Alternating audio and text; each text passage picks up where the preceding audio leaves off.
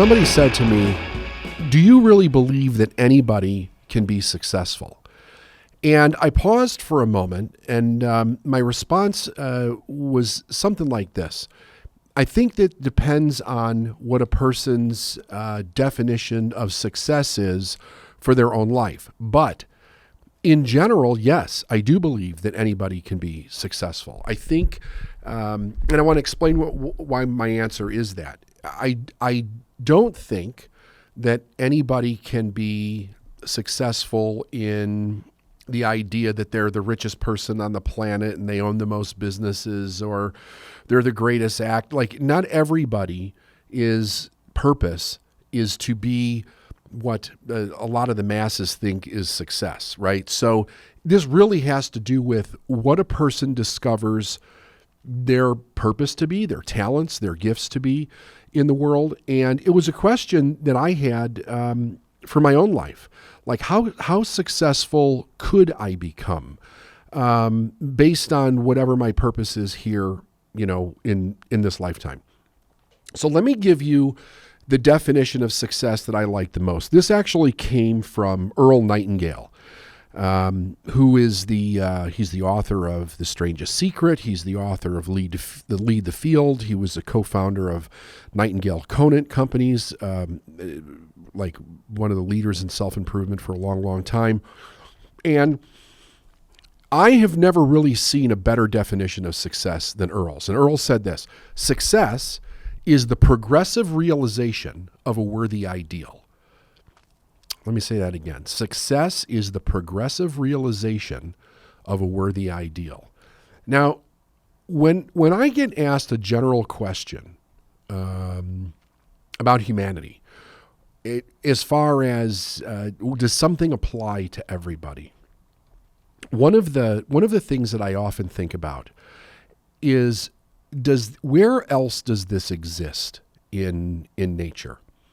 Where else do we see this?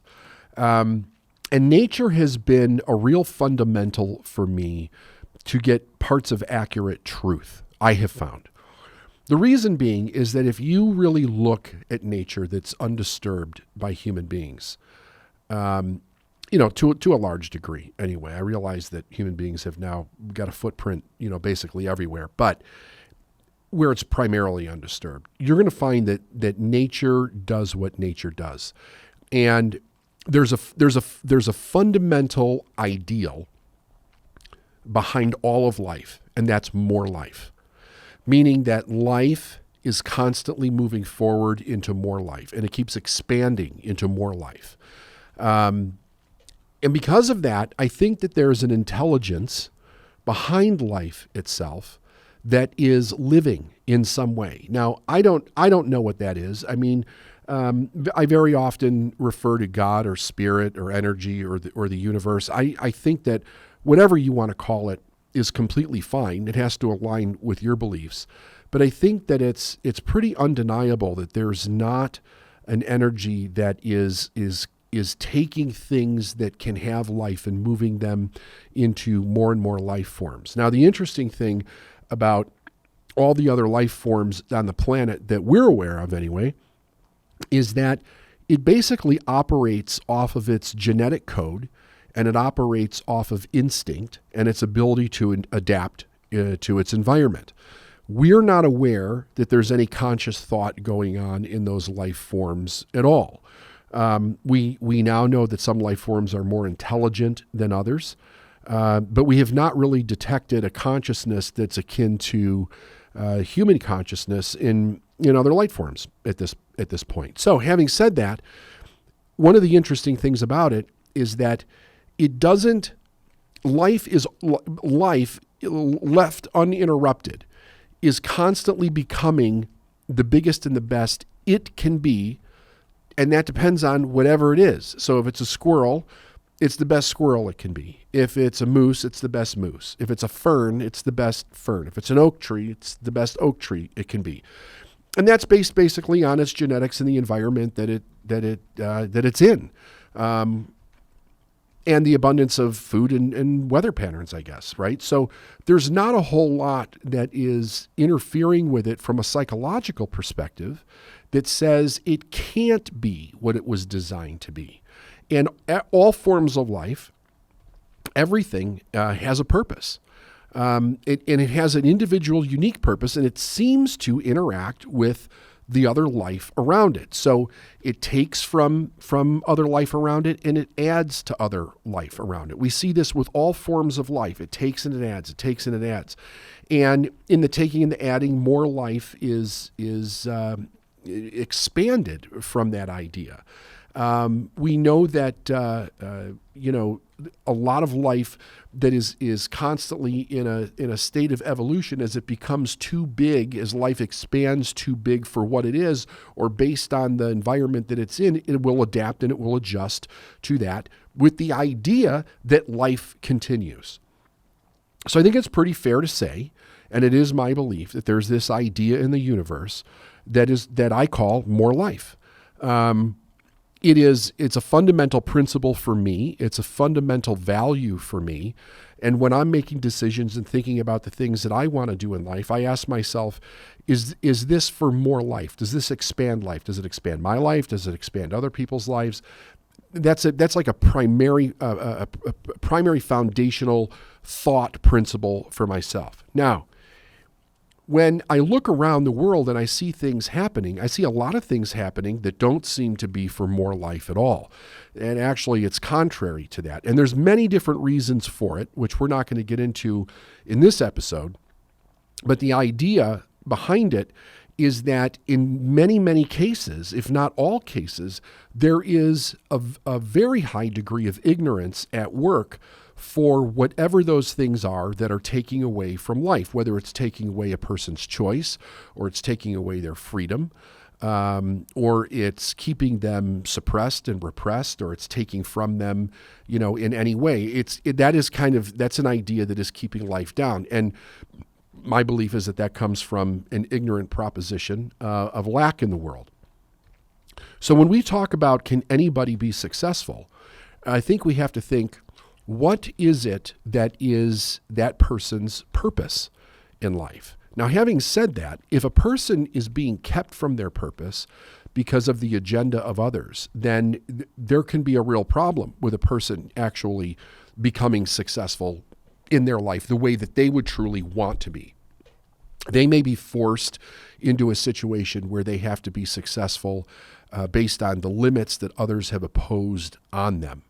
But if you move out of that idea, if you move into where people can really make a choice for themselves, so this life idea, it really runs through everything. Now, again, if people are in a situation where they're being kept from their ability to actually live out their purpose, then, like I said, they may find that they're successful just in that very narrow area that they call life. We've seen that throughout history a lot. But even with that, there's people that have broken out of it all over the world. So let's think about this for a minute.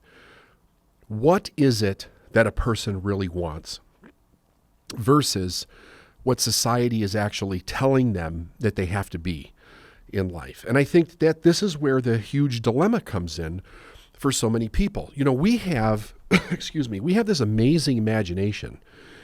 And as little kids, nobody has to prompt us to use our imagination. It just starts to come out.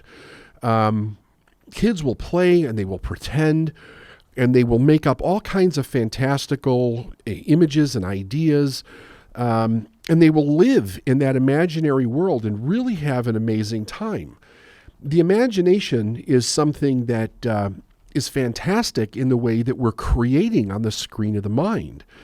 And it's not, the thing about it is that it's not encouraged. I mean, it's encouraged when a kid is little because, they can keep themselves busy, that type of thing. But beyond that, when a kid has to start to go to school, they're actually discouraged from using it. And what they're encouraged to do is to start learning the information that they need to follow in their life so that they can be successful based on what society says is successful right now.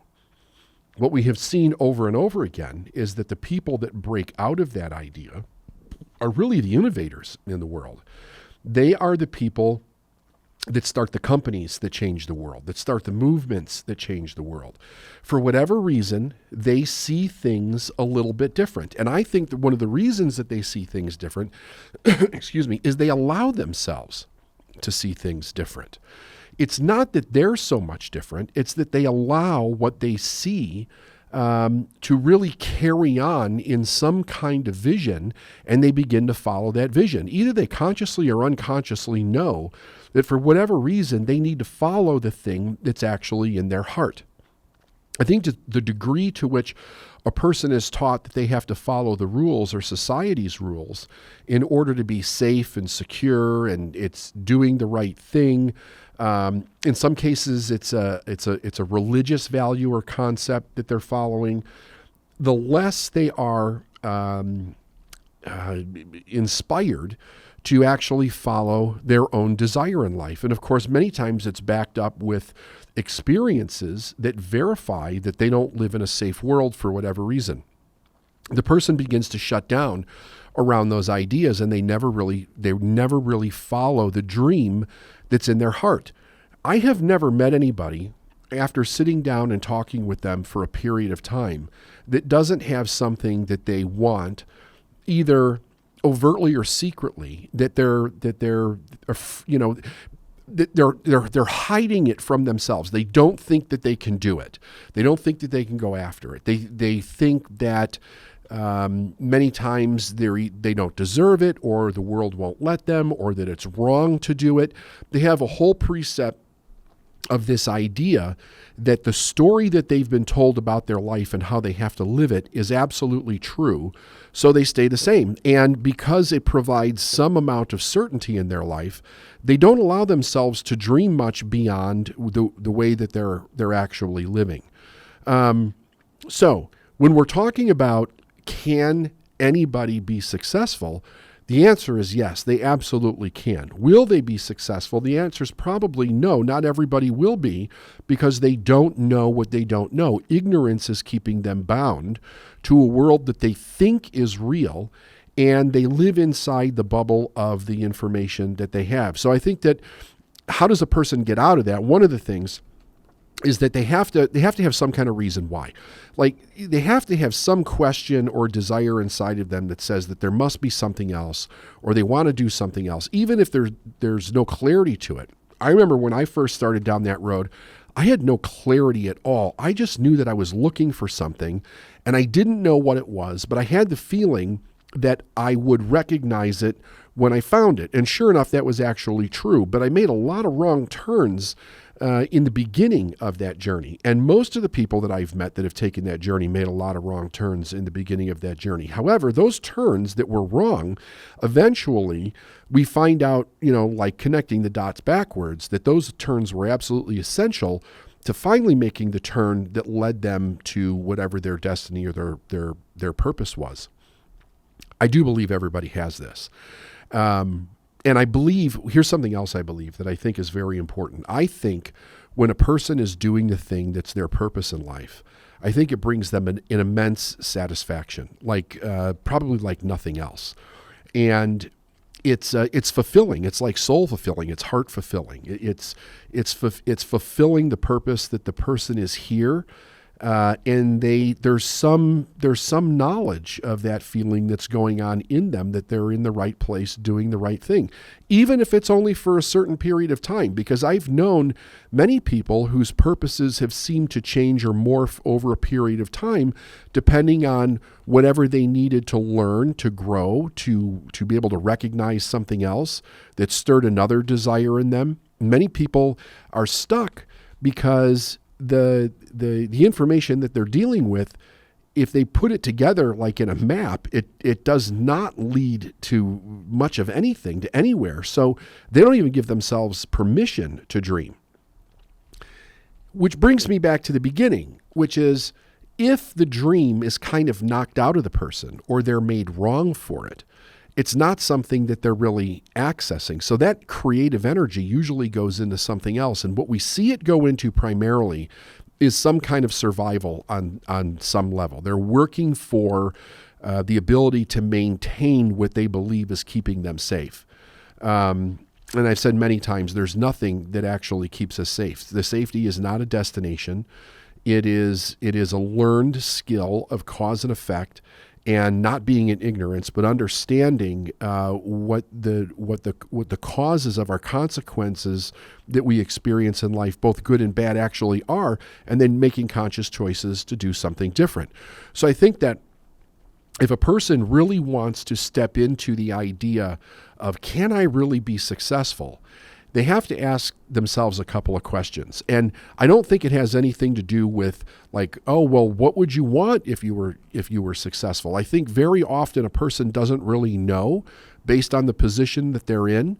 They have to kind of find their own way on this path. There's just no two ways about it. This is an individual path that every person has to follow in their own time, in their own mind, as they become aware of what's out there for them. And then what is it that they're drawn to? What do they like?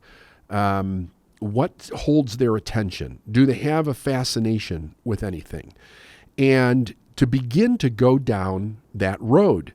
You know, when I was a kid, there were many things that had a tremendous interest to me.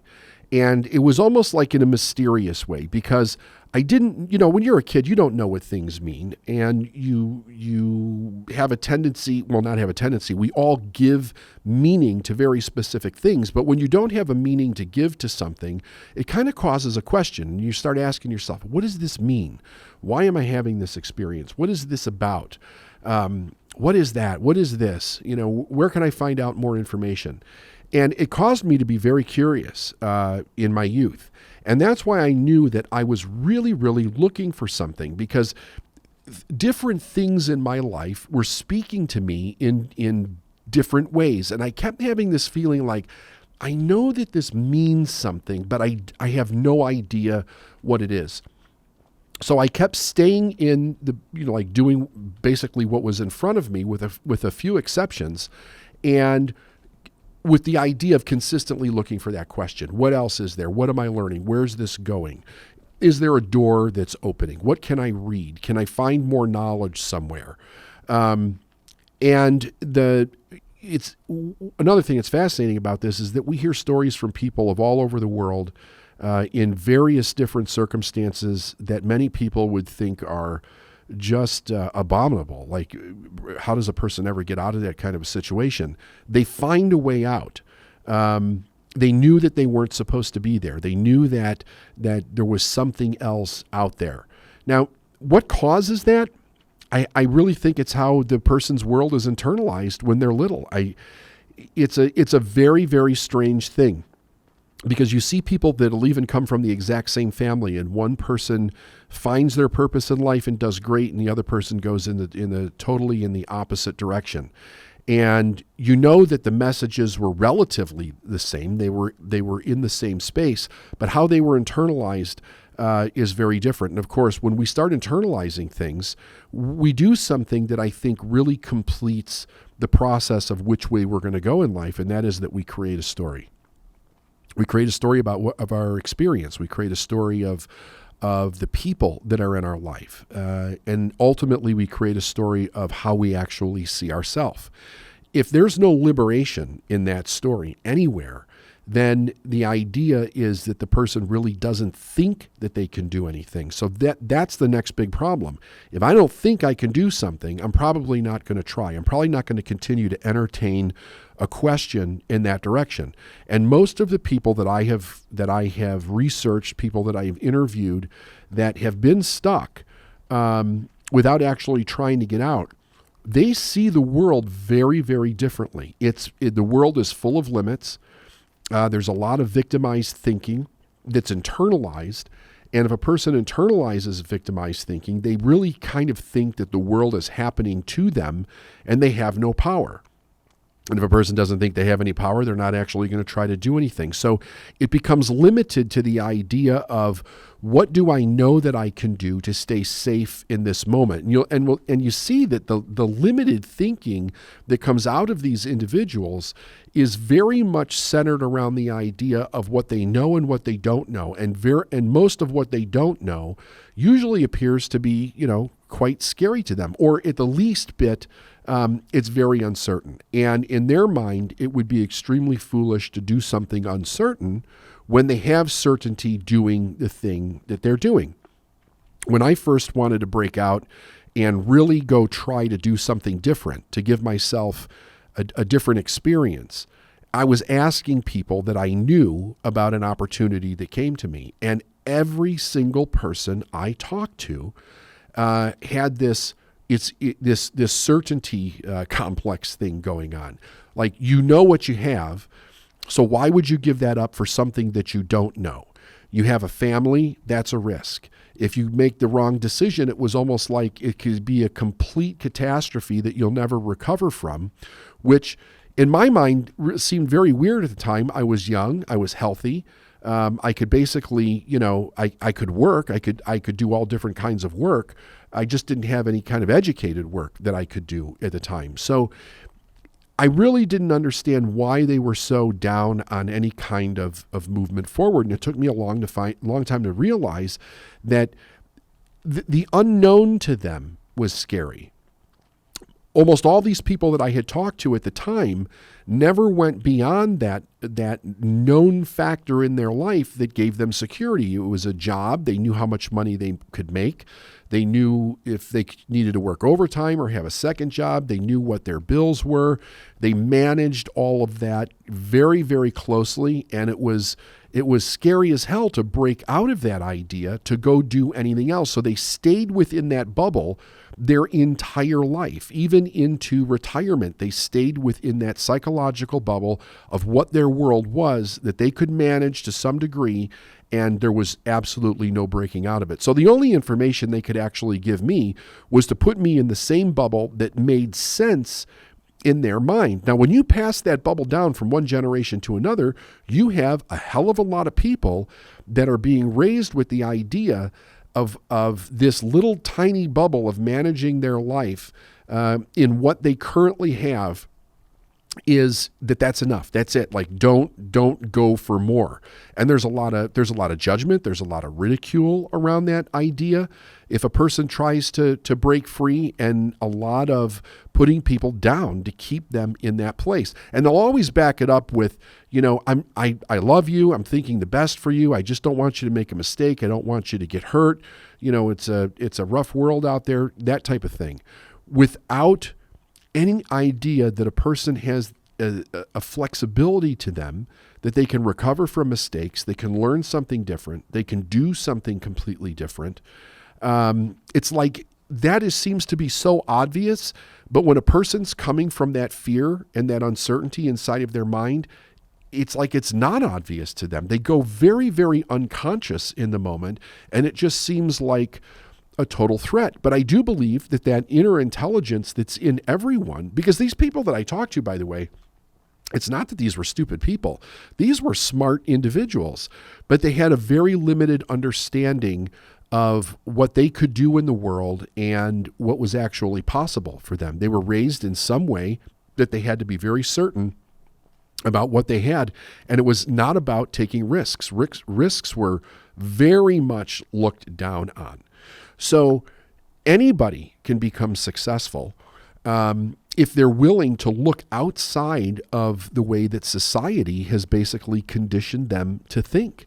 And they have to step into new information. There's no question about it. I mean, you can only go so far with inspiration, and you're going to need to take in new information that helps you intelligently formulate a vision for yourself to move forward somewhat. It doesn't need to be complete, but it does need to be something that gives you some inspiration, some motivation to be like, yeah, I really want to try this. I think that resonates with our higher self, and it calls that dream up from deep inside of ourselves that it may be lying dormant for a long period of time. I mean, I remember the first time somebody asked me, what I wanted, like if I was going to set goals for myself and I could accomplish anything, what would I want? And I really couldn't think of anything.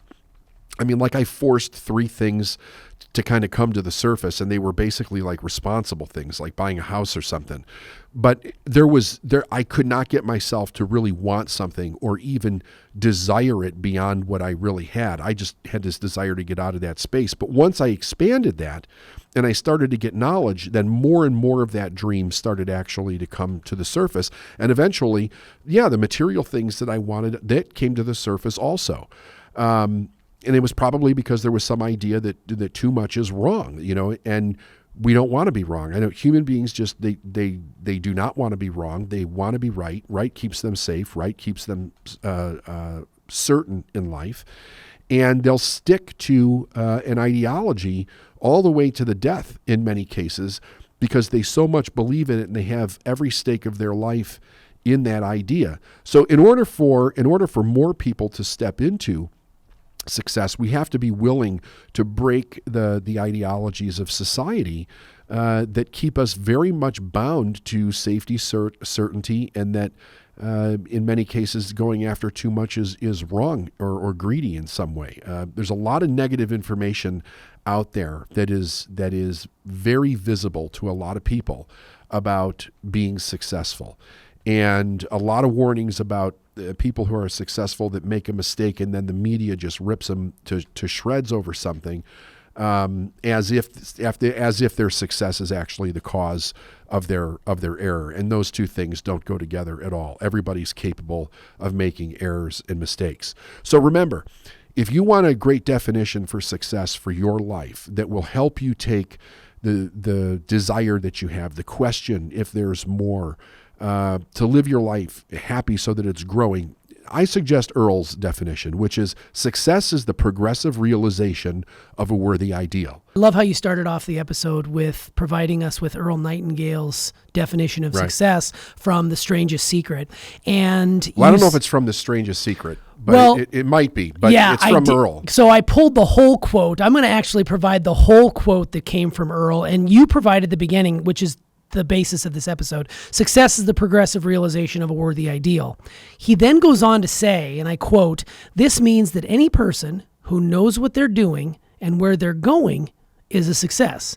Any person with a goal towards which they are working is a successful person." Right. And I think that's beautiful because if you're working towards a goal right now, then in those definitions, you're a success. Absolutely. And I love that because it takes a little bit of the pressure off because, we've got an idea of what the world deems us as being successful. And then we've got our own, self-deprecating, our version of what it means. And then you've got Earl Nightingale's beautiful words here. I thought that was the perfect way to start the episode. Can you go into that a little bit more about how this sort of drove the whole content? Well, the thing is that people have been searching for success or the idea of success forever, and it keeps getting manipulated based on celebrity in the news and how we put major successful people that have done huge things or are very wealthy or whatever in front of society, and we say that's success, and it's a form of success, like, don't get me wrong, but it's not. I mean, not everybody is going to be that. And today, what we're running into is people that don't think that they can be that. They don't think they can be anything. I mean, there's this whole subset of individuals, like, if I can't be that star, or I can't be an Instagram king or queen or whatever, then, I'm nothing. I mean, it's simply not true. We need to teach people from a very young age what success is and how to find the success that's right for them, because I think everybody, like I said in the podcast, everybody has a purpose. Our job's to find that purpose and then do with it what we can. Sure. And it's all relative, right? I mean, you are, as a person who is working towards something, you have to bring a little perspective into it. I think this is where comparisonitis often can be our downfall. Is we, like you said, with the Instagram famous, which was a quote or a comment I'd never heard before, like 2 years ago. Right. Then my daughter started using it. I'm like, what in the hell is Instagram famous? But anyways, there's all these people who have grown up in this era where they are recognizable names and faces, and if I saw them down the street, I wouldn't know who they are. They're not like an individual individual who's on movies or in film or TV or whatever, but they are a huge influencers, if you will, and they are, they're a success. I would deem them as a success, as I'm sure they would deem themselves as a success. But when you get down to it, I think that, oftentimes, myself included, I feel like I'm always shooting for something else because someone was telling me their idea of what success is. And they don't teach this in school. No, they don't teach you what it means to be a success. Right. And the other thing is that a lot of the success that we see is landing on people who think the approval and their recognition of other people makes them a success. It has nothing to do with success. If you even talk to like solid people who become famous, a lot of them are like, man, I really don't want the fame. I love the acting. I love the music. I love the artistry. I love whatever it is I do. Fame became a byproduct of that. I'm not really interested in the fame because fame puts people in a terrible box. I mean, like if you talk to somebody who's really, really famous and you see what their life is like, it's not a fun thing at all, But yeah, there is that suggestion that if there's not a lot of people approving of you, and what does social media do? Like that's all it does. It's like approve of me, approve of me, approve of me, approve of me. And when people don't get approved of, then they start going down.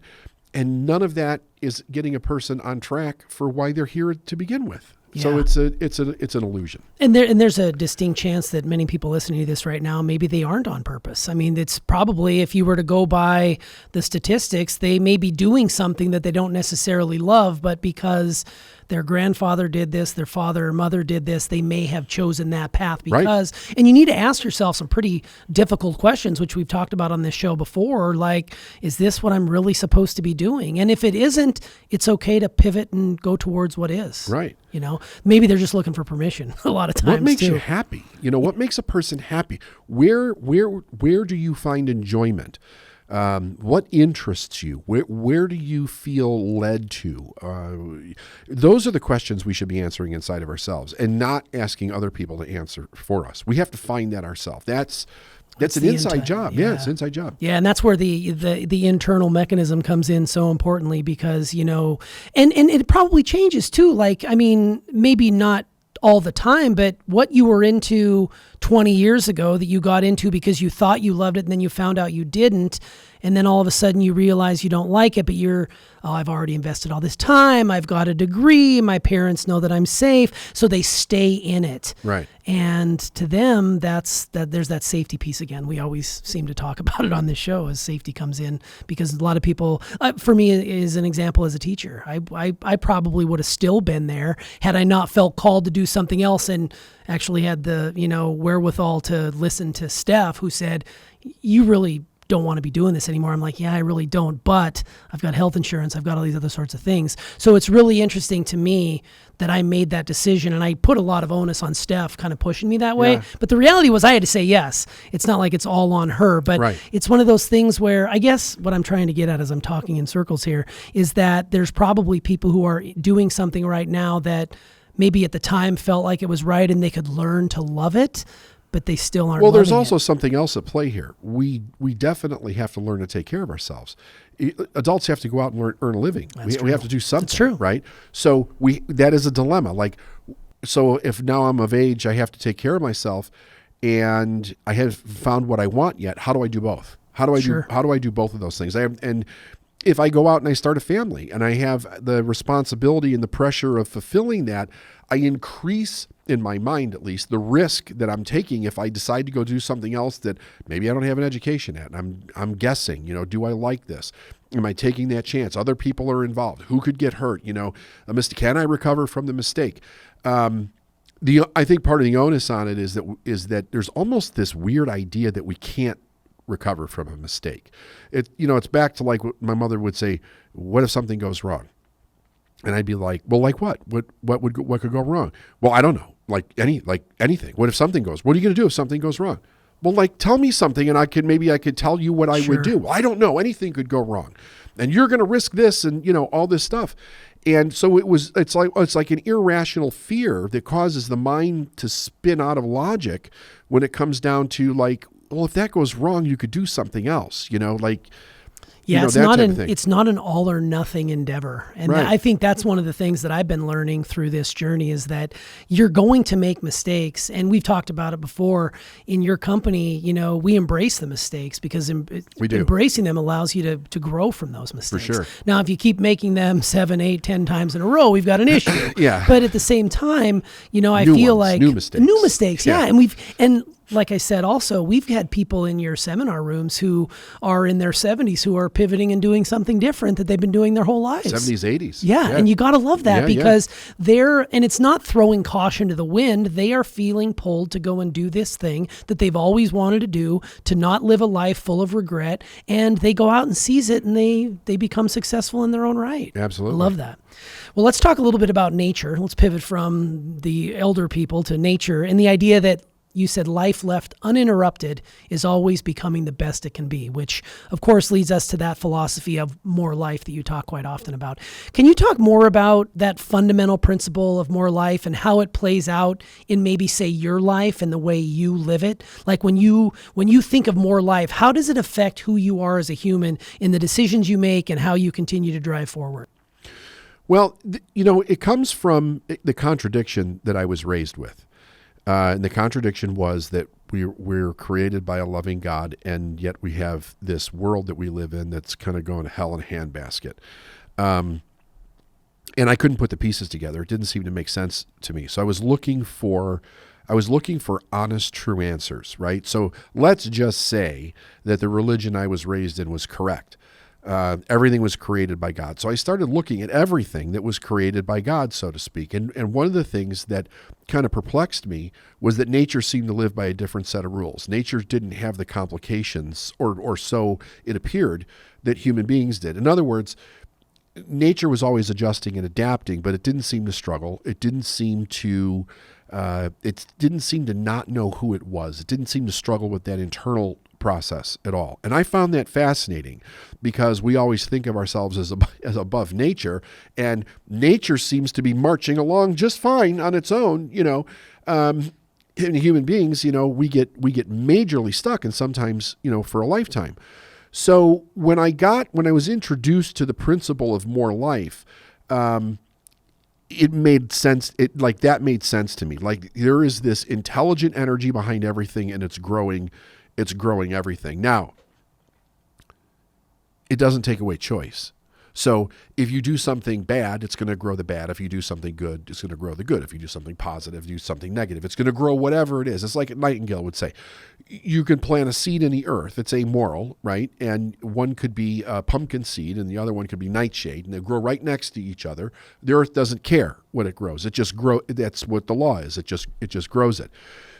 With human beings, with myself, I was kind of like looking for, what do I follow that's actually correct? Like if I'm going to build a life on something, what do I follow that's correct? So that fundamental idea of more life really told me that this kind of fatalistic idea that I was raised with about negativity and it doesn't always work out and save for a rainy day and all that stuff was really nonsense. Like there was a lot of nonsense behind it because it was all about, it wasn't not do this, it's learn what to do and then do that correctly, begin to master that, and then it will grow, right? So that's kind of what I was looking for. I mean, I literally had this conflict on, is it okay to go out and be successful? If I find something that I love, is it okay to be successful? Because I was raised with a lot of negativity around that idea. So the more life concept really cleared up a lot fundamentally for me. And I still refer to it because I think it's grounding in a person's mind. It's either adding to life or it's taking away from it. So when you do that, you get out of the judgment of, is this good or bad? Is this right or wrong? Is this dangerous or not dangerous? Like you get out of all those human judgments and meanings that we put on things. And it's like, is this going to take my life forward or not? Right? Forget the judgments. It's either one or the other. It's never both. And then you could start making more intelligent decisions from that place. Well, that's for sure. Do you think, and this just kind of came up in my head as you were going through that, do you think that there's some people out there who believe that their own success has to be downplayed so as not to maybe exceed their parents' Totally. expectations or exceed their friends, so they limit themselves to how big they want to become. Yes. Yeah. Yes. And that's a huge issue that comes from early on in your life, and then you just kind of ride and sit in that. That seems like such a horrible place to be in. The problem is, and you know this, our mind is primarily programmed before the age of 7. So we didn't have ability to rationalize or intellectualize or bring any kind of logic to that information. It just went in. That became the foundation. And then it's reinforced through experience and then whatever it is that we're being told from our outside authority. So that's where you get belief systems that become absolute, like my religion is the right one and all the rest are wrong, and if you break this religion you're going to hell for all of eternity. And you're not accepting that idea because you wanted to. You're accepting that idea because that's what somebody told you. You've done no investigation on your own to determine if that's correct. Well, there's a lot of beliefs that we have because of that. And we take them as absolutes. You know, if we get some kind of an indication that we should not outshine mom or dad, then we think it's wrong, or we think we'll lose their love, or they won't, or they'll leave us, or we have very unrealistic, irrational beliefs underneath a lot of the logic that we use. And we use that logic to try to justify those things. So we'll find things in our life to say, see, I told you it was this, I told you. Or something went wrong, and it's like, see, I knew something was going to go wrong. Instead of, see, something went right. Something always goes wrong, right? But something also went right. So what is it you're going to focus on for the direction of your life? Yeah, well, that's great. I love that.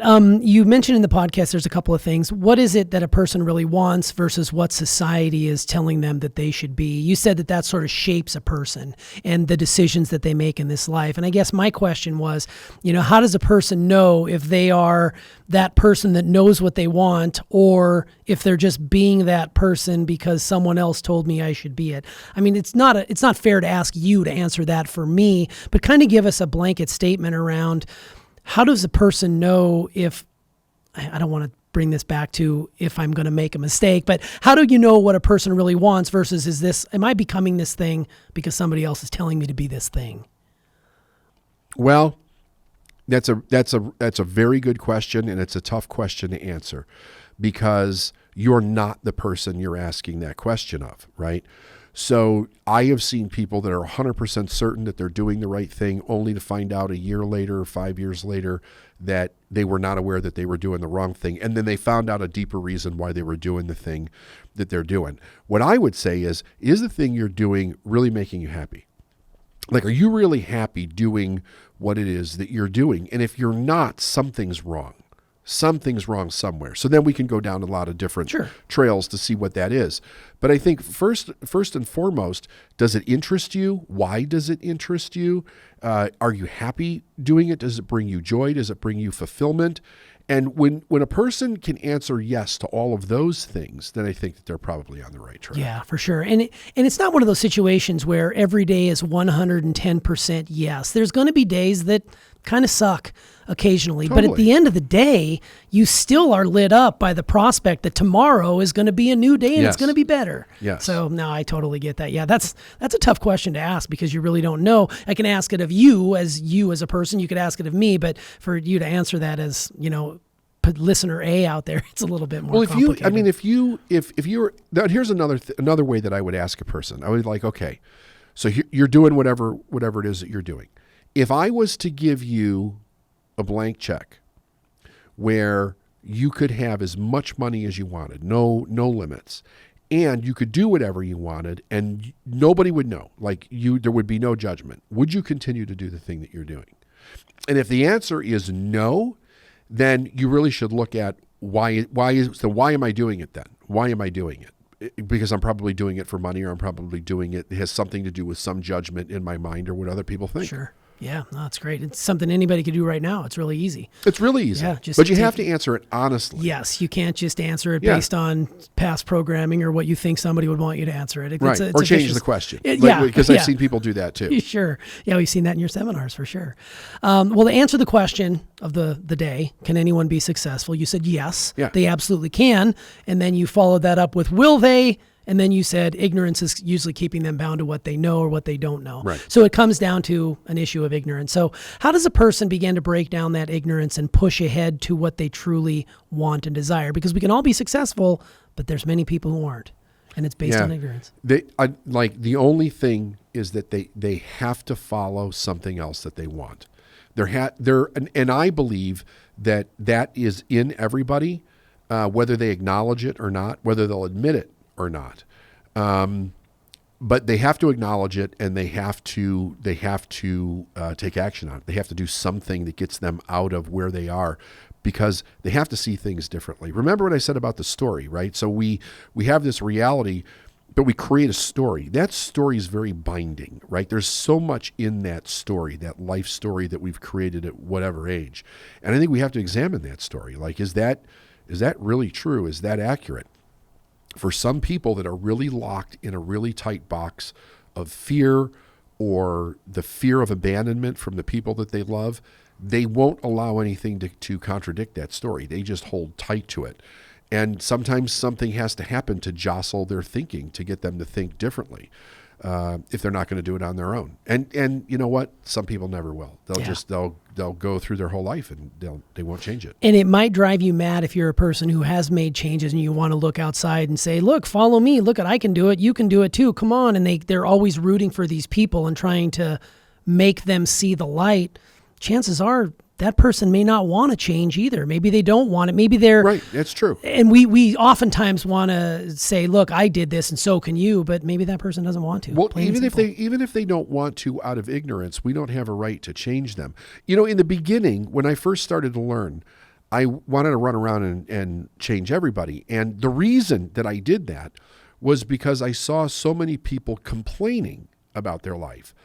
I ignorantly assumed if they had the ability to change, if they knew they could, they would. Come to find out that was 100% not true, because I did not know enough. I didn't know that it's also a form of communication. Complaining about everything is a form of certainty. It's a form of control. There's a lot psychologically that's actually going on there. When I began to learn that, I also realized that everybody has a path that they're on. And you can participate, you can be a voice in that path for where you are. But if the person's going to change, the right things will happen in the right order to allow that person to change at some time in their life. But we don't have the right to force that on anybody. Yeah, for sure. So when a person is on purpose, you said it brings immense satisfaction, which, clearly you can see it in how you carry about your business. Yeah. I feel the same way. People in our company feel the same way. You can tell that they're in their purpose. Right. And you said it's soul fulfilling, it's heart fulfilling, and it's the knowledge that they're doing the right thing. I just would be curious, and I hope our listeners are curious as well. What did that feel like for you the first time that resonated, and how did it change your outlook on your direction in life? Because one of the big things for you was, you changed your attitude and sort of the skies lifted and the sun came out and you immediately started to make this your new normal. What was that like for you early on?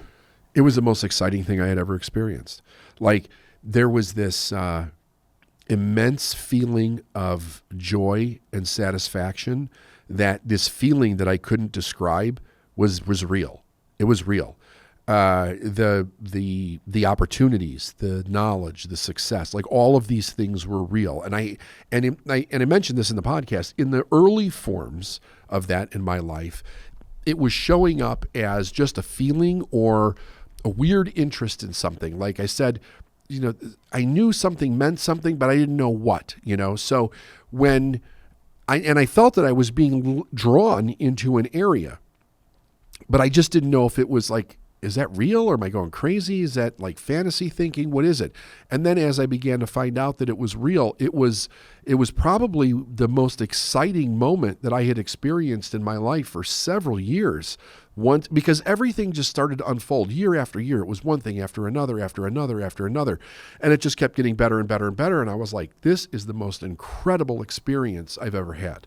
Yeah, you're shaking with anticipation and excitement. You can't wait. You wish there was more hours in the day. You can't wait to tell somebody about it or do something, and you want to just speed up time to bring in more success. When you're on your purpose, you feel that. You know it, and there's no way that you won't know it. Totally. Yeah. So if you're not feeling like that, I'm not saying that you may not be in your purpose, but if you're not feeling that or have never felt it, you might want to re-examine that a little bit. You'll know when you know. Yeah, Like exactly. it's, if a person has never tasted something sweet before, or they've never seen the color blue before, or they don't know the difference between hot and cold, you can't explain that to them. It's an experience, right? So when you start to step into the truth for your life and the success for your life, it's an experience like nothing else. And you just know. You just know, ride that feeling, and it is an amazing ride for sure. All right, so sticking with purpose. So if a person doesn't think they can do something, they probably won't. Right. We know that quite clearly. You're limited to what you know you can do to stay safe in the moment. These are all things you said in the pod. Again, it comes to knowing what you don't know to get beyond it. So for that person out there listening who's really resonating with the material, and they might be struggling to find their purpose or be in their purpose or work in their purpose, what is like one piece of advice you could give them right now to just stay the course and keep plowing ahead? Do the next thing. Say yes to the next thing.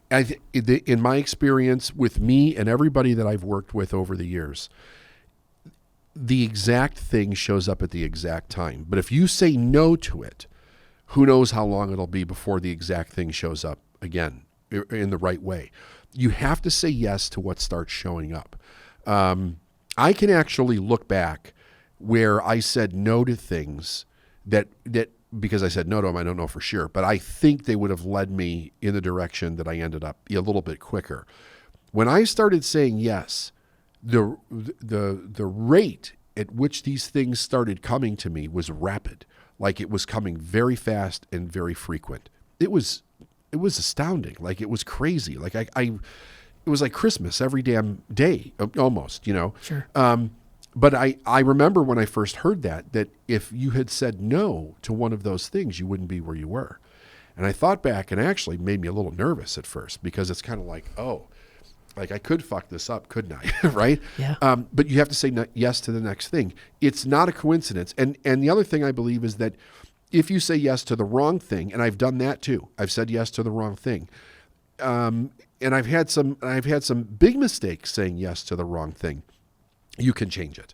You can always change it. You when you become aware it's the wrong thing, then turn it around and go in another direction. Yeah. So yes is the word. Yeah. Grease is the word. Yes is the word. There you go. All right. So, let's just close it out with this. This is your 300th episode. Yeah. So it's happy 300. Happy 300. So, looking back over these last few years in this journey with the Successful Mind podcast, I would like to know personally, how has the podcast impacted you personally? Like, I mean, this was your idea. You had it for many years. You took the leap.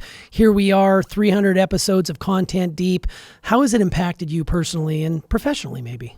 Well, it's definitely been, like, I started it because I wanted a creative outlet, right? I wanted to just do this. I wanted to try it. I needed to, at that point in my life, I needed to bring something new in, something fresh, something new and creative. So that was the reason that I started it. And then when it started to take off, I started looking at it like from a serious business perspective, right? And really putting a lot of time and energy into it. And then eventually we built the studio and all of that. So it's been a very positive element in my life, and it's very satisfying from the people that we hear from all around the world that hear the podcast, and we hear about how it's changed their life.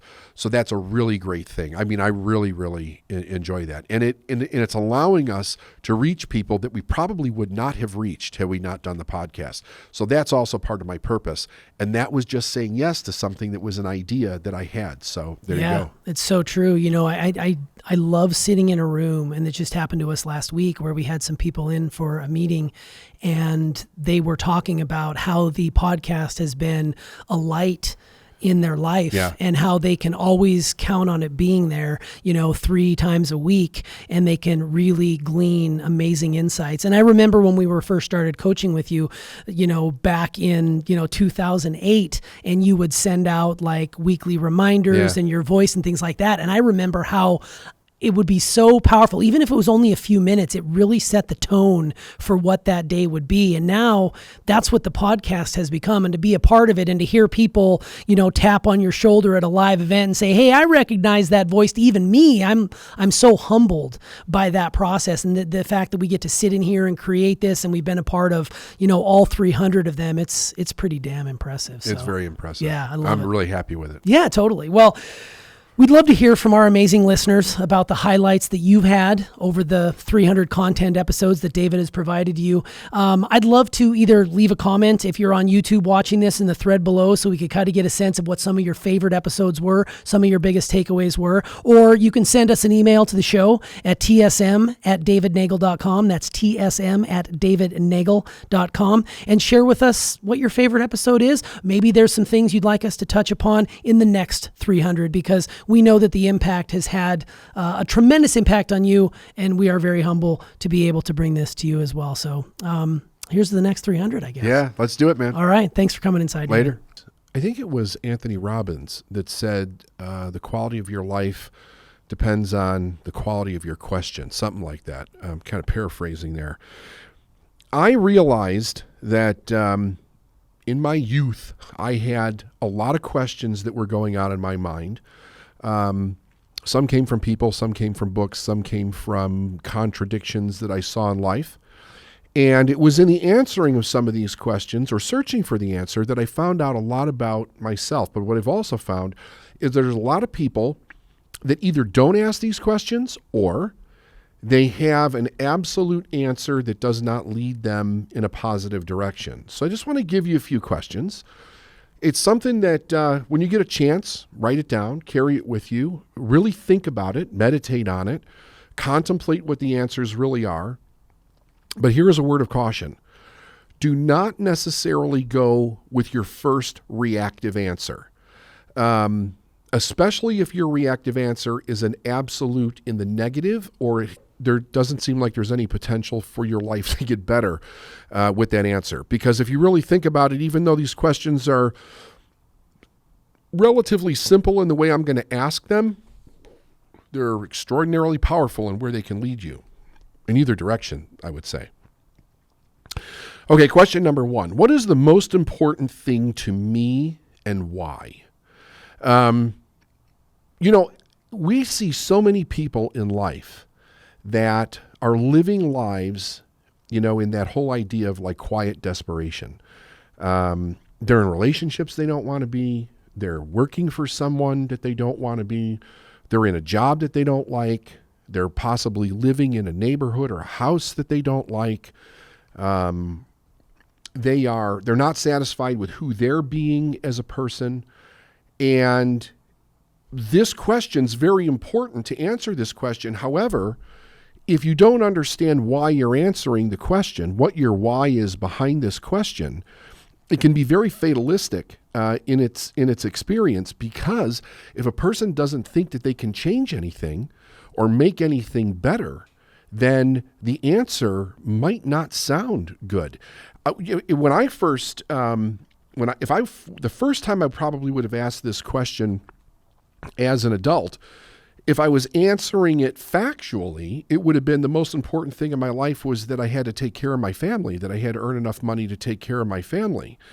And while that's a great important thing to have, especially if you have a family, is it the most important thing in your life?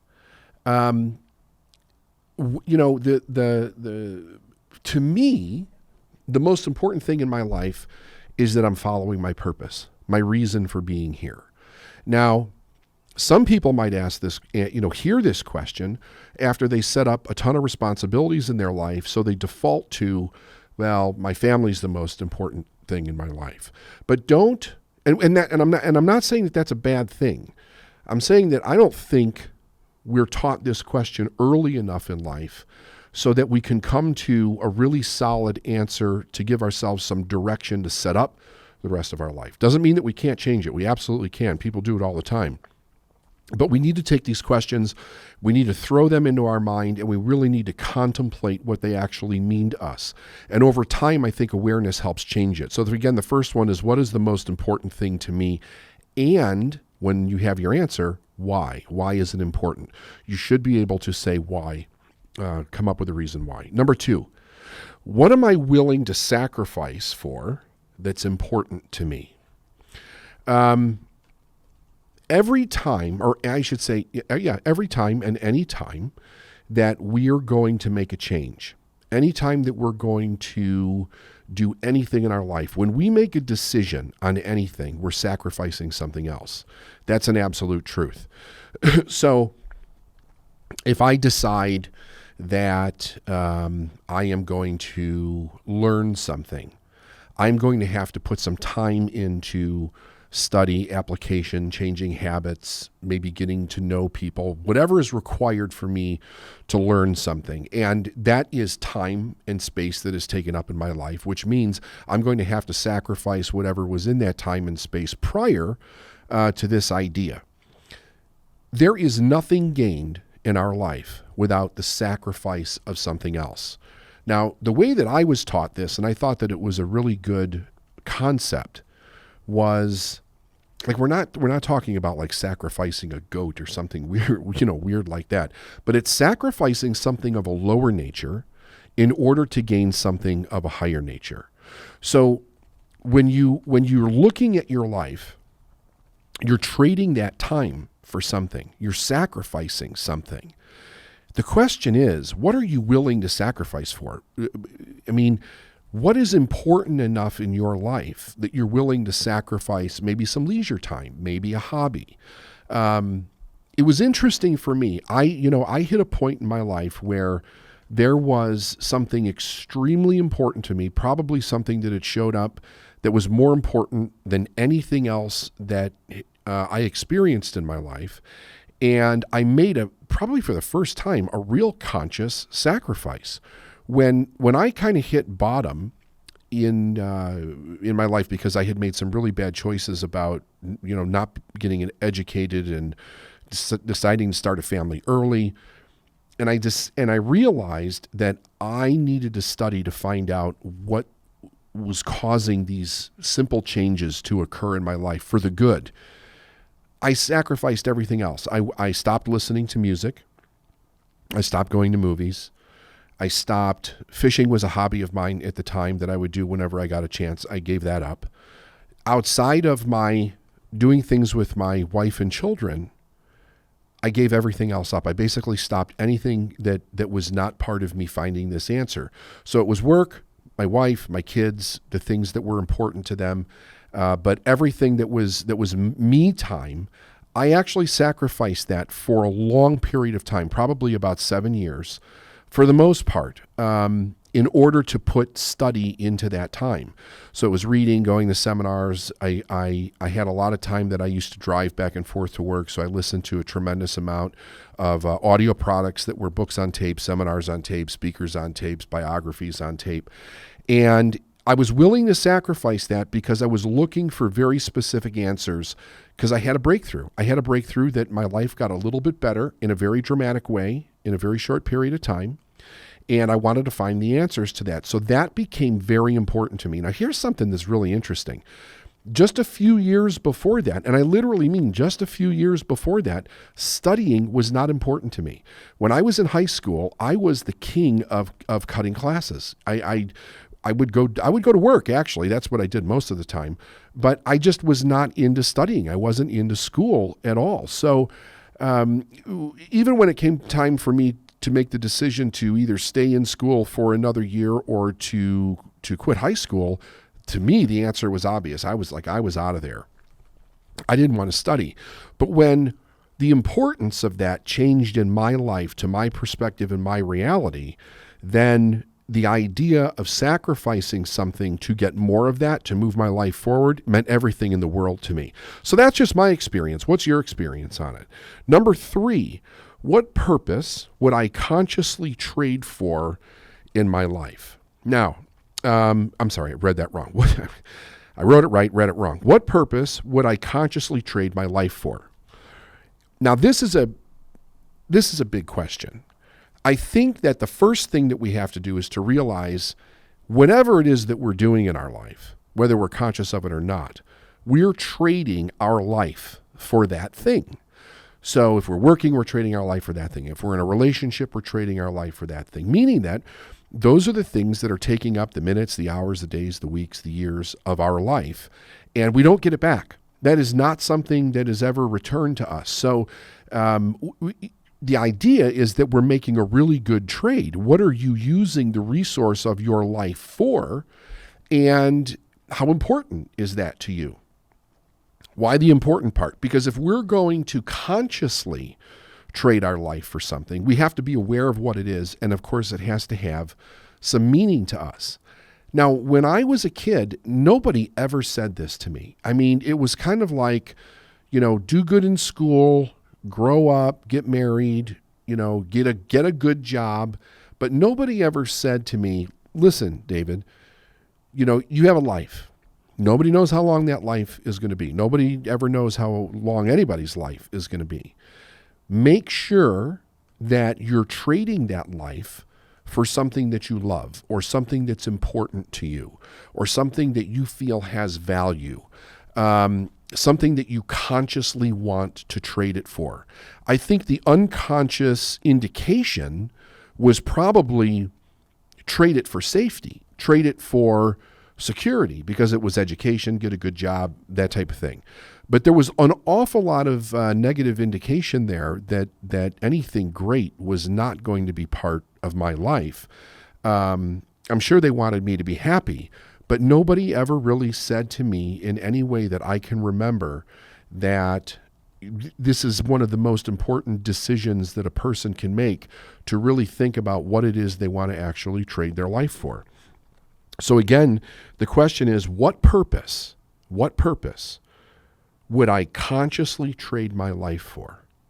Knowing that you don't get that time back. What is a good trade in your consciousness? Number 4, what do I really love? Now, there's a second part to this question, but let me get to let me do the first part first. I think that it's a mixed bag when it comes to raising children all around the world, that at least from what I have seen. There's very few people that raise their kids with the idea that they can be what they love, do what they love, be with people that they love, enjoy their life from with having a higher value of love in it. Really, really enjoying, really loving what it is that they do. So, being that that's the case, what ends up happening is security and safety and certainty become the value system. And kids are directed toward things that will give them those skill sets. They don't really have the time, unless they stumble upon it, to find out what it is that they do love. Many times it's not, there's not enough experience to find out what we love.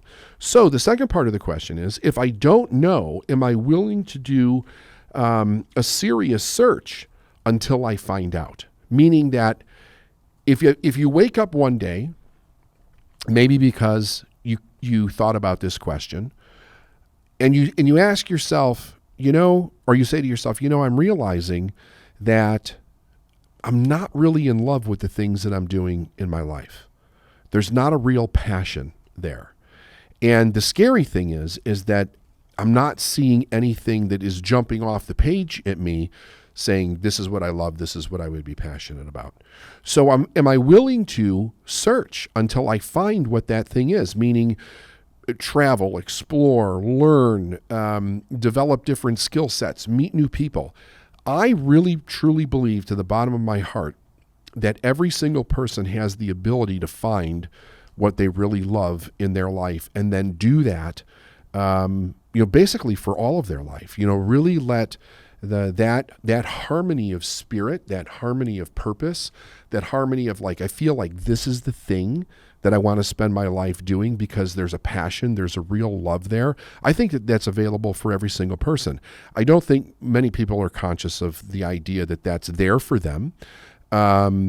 if you're answering it in a way where you say, I don't know that that's realistic, what if it was realistic? What if you could move it to the part of your mind where it's actually a possibility that that's out there?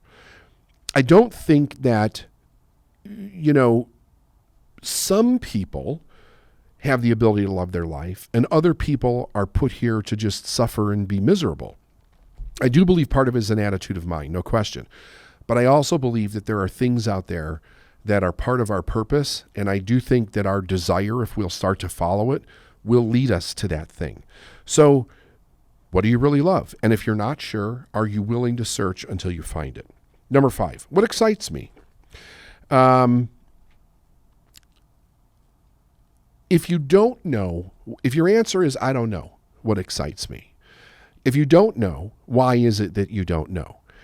The surface answer, the easy answer, is that you've never been exposed to something that excites you.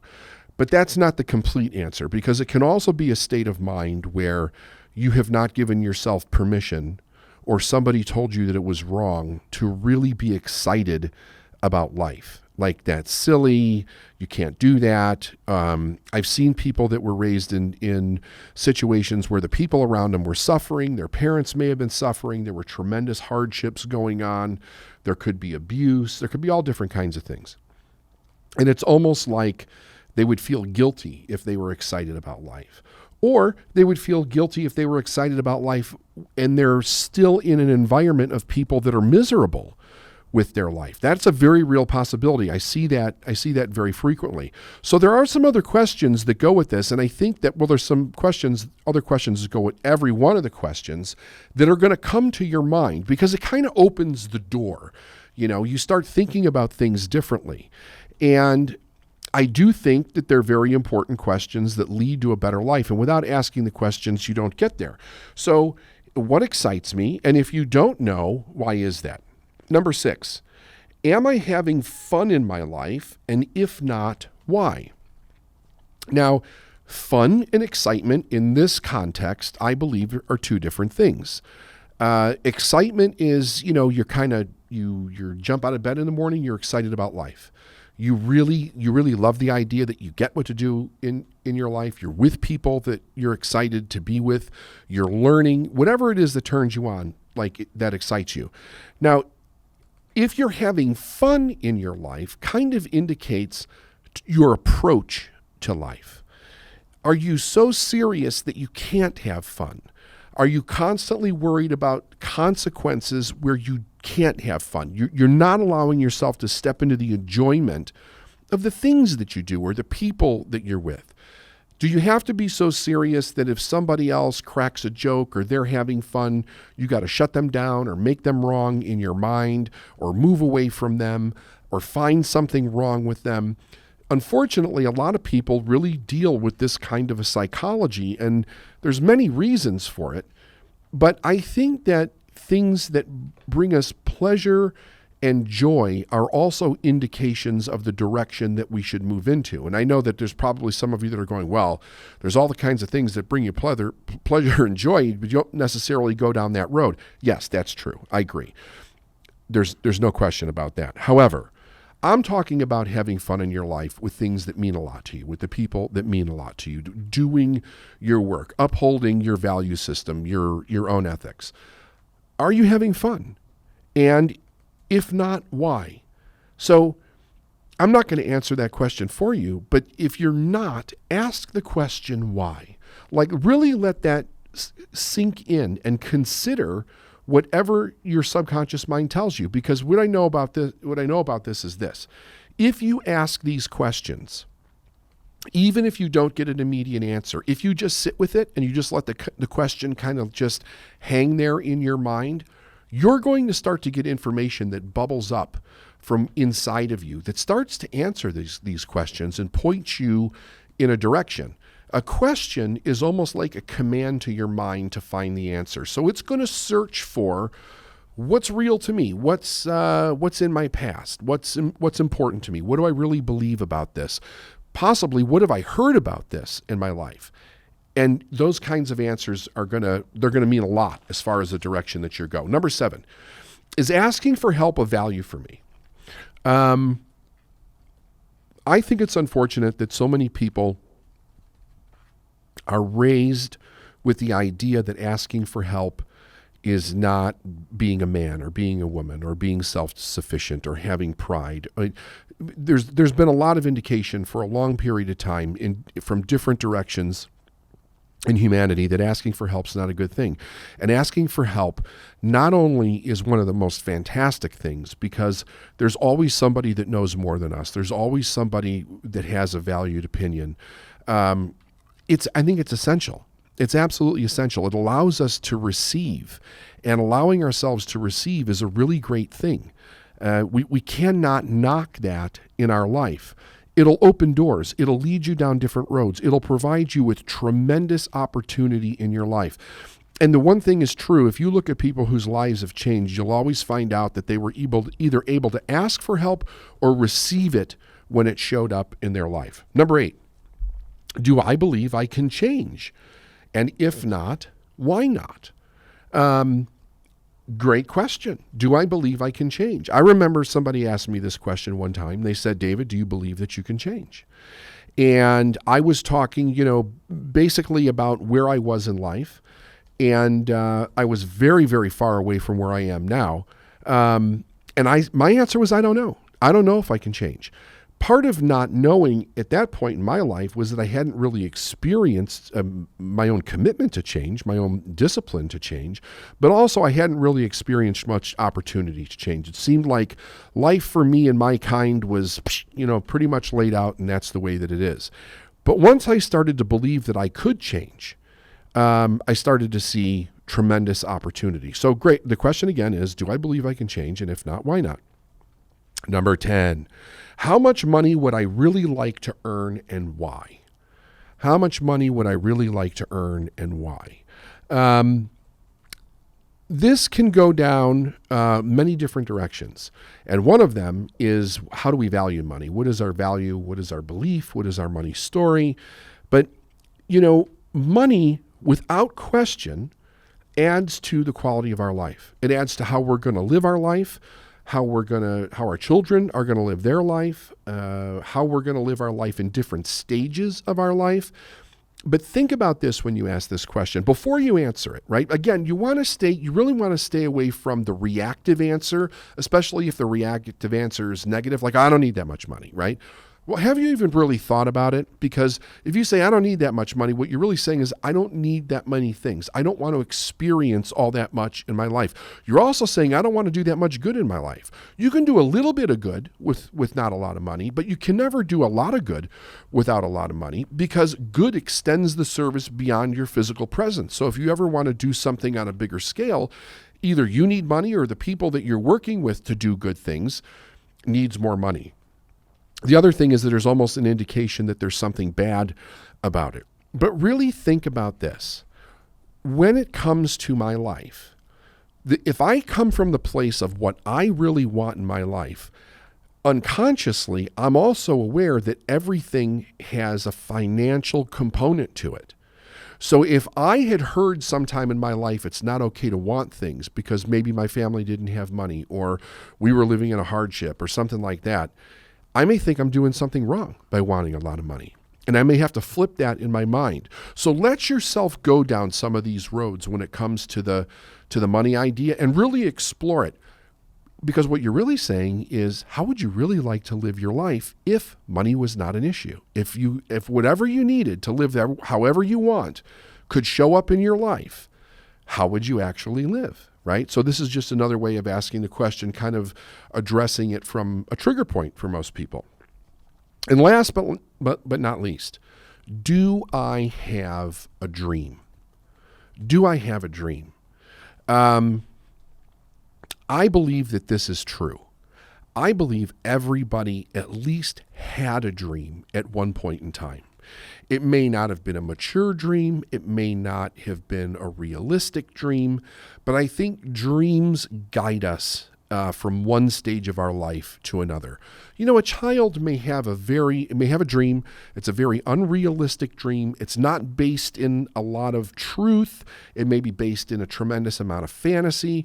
But I think that when a person is encouraged to look at their dreams, to pay attention to them, to realize that they're very important, that those dreams grow, they morph, they mature, and they also, the vision of the dream becomes bigger. It becomes more vast. Here's a great book to help with this, by the way. But first, do I have a dream? If not, again, why not? And here's what I would suggest.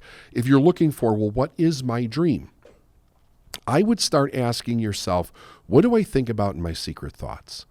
What are the secret wants or desires or fantasies that I have that are good, right? But I don't really tell anybody about them. Like I keep them in that little secret place that I just don't share those things with. I believe that those are little keys that unlock doors into what our dream is. I think that anybody can come back in touch with their dream if they just give it, a little bit of focus in that direction. Because I think it's very important. That dream will lead you to your purpose. It'll lead you to what you're here to do, the expansion, the growth in a person's life, to be, do, and have what it is that they're really put here to do. Again, I think everybody, at least at one time, had a dream. And when you think about that for yourself, if you think to yourself, I don't have a dream, or I don't know what that would be, and you're not even finding anything in that little secret space inside of yourself, see if you can remember when you did have a dream, even if it was completely ridiculous, when you were a kid, when you were 4 years old, right? Go back to that person again and open that door inside of yourself and allow that little kid to come back out and see what that kid's about. See what the difference is between who you are now and when you had that kind of a dream, that excitement, that fun, that anything is possible idea to come into your mind. Because I guarantee you, if you open that door, if you re-spark that desire in yourself, that something is going to come to the surface, and that something just might change your life. Serious questions you should ask yourself in your lifetime. And there's 10 questions we're going to run through here, and it was good. These are good questions. I think they are, yeah. They stumped me on a few. A few of them stumped me, even though I feel pretty confident on the path I'm taking. There's always room for growth and opportunity, so I'm glad you brought us this series of questions. What was the inspiration? Like, where did these questions come from? Were you pulling from your catalog when you were first starting out? Is it years and years? Do you have a reference point? Like, where did this idea come from, and why now? So, you know me, I'm always going through a biography or a documentary. And I love that about you. And I just got done doing a deep dive on Gordon Lightfoot's. I'm currently in that dive. Okay. I've always loved his music. I grew up listening to his music. And I stumbled across the documentary. I think it's on iTunes. It's on iMovies or whatever. So I watched it, and I was very intrigued. There were things that I had no idea, and I started to learn. And so then that was it. It opened the door. I got to do a dive. What else is available? So I find his biographer, and I read through the book once, listened to it. I went on a trip over the weekend, so I had about like a 4-hour drive when I listened to it, and then I was staying at a resort where I had a lot of downtime, and I was listening to it, and I managed to finish it. And as I was listening to it, there were questions that were going on in my mind. I'm like, what am I taking away from this, from his biography? And the thing was that his, so he was not a megastar, right? He was very successful. Megastars have covered his work. He's one of the, like, Bob Dylan considers him like one of the best songwriters ever. And he had his ups and downs, but they really weren't that bad in comparison to a lot of other stars that were out there. But here was the thing that really kind of intrigued me. He had an opportunity to become a megastar. They could have turned him into a megastar, and he didn't want to. He knew what he was the best at, and he was fine with that. His ego did not get in that way. Yeah, he had a drinking problem. Yeah, he was a womanizer. He had those things. He corrected those things in his life. He still believes that he's making atonement for, some of those things. But what I was really impressed with was Lightfoot's focus. He had incredible focus on what he was able to do. I mean, he's such a prolific songwriter. And he did not get stuck And they addressed this. He did not get overly intrigued by the idea of having to be bigger than he was. He just loved playing his music. So I started thinking to myself, how did he maintain that? Like, how did he know that? And if you listen to documentaries and different pieces of work around a person, you start to pick up little tidbits here and there. And what I picked up was that he must have been asking himself different questions inside of himself that caused him to come to answers that made more sense for him, right? So if you think about it, he was right on the edge. All he would have had to do was to change his style of music a little bit, and he could have been, much bigger than he was. But he also didn't want to. There was no real desire to do it. As a matter of fact, there was this one comment about how one record company wanted to move him to San Francisco and have him change the music a little bit, be not so Canadian, because he's revered in Canada. He's a big thing in Canada, and rightfully so. Like, Canada is a very proud country.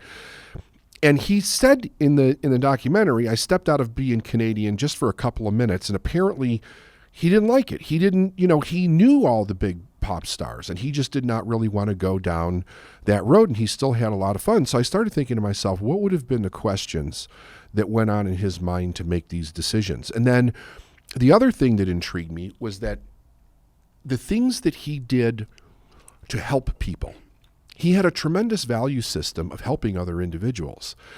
People that society had turned their back on, people that had really screwed up their lives and got in trouble. And he was the kind of guy where he gave and didn't ask anything in return. He gave because he could. He would have his company send a check, like, just get this guy out of trouble, whatever he did.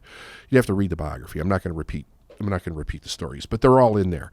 And I thought, in order to maintain that kind of focus, you have to ask good questions about who you are and really be solid in those answers, because life throws different things at you they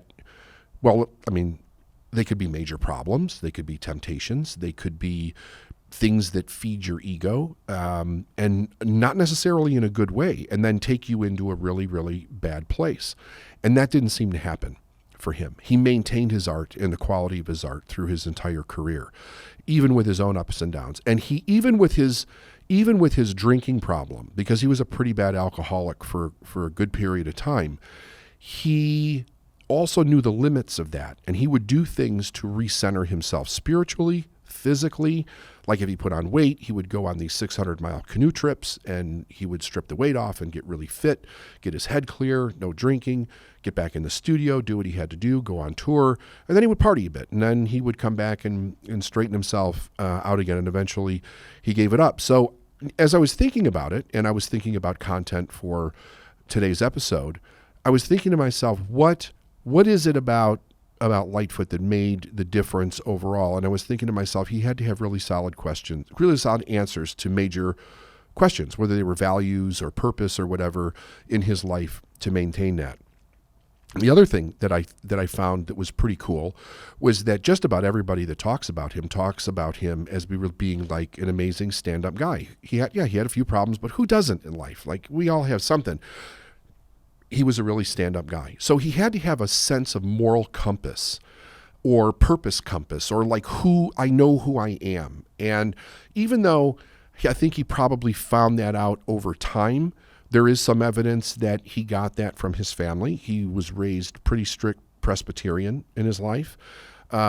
He was raised in a city that's just outside of Toronto.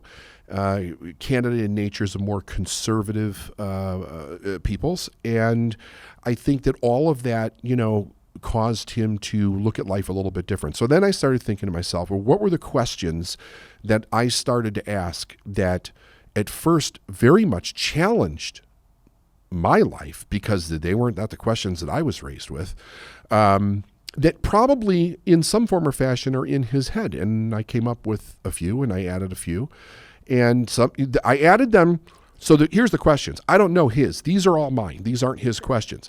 But they were questions that I thought that he must have a solid answer to in his life to keep it on the road that it's still on today. I mean, he's in his 80s and he's still producing. So Yeah. that's where it came from. Oh, that's great. Yeah, that's the benefit of paying attention when Steph listens to you, passes along to me, because we too watched the documentary last week and have gone down a Gordon Lightfoot rabbit hole. Because to be honest with you, he was a little bit before my time. And I grew up in a household that wasn't really musical. We didn't listen to a lot of music. Steph had a different experience. She knew some of what Gordon Lightfoot was all about. But watching the documentary, I was really impressed with how he threw himself into his work. And I think I see kindred spirits. It's no coincidence that you were drawn to him, because you guys are both studiers. Like, he is an intense studier. Seeing that guy do notation, I've seen lyricists, I understand people write songs, but this guy was doing the whole thing. Yeah. He was lyricizing. He was lead sheets, notation, lead sheets, amazing and impeccable. You could see the amount of time and energy he went in. And another thing I liked about the doc was they said at times he could be difficult to work with, but he wasn't a tyrant. Like, he was a stand-up guy, and you said that, which I love, because he was a guy who would give you the shirt off his back, literally. He would pull you out of the gutter and give you a job in the club or do whatever it would take to help you on your way. But he also demanded from his band, he demanded from himself excellence. And I think it's really cool that sort of guy exists in our lifetime and exists on the fringe for the most part. Like, there's people growing up nowadays who don't even know who Lightfoot is, right? But if you go back and look at the influence he had on music and the people that covered his songs and just the lyrics, like, if you strip away the music and just read the lyric, it is some of the most magnificent poetry you'll ever see in your life. It's so crazy, and I love it. And I'm only, like a third of the way through the book, because as I'm sitting there watching the documentary, I'm on Amazon downloading, or rather purchasing the book to have it shipped. I've gotten into this phase where I'm not listening to the books as much, I'm reading them. So I'm currently reading that book, and it's absolutely outstanding. But let's get back to the question. So I love that you created these, and I kind of want to go through each one and just talk a little bit about, why it's important to answer this, how difficult it would be, because I think the one thing that you said in the episode was you got to really think about these. You can't just go with your first answer. I think that's one thing that I've learned in actually the therapy that I'm a part of. It tells you not to believe the first answer to the question. You got to dig a little deeper. And I love that you said that. And why is that? Like, why do we not take our first answer the first time and put a little bit more thought into it? Well, generally, because if you don't know yourself, the first answer is going to be based on what you currently believe or the reality that you're experiencing. When I don't think these are the exact questions that I came across when I first started, but there were questions that were similar to this that I heard, and I don't remember where I heard them. It was one of the cassette tapes that I had been listening to at the time. And when I didn't have answers to a lot of them, like the first one, what's the most important thing to me and why? I couldn't answer that question. I mean, it was, the most important thing is my family. I got to go to work every day. Like, what else is important besides that? I was also raised with the idea that family is the most important thing. But I had a feeling that by the person who would be asking that question, that there's a possibility of another answer there. I mean, if you already know that your family is the most important thing, but you're miserable or things aren't working, there's something wrong in the way you're asking the question or what you consider the answer to be. So if we, and then like I even mentioned in the podcast, there was something that I picked up from Tony Robbins years ago, and he was like, the quality of your questions is the quality of your life. If you want a better life, ask better questions, right? And I didn't understand that at the time, but it's really true. If you keep asking the same dumb question, your mind's going to give you the feedback that it only knows. It doesn't have any resource to pull from.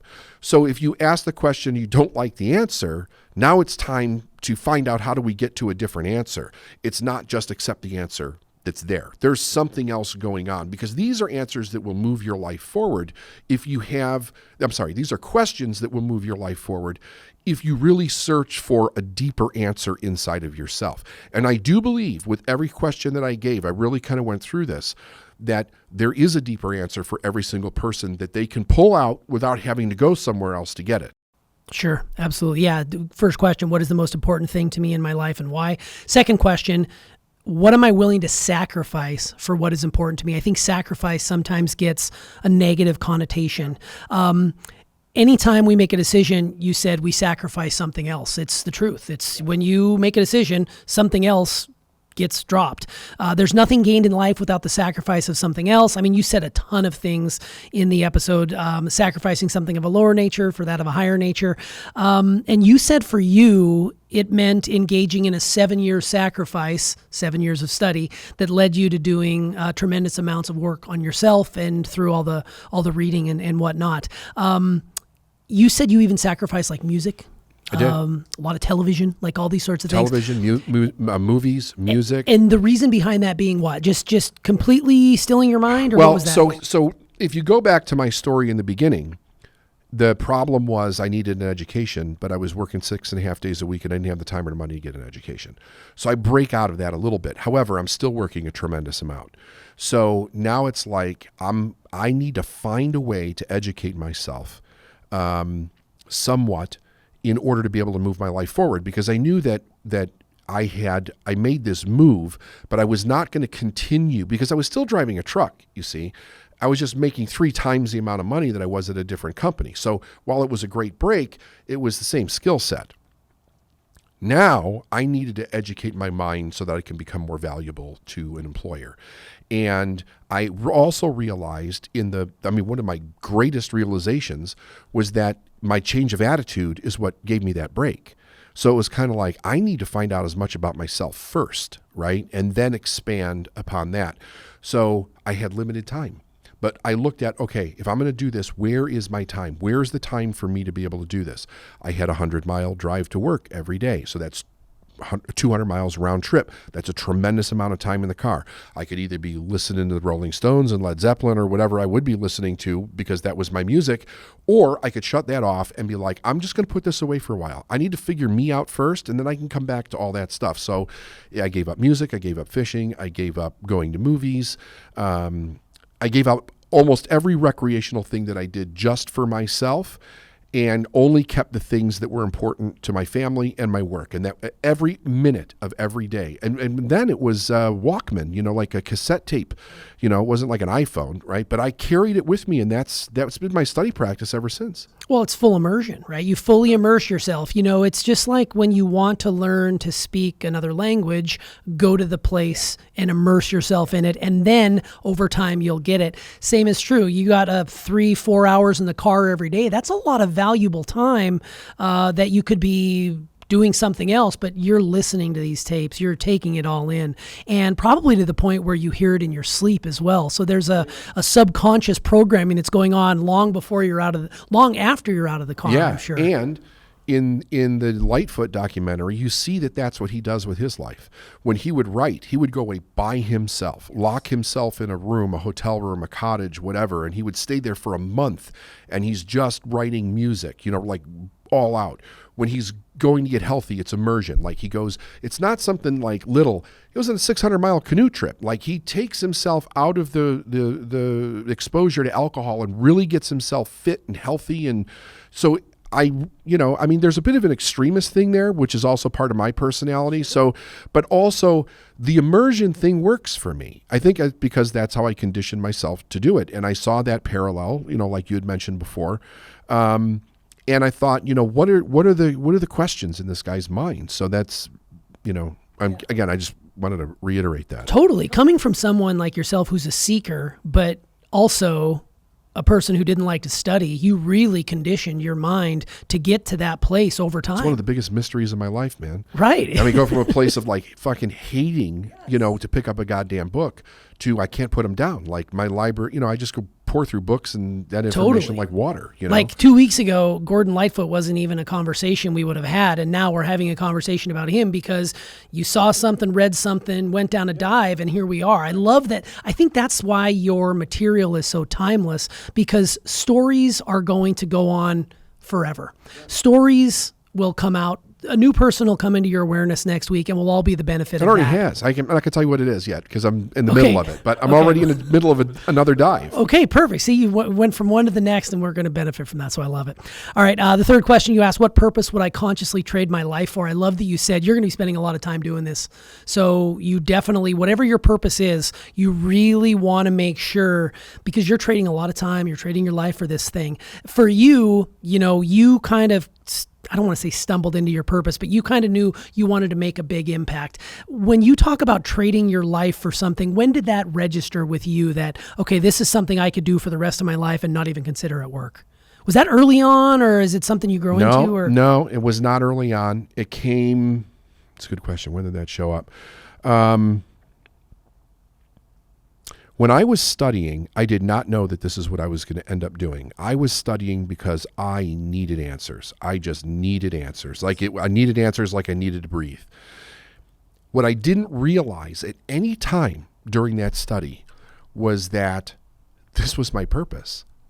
I was studying to get answers, but I was also studying because that was a thing I was naturally attracted to. It was the thing that I was naturally gifted at. It was the thing that I naturally wanted to do without anybody telling me to do it. It was all the pieces fell into place. Like a guitarist, they'll pick up a guitar and they do it for 15 hours a day because they love it. It's not work, where somebody else will be like, I can't get myself to fucking practice the goddamn guitar. As much as I want to be like Jimi Hendrix, I can't get myself to practice a guitar. And I was like that with almost everything in my life, except for this. This information, this knowledge was like a love relationship, So then when I started to, this is hysterical actually. How do you not make this connection? It had to be a couple of years prior to me starting the company that I actually started looking at businesses. I knew that I wanted the freedom, that I had some entrepreneurial spirit, and I wanted to do that, and I couldn't find the right thing. And it was through a suggestion from my mentor that it was kind of like, I guess that is it, isn't it, right? Part of it was that all of the study and everything seemed so easy, and it meant a lot to me, but I really wasn't thinking about how much it would have meant to somebody else. That part wasn't crossing over. I was very selfish in my study. I was just trying to figure me out. Yeah.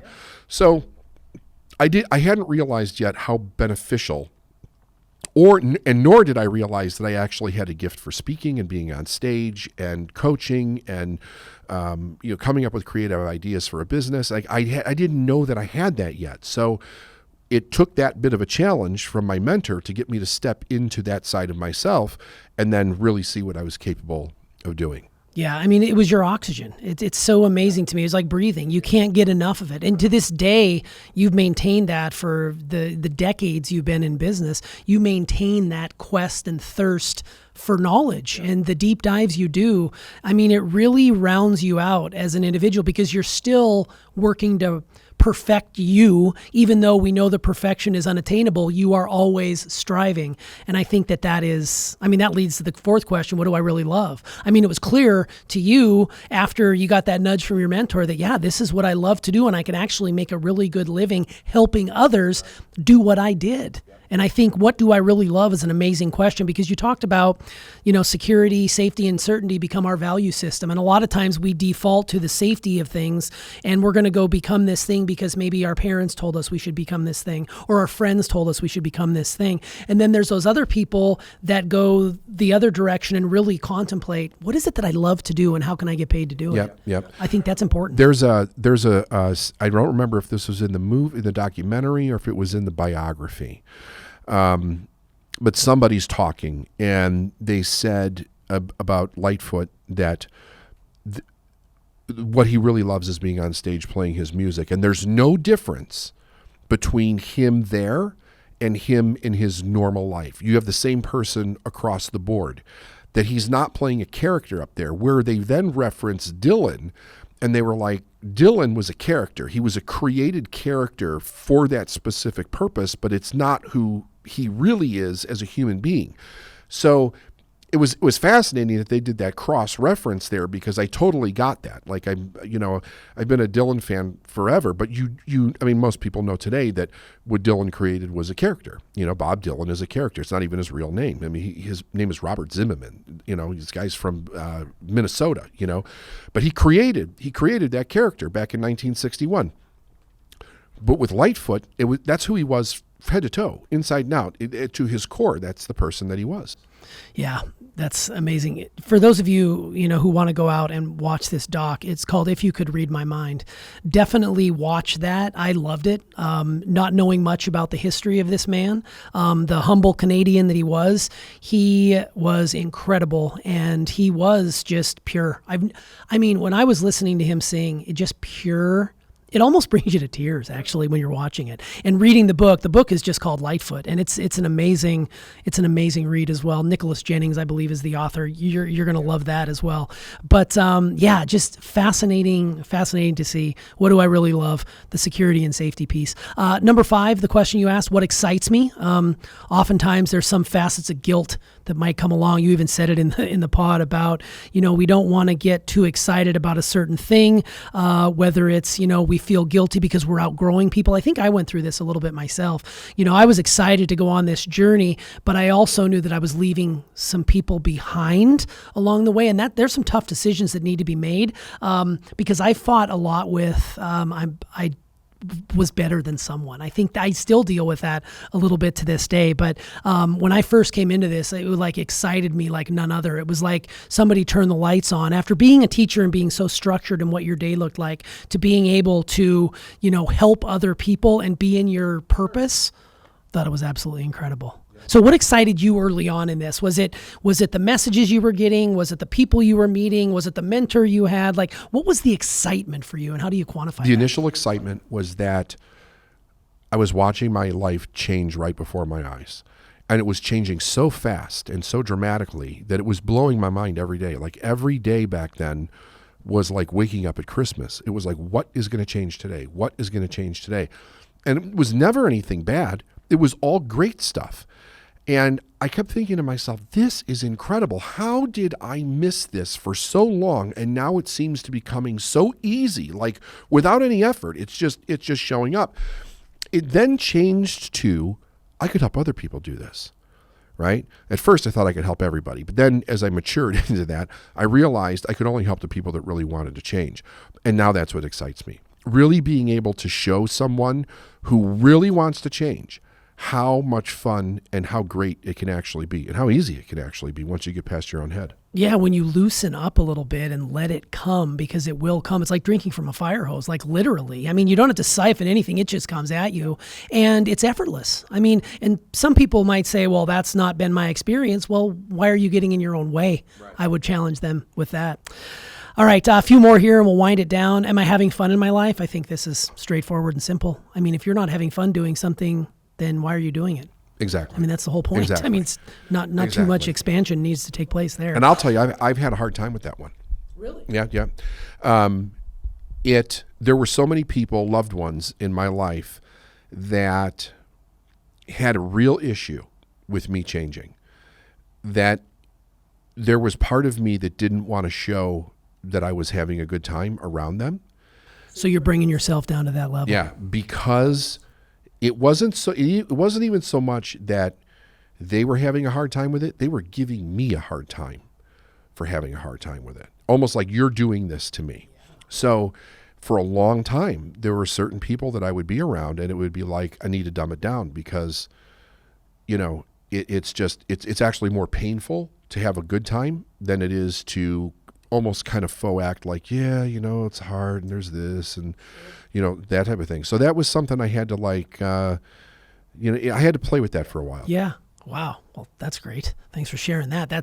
I would not have expected that, but it makes total sense. It's resonating with me. I think I do the same thing at times too. I think many people who have reached a level of success, again, leaving people behind, you oftentimes will bring yourself down to their level to ease their pain instead of just owning who you are as a person. Right. Interesting. I almost skipped over this next question, but I better just use it anyways, because I do not do well at this. Is asking for help a value for me? I do not like asking for help. And the thing that popped into my head was men and asking for directions. I don't know if we're hardwired to not ask for help as a male, being the provider, all this like masculinity piece. But when I was thinking about, is asking help of value, I would rather do it myself than maybe burden others with it. Does that make sense? It makes sense. Yeah. It makes sense. Yeah, it's totally my it's, MO. it's something that's ingrained in us, the thing about the asking directions, you're supposed to know where you're going, right? It's like, what are you if you don't know where you're going type of thing. There's a lot of challenges with it, but it's also the fundamental thing. If you can, and it's not that you have to ask for help all the time. You don't have to be needy, but you have to have the ability to ask for help and know when to ask. Yeah, and I notice myself doing this, not as much now, but I used to just agree with people all the time. Like they would say, oh yeah, I was driving over there on I-40. You know where Cumberland Gap is? And I'd be like, oh yeah. I don't know where the hell that is, but yet I would agree with them. And I caught myself doing it. And I said to myself, why do I do that? Because I want people to be like, bring me in. I want them to feel a part of me. I want them to not judge me. So I would just blindly agree with them. I've gotten to a place now where I'm like, I have no idea what you're talking about. Like, can you explain that a little bit better? So I don't know if that has to do with help, but at least it's recognizing a little bit in myself that you don't have to blindly agree with someone. If you need clarification. You don't have to know everything No, either. you don't. Ask for it. Number 7 was a challenge. That's a challenge for me. Do I believe I can change? If not, why not? If people don't want to change, then they're not going to. And if other people aren't going to change the way you're changing, then maybe that's not your people. Hate to say it. Number 9, how much money would I really like to earn and why? Is that a specific number? Like, do we have to get really clear on the number? Or is it like, I don't think you can just say, I want to be wealthy. Like, you have to kind of, again, quantify how much that is. Even if you start off with that, I think I started off with that. I started off with, I wanted to be wealthy, but I had no idea what the money was for. It probably... if I dig back to that time, it probably had to do with not having to worry about money again, to be able to spend whatever you want and never have to worry about it, which is a complete fantasy. Like, that doesn't exist. But I think that as you mature into that question, what it does come down to is it gets you to look at, like, well, what's the money for to begin with? Okay, if I want to live my life this way, what does that look like? Now, what does it cost to live that way? Which then leads to a more specific number in the answer. But it's like, I'm just trying to crack the question open with people here, because that's what kind of happened with me. I was listening to these tapes and stuff, and I would listen to these different speakers and authors ask these questions or talk about a question that changed their life or whatever. And I would ask myself the question. And so many times, either I had a very reactionary answer or no answer at all. Like, I have no clue. I remember somebody, what do you want? I don't want anything. I'm fine. I don't need anything. I'm fine. Don't go there. I don't need anything. And that's really where I was. It took a long time of keep asking myself, what do I want? What do I want? What do I want? What do I want? And opening that door and allowing myself to want something again, to come back to it, which then led to, what did I need the money for, right?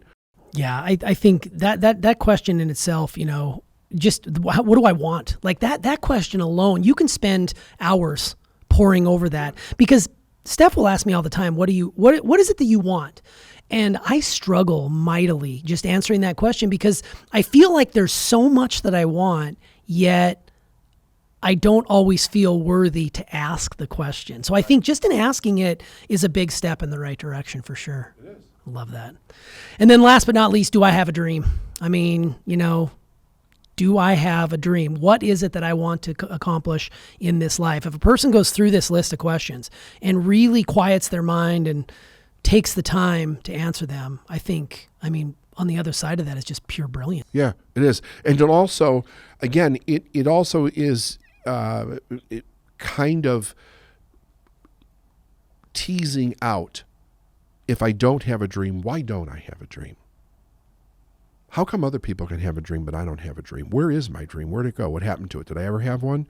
A person has to start to go down that road with themselves before they find it. It's there. It's there. Chances are, what happens with most people is that they get exposed to what that dream would be at some point in their life, even if it's just for a brief moment, and something slams the door shut. And then they don't open it again because it's painful to open it. And then you get a distance from it, and you start to forget what the thing even was, or you're like, nah, that was ridiculous. I can't, that's juvenile. I have to, not responsible. I have to be responsible. Sure. But the truth is, if they dig into that dream, it will mature, it'll come to the surface, and then they will find that they're starting to be led toward the things that will manifest that dream. Yeah, and it's never too late. It's never too late. Never too late. I mean, unless you're in the pine box, man, it's never too late. That's true. I mean, we've got a lot of older men and women who come to your conferences who are making huge changes in their life in their 70s and 80s. And in this whole like retirement thing we've talked about on the podcast, a lot of people want to say, well, I just want to get to 58 or 62 or whatever. These people are changing their lives in their 80s. Yes. I mean, it's never too late to start, and you can start today. Oh, well, these 10 questions, I'd listen to this. I'd transcribe it if I were you. I would write these questions down. I would put them in a prominent place on your desk, and I would ask them and answer them to the best of your ability, and don't go with that first answer. These are really great, David. Thanks, man. Fear and why we're so susceptible to it and how we're actually being manipulated by it. The way that I'm kind of addressing this today is the fact that 90% of the news that we take in the United States is negative. And we're being manipulated in the most extreme way by the idea that we're constantly bombarded with negativity. I took some really good notes when I was kind of researching this topic, because I think it's extremely important for people to understand how we're being manipulated and why we're so susceptible to it. We have to actually learn to think successfully. I mean, that's one of the reasons why I created the Successful Mind podcast. We have to learn to think successfully. Somebody has to either teach us, or we have to figure out how to do it on our own. And in order to figure out how to do it on our own, we have to really dig for information that tells us how and why we should build a foundation in order to not think. I'm not talking about positive thinking here. I'm talking about successful thinking, the correct way to think that is that's healthy for us, that helps us bring success and happiness into our life, helps us expand our life, expand our experience, and to become a person that is a better benefit to society all the way around. So we have to learn to think, and we have to learn to think in a world that thrives on getting us to react and to react to its agenda. So I want you to think about something I think is pretty important here. Let's take a look at why we're so susceptible to negativity. If we go all the way back to when we're infants, it's an absolute fact that at one point in our life, we were very susceptible to death. Like it was an absolute if we were not taken care of by our parents. Without a parental figure there, the infant is going to die. Somebody has to take care of that infant. So the amygdala part of our brain, the subconscious part of our brain, knows this. It's designed to get us through all of our life in a way where we stay alive and we keep moving forward in some way. Basically, that we keep moving humanity forward in some way, like procreation, the basic fundamentals of expanding the species, and not get killed in the process. So that part of our brain is hyper alert to fear. And the thing about it is that it never goes away. It's always on alert for anything that is dangerous or could be dangerous or would suggest danger in any way to us, so that we can do whatever it is that we're programmed to do to get out of danger, so that we don't get hurt, so that we don't get killed. So we have a foundation in our thinking that not only was 100% real at one time, but in most individuals, it never comes to a mature state when they become adults, meaning that if a parent does not teach a child how to think based on cause and effect and give them the correct foundations of thought and value and purpose in their life, so that they can accurately evaluate things as, is it good for me? Is it good for my family? Is it good for society? Is it good for my career? How do I make decisions proactively based on creating my best life? Then what ends up happening is at some point in time, we get turned over to the society rules where it is probably 99% reaction in the world. We're constantly being bombarded with the reactionary state of things that are going on in the world. And if you just go by the statistics in the United States, which is 90% of the news that people are taking in as negative, we have to understand that that's an intentional manipulation on the part of the news media. I mean, and the reason for it is because people react to it more than they react to positive, because we're hyper wired to react to it. So when we see something that is threatening to us, we automatically react. We have something that's called and you could look all this up on the internet, like fact check me. Go ahead and do it. There's a ton of information on this. I was actually surprised at how much information is actually out there in many of the studies that were done. But from a psychological perspective, we're wired for something called negativity bias. Which means that we're programmed to focus on negative events, and we do that for survival. Here's the thing about it. We can't shut it off. Even if we stay in the most positive environment, which I'm going to talk about a little bit later on in the show, creating a positive environment for yourself, we're still in a negativity bias because it's part of our survival. It's how we are hardwired to survive. And I think my main concern for humanity right now, one of my main concerns, I should say, is that we're getting bombarded with so much extreme negativity from so many different places in our life, whether we're consciously aware of it or it's just happening and being filtered in a background or whatever, that I think it's causing our brains to almost stick on a hyper alert. It's causing anxiety, depression, suicide in cases.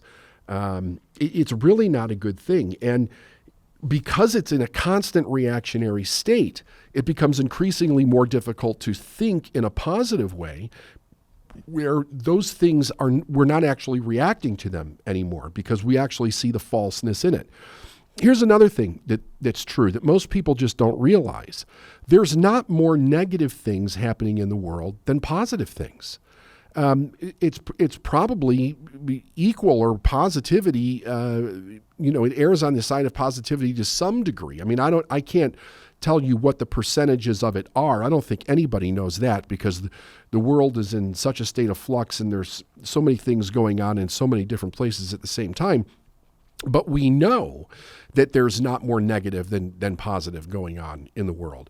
The media, which we have to understand is a business, is making money based on advertising dollars. And advertisers, they want to go where the eyeballs go. So if the media doesn't keep eyeballs watching what they're doing, then advertisers aren't going to spend big bucks in those places. How do they keep the eyeballs there? By constantly putting this constant negativity in that space so that we're always reacting to it. And we actually get addicted to that reaction. So the next thing is that we have what's called availability bias. And this is where it really starts to get nutso. We overestimate the importance of events that we're paying attention to. That's what availability bias means. We see constantly these things on the news, and it's something that happened in a moment in time, or ongoing, whatever it might be. But it's a very small sliver of everything that's going on in the world, and yet because that's the thing that we're paying attention to in the moment, it overtakes our thinking, and it becomes the most important thing. It becomes the huge drama in a person's life, in businesses' lives, in society's lives, and it goes from like one tragedy to the next, to the next, to the next, constantly fighting, making people wrong, tearing people down, showing all the horrors of the world on a consistent basis, and it's getting worse because now The news doesn't even need to come up with it as much as human beings who are participating in this all over the world are constantly putting that information out there, and the news is also reacting to that and using that information to consistently move forward. And they change the narrative to work in a way where it's attention grabbing, right? They need to grab your attention, so they get the eyeballs focused on whatever it is that they're doing, so they get the advertising dollars. Now, after we go through the negativity bias and we go through the availability bias, we go to number 3, which is called confirmation bias. And so what this is that once we're exposed to whatever horror scene that we're seeing, whatever negativity we're seeing, we will then search for evidence to support that negativity. We get so locked in that we start looking for evidence to support that negativity. And so why? So the reason is that our mind works on pattern recognition. And from right off from when we're born, we start to recognize and identify patterns for survival. So as we're going through life, those patterns develop more and more and more. They're tested over and over and over again in our life. We become locked into behavior patterns, which also causes us to be locked into thinking patterns and observation patterns. So we're constantly observing our world. That causes us to think certain things, which evidently starts to control our emotions and then controls our behavior. So we get very, very programmed by the way society is behaving on a regular basis. And we're inundated now because of social media, the news media. Everywhere you go, there's some kind of media that is bombarding us with some kind of information. So as this process continues to take place, we become more and more locked into the topics of the day in a way where we're constantly looking for support evidence to verify what it is that we're actually seeing. And in some way, it gives us some sense of control or certainty internally. And when we have that certainty, it gives us a false feeling of safety. So we also have to realize that this fear, as we get older, really begins to play off of core wounds that are developed very early in our childhood. And one of the core wounds that many, many people have is this idea that we're not safe. How could that possibly get developed? Well, because very early on, I think the infant somehow realizes that if mom and dad disappear, that it's going to die. So it's always looking to make connection and communicate with the parents. When a baby's born, it doesn't have any language. Can't say I'm hungry, I'm cold, I'm hot, I don't feel well. It has to communicate through, verbal sounds. It has to communicate through facial gestures, that type of thing. And mom and dad have to learn to read that child and discover what it is through pattern recognition that the child needs in the moment. So, of course, there's times where we don't totally respond to what the child needs in a completely timeful manner. And when we don't do that, it is a suggestion that the pattern that the child is developing in order to get the parent's attention is not working. So if that continues to happen, it has to develop a different pattern. And it will continue to develop different patterns until it finds what works. Then the child feels safe because it gets some kind of a response, some kind of a reaction. So we learn to pay attention to how people react based on how we actually move through the world. So it's tremendous pattern recognition with an underlying idea that these patterns are keeping us feeling safe. They're keeping us feeling certain. So as we move into the adult world, what begins to expand, that the child does not have this experience at all, is the sheer amount of information that comes at individuals today. I mean, if you think even 100 years ago, the amount of information that the average individual was exposed to on a daily basis was relatively small. It was not overwhelming. It did not, some of it may had to do with life or death or struggle and those things, but the amount of things that appeared to be threats we're relatively small compared to what we're exposed to today. And actually, the threats back in the day were probably even more real, but people found ways to actually deal with them. So it also had a healthy aspect to it, where it built their self-esteem, it built their skill set. They had knowledge of how to move through the world and how to better themselves in order to live a healthy, successful life in whatever way that they deemed that for themselves. But today, we're bombarded with so many things that suggest uncertainty, like it's in the millions that we get hit with on a regular basis. Constant change, constant threats all over the world. In any given day, it's nuts what you see on the news.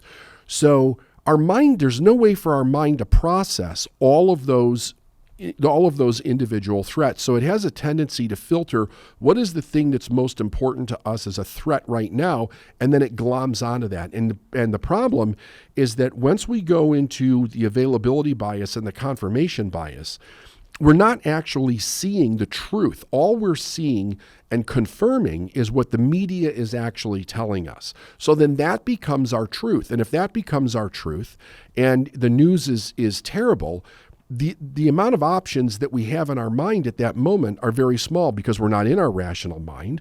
We're actually in the reactionary mind, and the reactionary mind is trying to find a way to make sense of what's going on. It's trying to find a way to source stability in our life, and do something about it in a way where we don't have to feel so crazy about what's actually going on. So this goes back down to now, what I want to talk about is programming and experiences. We have to ask ourselves fundamentally, what am I kind of predispositioned to lean toward in my life? Am I a proactive person? Am I looking for what's right in the world? Or has this reactive battery of force that we call the media that we've been exposed to for so long, has it conditioned me to constantly be wary, constantly be looking for what's wrong with things, constantly be on guard, feeling anxious? Which one is it for ourselves? And the statistics are showing that more and more people are having major issues in their life because they can't control the anxiety of what's actually going on. And it's not really to any fault of their own. There's really no place a person can go unless they shut off all sources of media and contact, that they don't get this information coming to them. So we have to understand the power of the social reinforcement behind this to play off of whatever we're programmed to think and how we feel and what we believe around the world. And then we have to ask ourselves, what kind of experiences have verified either positive and success in my life, or negativity and fear and maybe failure in my life? All of these things can be changed, but a person has to step into some part of consciousness where they start choosing outside of what they're experiencing for it to happen. And I don't think that we make a conscious choice to do that unless we really understand what's actually happening to us, that we're being highly manipulated by basically everything. Whenever we step out of our bedroom in the morning and we turn on any kind of internet or the radio or the television or whatever, it's all designed to manipulate you. It's designed to manipulate you to feel a certain way, to do a certain thing, to take action on something. The world is constantly calling us to take action, to engage in some way based on what's going on. And the pressures to do so are extraordinarily high, probably higher than they've ever been in history right now. So if you consciously are aware of that, you also have to think to yourself, what do I really want to think? And what do I want to be involved in? And what do I want to deem important in my life?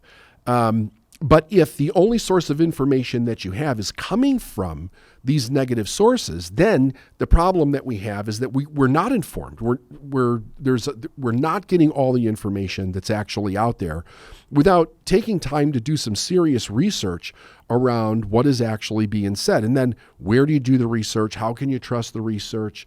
You have to do research on the research to make sure that that's accurate, and it can really get nuts. So there's a couple of things that I want to recommend for people what they start to do. First of all, realize how much of the news that you're being exposed to is negative and how much it's actually causing you to react in your life to your outside world. Realize that even though 90% of it is negative, that does not mean that there's more negative in the world than positive. I mean, I've seen people who really think the world's just absolutely coming to an end because the only viewpoint they have is what they see on the news, that the world, it looks like it's coming to an end. I mean, if you were to be dropped here and look at our media, you would think, oh my God, what hellhole did I fall into? But it's not. It's all manipulated news. There is just as much good going on in the world, but you have to know where to look for it. If you Google positive news, true news, that type of thing, there's a lot of information there, but I'm going to give you 4 that I have checked into that are pretty good. One's called Positive News, and you can just put these in Google and the site comes up. Positive News. The next one is Good News Network, The Optimist Daily, and The Happy News. And that's just 4 that pop up really quick. Like I said, that there's a lot more. There's things where you can curate your news so that you decide what it is that you're going to get, which you can see on a daily basis. And here's another thing. Go 90 days without watching the news, without taking any information from the news whatsoever. And I know when I say that, some people actually feel anxious thinking about that. That should tell you something right there. Here's the point behind it. If there's something really important that you need to pay attention to, that information will get to you. I mean, unless you're living in a cave somewhere, I can guarantee you if something major is going on in the world that you really need to know about, it's really affecting your life, that information will get to you. Go 90 days without watching the news, and then take 90 days and just take in positive news. And I would mark down every day of the first 90 and the second 90 how you're actually feeling about yourself. There's been many studies that show when a person does this, when they do even as little as 30 days, that it lowers their blood pressure, that their anxiety comes down, they think more clear, they find themselves more happy, in a cheerful, optimistic mood. They want to do more and participate more in things in their life that are actually positive. It's really weaning yourself off the addiction. And believe me, it's a reactionary addiction that's going on in the brain because we're so programmed to see the negative in order for us to get off of it and actually work on learning to think the way that we need to think so that we can go through the world the way we actually want to go through it. Remember this, though, because this is so very important. You have to learn to think in a world that thrives on getting you to react and react to its agenda. Make your own agenda. Think the way you want to think. Search out books, search out, movie, anything that you can find that will give you a positive direction, a positive emotion, and a positive thought process in life. And that's not hiding under a rock. It's living more well-balanced and keeping yourself healthy. And we start keeping ourselves healthy by keeping our thoughts healthy. It's a good one. I'm happy to have this conversation. I say that all the time. This is a good one, but you guys know this because you listen to all of them. This is a conversation that is very necessary in this time, I feel like, because we're just struggling a little bit. I think the whole world is feeling this. Crazy, man. Yeah, it's this negative bent. It's crazy. It's true. And I really feel like I want to tread lightly a little bit because I don't want people to get the idea that they have to bury their head in the sand. However, there is such a thing as oversaturation, right, with all this nonsense. So, we thrive on reaction. You said that in the pod itself. Our world thrives on the reaction, especially when it comes to a specific agenda that's being pushed. We're seeing it every day on all media platforms, whether it's television, whether it's print media, whether it's social media. If it bleeds, it leads. I've been hearing that for decades now. Totally. So it's not like this is any new. No. But I'd like to know. But it's worse. It's just getting worse. It is. And what is that attributed to? Just the sheer amount of volume of news out there? Or what do you think it is? It's the volume, but it's also the business, right? So the business needs eyeballs. How do they get eyeballs? Well, the tragedy sells 10 times faster than the positive story of the day. So it's because we have fear bias. Yeah. And when you say fear bias, go into that a little bit deeper. Just what does that mean? Like your definition of fear bias and Well, Basically, it's a psychological term, and if you look it up, what it basically means is that we're hardwired to notice fear. It all it really has to do with is our survival. That's it. The amygdala is wired that way so that we've survived for millions of years. I mean, most animals are fear biased, right? So they understand that they have to be aware of their world. And it's like there's this invisible radar that's going on all the time. And when something that is suggestible in fear comes into its vision, it sends off that signal in our brain. So that's it. It's like the fight, flight, or freeze situation, right? Like we've been that's hardwired. That's what we do when we're in fear. Okay. Fight, flight, or freeze. That's our survival mechanism at its very root. That's our basic survival mechanism. But the problem that we have is we did not used to live in a world where we were presented with fear on this scale ever. Like, if you think back to when you really could get eaten by a tiger, 90% of your day you were not seeing a tiger. You knew that it was possible or whatever, but you were farming or you were picking berries or taking care of your family or I don't know, weaving a fur coat or something. Right, I don't know. Basket making. Right, exactly. Yeah. And if you think about even 100 years ago, which I mentioned on the podcast, people lived simpler lives. And sometimes we say, wouldn't it be better to live a simpler life? In some ways, because in some ways it did not do to our brain what this is doing. And I think that the problem is that we're not keeping up, we're not learning as fast as technology is moving. So we're very susceptible to what it's doing to us. And what it's doing to us is this is not somebody's crazy idea. This is 100% real. All of this information is bombarding people's minds every single day, and it's keeping them on hyper alert. It's also keeping them in a very insecure state all the time because none of this stuff's in anybody's control. Like, what are you going to do about it, right? There's nothing that you can do about most of this stuff. So it causes people to react in bad ways, whether it's they're outwardly doing it or they're doing it in their families or they're disintegrating from the inside, depression, anxiety, all that stuff. It's bad, T. It's I really mean, I bad. can only imagine that it has such a profound effect on the successful mind. You can't have a successful mind when you're allowing yourself to be manipulated by the fear that comes from the news that you don't even know if it's 100% accurate. I think we had a conversation in the hallway last week about how you used to be able to go to a news source for reliability of the news. Right now, I'm sure there's news people out there that are thinking they're very reliable, but they do have a specific agenda involved. And I guess my question would be, how did we get here?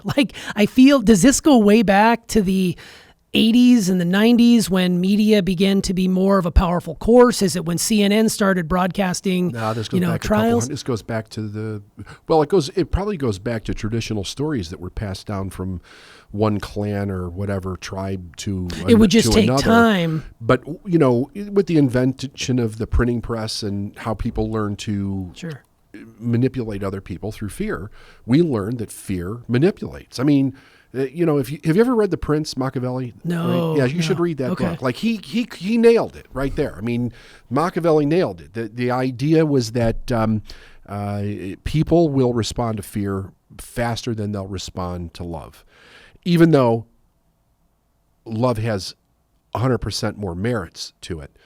That's not what the news is trying to do. It needs eyeballs, right? So we're a company, right? We need eyeballs. We need eyeballs. We're constantly marketing for eyeballs. Look at us, see if this works for you, buy something that we have. Every company's doing that. Media has advertisement, and advertisement is big money, billions of dollars. So it's not going to invest that in a company that's not getting the eyeballs. It wants the eyeballs, especially if it has an agenda for that demographic, that news source, like if you're doing Fox or CNN or MSNBC or whatever. So they have to show, here's the eyeballs. Well, how do they get the eyeballs? I can get the eyeballs if I keep putting stuff that's horrible up, and then they're competing with each other, So that's the deal. If I can do that, it's like sex sells, right? We're drawn to that also. That gets the eyeballs. It's anything that's fantastic that'll get our attention. So I don't want to go down the sex road, but we're hardwired for that also, by the way. That's why it has such a draw. But fear tops them all. It tops them all because it threatens my safety. Now, here's the thing about the subconscious mind. It doesn't know the difference between a threat. It just knows threat, right? And then we have to determine, is that threat a threat to us or whatever? What the news is doing today that is really fascinating is they're trying to get us to believe that all of the threats that are going on are a threat to us personally. To you as an individual watching the TV in Podunk, Iowa, someplace, that this is a threat, this is a threat to you. And people believe it, So that's where we go into the availability bias, where we overestimate the importance of events that we're paying attention to. Sure.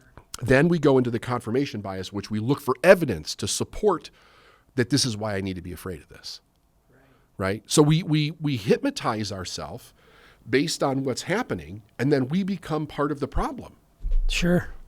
Yeah, I mean, I think they touched on this a little bit in that documentary we watched, The Social Dilemma, a little bit. They were talking about the almighty dollar. Like, when I started on Facebook, it was just a place to connect with friends. It was a book of faces that you collected, and you talked about this, that, or the other. And then, in order to be able to keep that site going, it came down to money. I mean, the operating cost for Facebook is in the multiple of billions of dollars annually. So they need to be able to make money from that, and they do that through advertising, right? The entire internet's based on a click. 100%. How do we get 100%. You to click? How do we get you to click? Click this, click that, click click bait. This, click. Yeah, it's true. We need to get you to click. So when you turn on the TV, it's eyeballs. That's a click, right? When you turn on the radio, it's a click. When you pick up a newspaper, when you read, they even like in social media, or what was the name of the movie again? The Social Dilemma. The Social Dilemma. Yeah, they even know what you're reading and how long you're reading. So they know what you're paying attention to. Yeah. This is not a guess on the part of these companies. They know.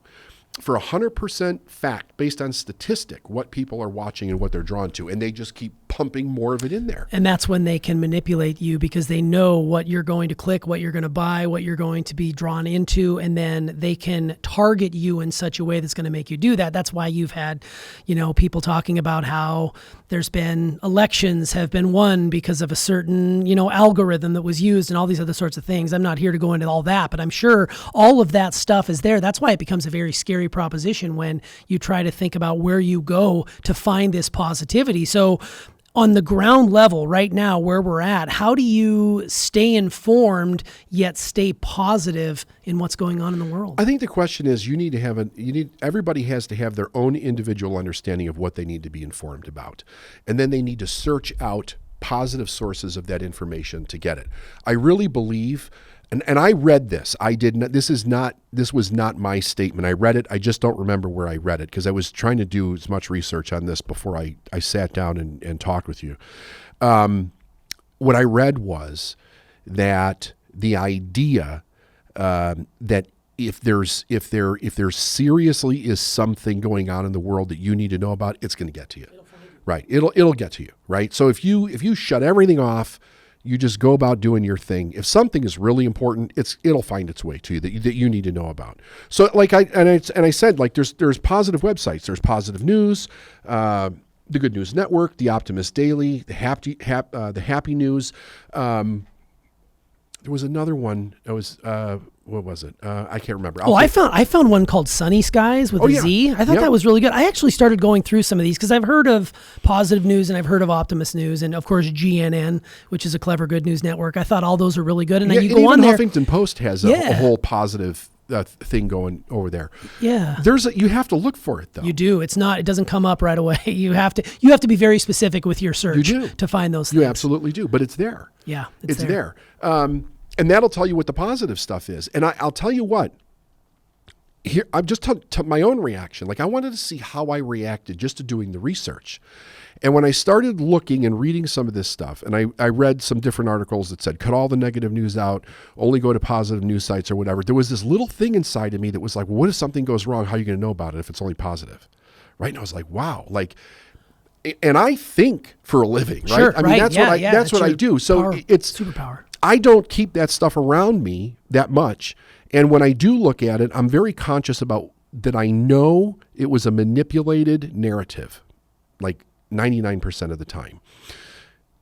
So I think to myself, well, if this is something that I need to be concerned with, I need to do an investigation on it, right? I need to really know what the actual deal is before I react. But most people don't do that. They just completely react. And here's the other thing that really concerns me, and another reason why I wanted to do this topic. I think people do not understand how it's affecting their life when they're not looking at it, right?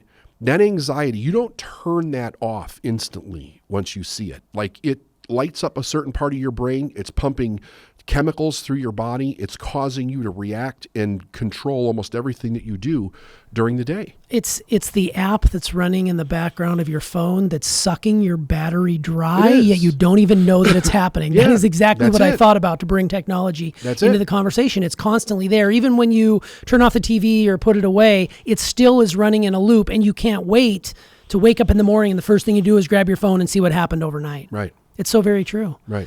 Yeah, I mean, I had this conversation with my daughter because I wanted her to watch The Social Dilemma just to get an understanding of how a 17-year-old views the world who's grown up with a screen. I mean, she had a screen since she was 10, so she's been bombarded with all these sorts of things, and how things were going with her and how her anxiety, because right now we're creating an entire generation of highly anxious people. I think everybody has a little anxiety, but it seems to be more and more prevalent in the younger generation now because there's a lot of uncertainty out there. So I had a conversation with her, and I said, well, why don't you try to put away your phone for a day or two and see how it goes? And then she said, well, how would I get a hold of you? I said, well, what do you need to get a hold of me for? Well, what if the house is on fire? Well, call 911 or see if you can put the fire out. You know, there were all these things that she was saying. What do I need to do if I need to get a hold of you? So we've sort of created this world where instant communication, instant gratification is right there. And it's hard to put that down. But as I'm saying this to her, I'm thinking to myself, could you put your phone down for a day or two? Could you stay away from the news for a day or two? But think about where she's coming from that,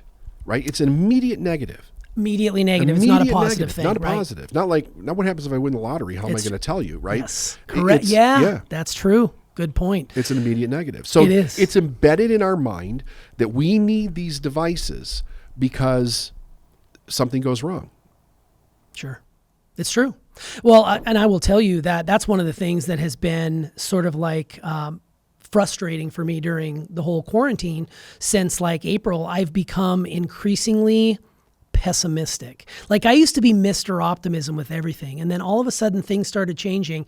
And like you said, there was a program running in my head where I was constantly looking to see what was going on in the world. How many people were dying? We're tracking the number of cases in our community. Are my parents all right? Are my all these people in my life. So I became this incredibly pessimistic person. And it continues to this day. I'll be fully transparent. I still am very pessimistic. But at the same time, I've taken on your challenge, which we'll talk about here in a little bit, of putting some of those platforms aside for a while. And my mood has increased tremendously. But it is one of those things where I would rather be living in an optimism world than to be fully pessimistic. How do we get there when we're completely bombarded and maybe it's not realistic for us to shut off all the news? I think the reason that you've gone, so first of all, with COVID, something entirely different has happened, and the exacerbation of the negative news.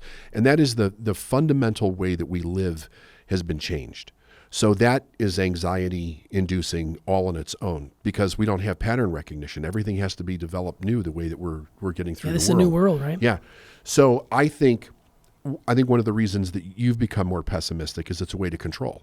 You can control that. You can't control what you don't know. So you can, like, if you can bring it down to this is not going to work, I can control that, right? So to think optimistically when we don't even know if we're ever going to get back to normal. What's it going to be like next month? Like every month it's changing, then it's going back, and then it's changing, and all the rhetoric on TV. It's a hard place to live in your head because as human beings, we want to create some kind of vision for the future. But how the hell do you create a vision for the future when you don't know what the future, the consistency that we've had for so long completely flip-flopped, right? So it's easier to go and just manage, the negative part of it. It gives you something to focus on. There's actually something to do. I can check the stats. I did that. I could check the stats over here. I did that. I can call my mom, make sure she's okay. I did that. And that's how your brain works. Like it's always checking off lists, making sure you get things done. So it gives you more control, right? So I think that's the idea for you is that it all comes back down to the control. But I think it does for most people, because the idea is, when I'm afraid, what do I want to do? I want to feel certain. How do I feel certain? So now what they're doing is they're trying to get you to move the negative thought into an action. They want you to participate in the action. Tweet this. Forward this, send this to 5 friends, like this, subscribe to this, go out and protest they want to get you involved in the negativity in some way, because the more they do that, the more it increases the eyeballs, right? And more it increases the intention. I think the idea is that we have to learn how to think. And I wrote this down when I did this. I'm just going to read this again. We have to learn to think in a world that thrives on getting us to react and react to its agenda. So we have to create our own agenda. We have to know that first, because if we don't know we're reacting, we fall into the illusion that it's all real. Like that's, the bottom line is the craziness that's going on the news, and it's not. It is going on, but not to the extent that we think. Right? It's not everything. So we have to get out of our availability bias, and we have to make ourselves available for other information. And if we create a vision for, and I think a person has to do this based on wherever they are. Maybe it's a vision for today. Maybe it's a vision for a week. Maybe it is a vision for a year or 10 years, whatever. A person has to then think, what information do I need to take in to do this? I was thinking back about when and I've told you this before, and I know that I've mentioned it on the podcast before. In 1993, I decided that I was going to study. I needed a massive education in all these questions that I didn't know the answer to. And media was one thing that I cut out. I cut out media, I cut out movies, I cut out television, I cut out music, I cut out all of that. All I did was work, hang with my family, did family things, and I studied. And I didn't take in that information. And I think that helped the new information that I was taking in actually take root and give to flight, 7 years later. But I was also thinking back during that time that there's a lot of things that I find out that happened during that time that I just didn't know about, because I was not present in the media space that we had at that time. But what it did was I had a vision. I had a vision for where I was going in the future, and nothing that happened affected me in any way whatsoever. Now, we might say, well, that was then. Now we have things that are affecting people. That's true. We have things that are affecting people. I think we need to really limit it, though. Like I stay very limited to what I watch. I follow a couple things sporadically. Every few days, I'll check in, see what's going on with this or that, things that I'm interested in. But not to the point of obsession, and not to the point of every day. Every day, I'm putting mostly positive stuff in my mind, because I'm aware of how negative the world actually is. And I think that even if I did it on a regular basis, that it would start to affect me in a bad way. So I think we have to limit it. We have to make a choice. We're cutting it out. We're not going to talk about it. We're not going to hang around people that are constantly obsessed with it. And we're going to start focus on where we want to go. And then we're going to bring in the tools that support that. So that could be positive news. That could be books. That could be movies. That could be music. It could be anything that's positive to move our mind forward. We'll find that our brain will relax. We'll find that we become more imaginative, we become more peaceful, we become more happy. If anybody would try this for 90 days, I guarantee you in 90 days they would see a profound change just in the calmness of themselves, because they're not being bombarded with it. It gives our brain a chance to shut off and go back to a normal status of being, instead of being in fight or flight. And that's the studies that I'm looking into. That's what these people are saying. Our brains are getting stuck in this fight, flight, anxiety thing. That's why we see anxiety so increasing with young people. They just don't know what to make of this world that we lived in. We're not wired to deal with that. Right. And the technology changes so fast that we haven't been able to catch up from a human standpoint yet. So. Yeah, we're just now doing studies on what this is actually doing to a human being. And I don't want to make it sound like the internet and all this stuff is bad, but I think we need to look at it responsibly. And right now it's like the wild, wild west out there. Correct. Yeah, and that's what that not to keep bringing it up, but that's what that documentary, The Social Dilemma, really told me is this is unprecedented from a wild, wild west standpoint of anybody can put anything on the internet. Why don't you tell people where they can find that? We've mentioned it a few times. Yeah, it's on Netflix. If you get a chance, I would definitely go to Netflix, stream it. It's called The Social Dilemma. It was a Netflix original, came out a few weeks ago. Basically talks about the power of social media and the effect that it's having on us. And it does have an agenda. There's a little bit of a leaning to it, but just try and watch it with some, clear eyes and see what you take away from it. But it reminded me this stuff has been around for a long time. There's been horrible things that have happened in our country since the dawn of time. I mean, you go back when you were talking about fear, the first thing that popped into my head was, and I wasn't around for this, would be like the Bay of Pigs, would have been like this. There's missiles, the Cuban Missile Crisis. I wasn't there. I wasn't around either. Yeah, right. There's missiles right off the coast. Like I can imagine the fear that was going on, and they were tuning into that one or two networks to get the news and figure things out. And the same news that would tell you about someone landed on the moon, right? So you went to one place and there was probably a lot of fear. Fear has been around since the dawn of time, like you said, in the time of the, Neanderthals, trying to survive. But the first time it really hit me was when 9/11 happened. And I had friends who would stay up 36 hours straight and do nothing but watch CNN and watch those towers fall and watch the sadness and the hurt. And to this day, I've never seen a single news report or anything associated with that. Not that I was ignoring it, that it would go away, but it was part of my way of putting myself in a bubble, like you just talked about, putting myself in a bubble and understanding that there's not much I can do to fix what happened because I'm a fixer, but at the same time, I can isolate myself and deal with it on my own without having a news network pile me with it over and over and over again. Yeah, I remember when they were playing that, every second of every day, and I was thinking to myself, they have no idea what they're driving into the consciousness of people. Like this is horrific. This is not good. And we've had it good for so long. Like I love how you brought it into perspective about how if you think about our nation as a whole, from the time it became a nation in 1776 till now, we've been on an increase and things have been really, really good. And we've had some bad things along the way, but we're still in a much better place today than we were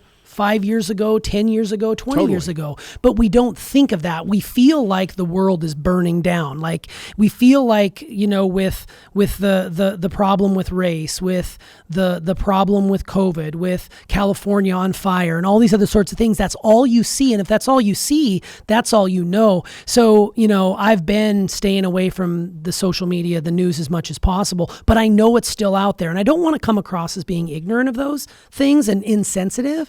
But at the same time, you have to limit yourself to how much you take in, because if you don't, you're just going to start taking it out on those around you, even though you can do nothing about it from where you sit. Yeah, 100%. Yeah.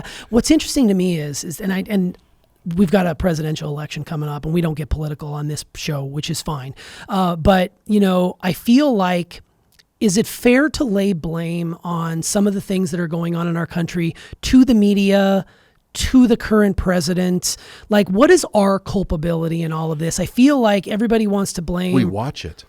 That's purely it. We consume. So because of that, we are perpetuating the beast. Yes. We're feeding the beast. But in our defense of being culpable, people are unconscious about what they're doing. They think that they're like, if you're not aware of what we're teaching here, if you're not aware of how this affects the mind, that you can actually think something different, that you can choose a different reality for yourself, then you think you're being responsible by watching all this, by knowing what's going on, by being informed, by all of this stuff. The problem with it is that you're doing it reactively and you don't know it. You don't know that you're being manipulated. So yes, it is a codependent relationship, but the consumer is primarily ignorant to the manipulation that is conscious on the other side. Yeah. Including the president, all presidents. Everybody that is in leadership, everybody that's in business, they all know that they're either influencing or manipulating to get people to do what they want to do. And we just don't realize how much the media is actually doing it to a very large extent. Like that's like the whole fake news thing, right? Like most of it's fake. It's not that they're not taking things that happen, but they're twisting the narrative They're exploiting it to the nth degree.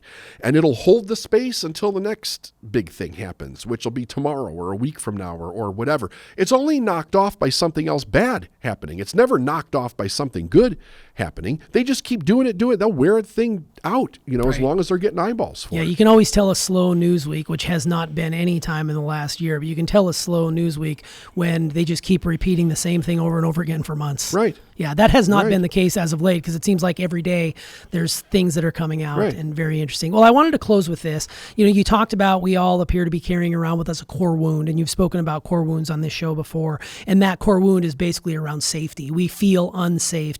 So how do we begin to heal that core wound of not feeling safe and start to embrace more of that positive ideology that we all have inside of us? So we have to understand that we're basically taught that safety is a destination. In other words, if we do this, or this, we'll be safe.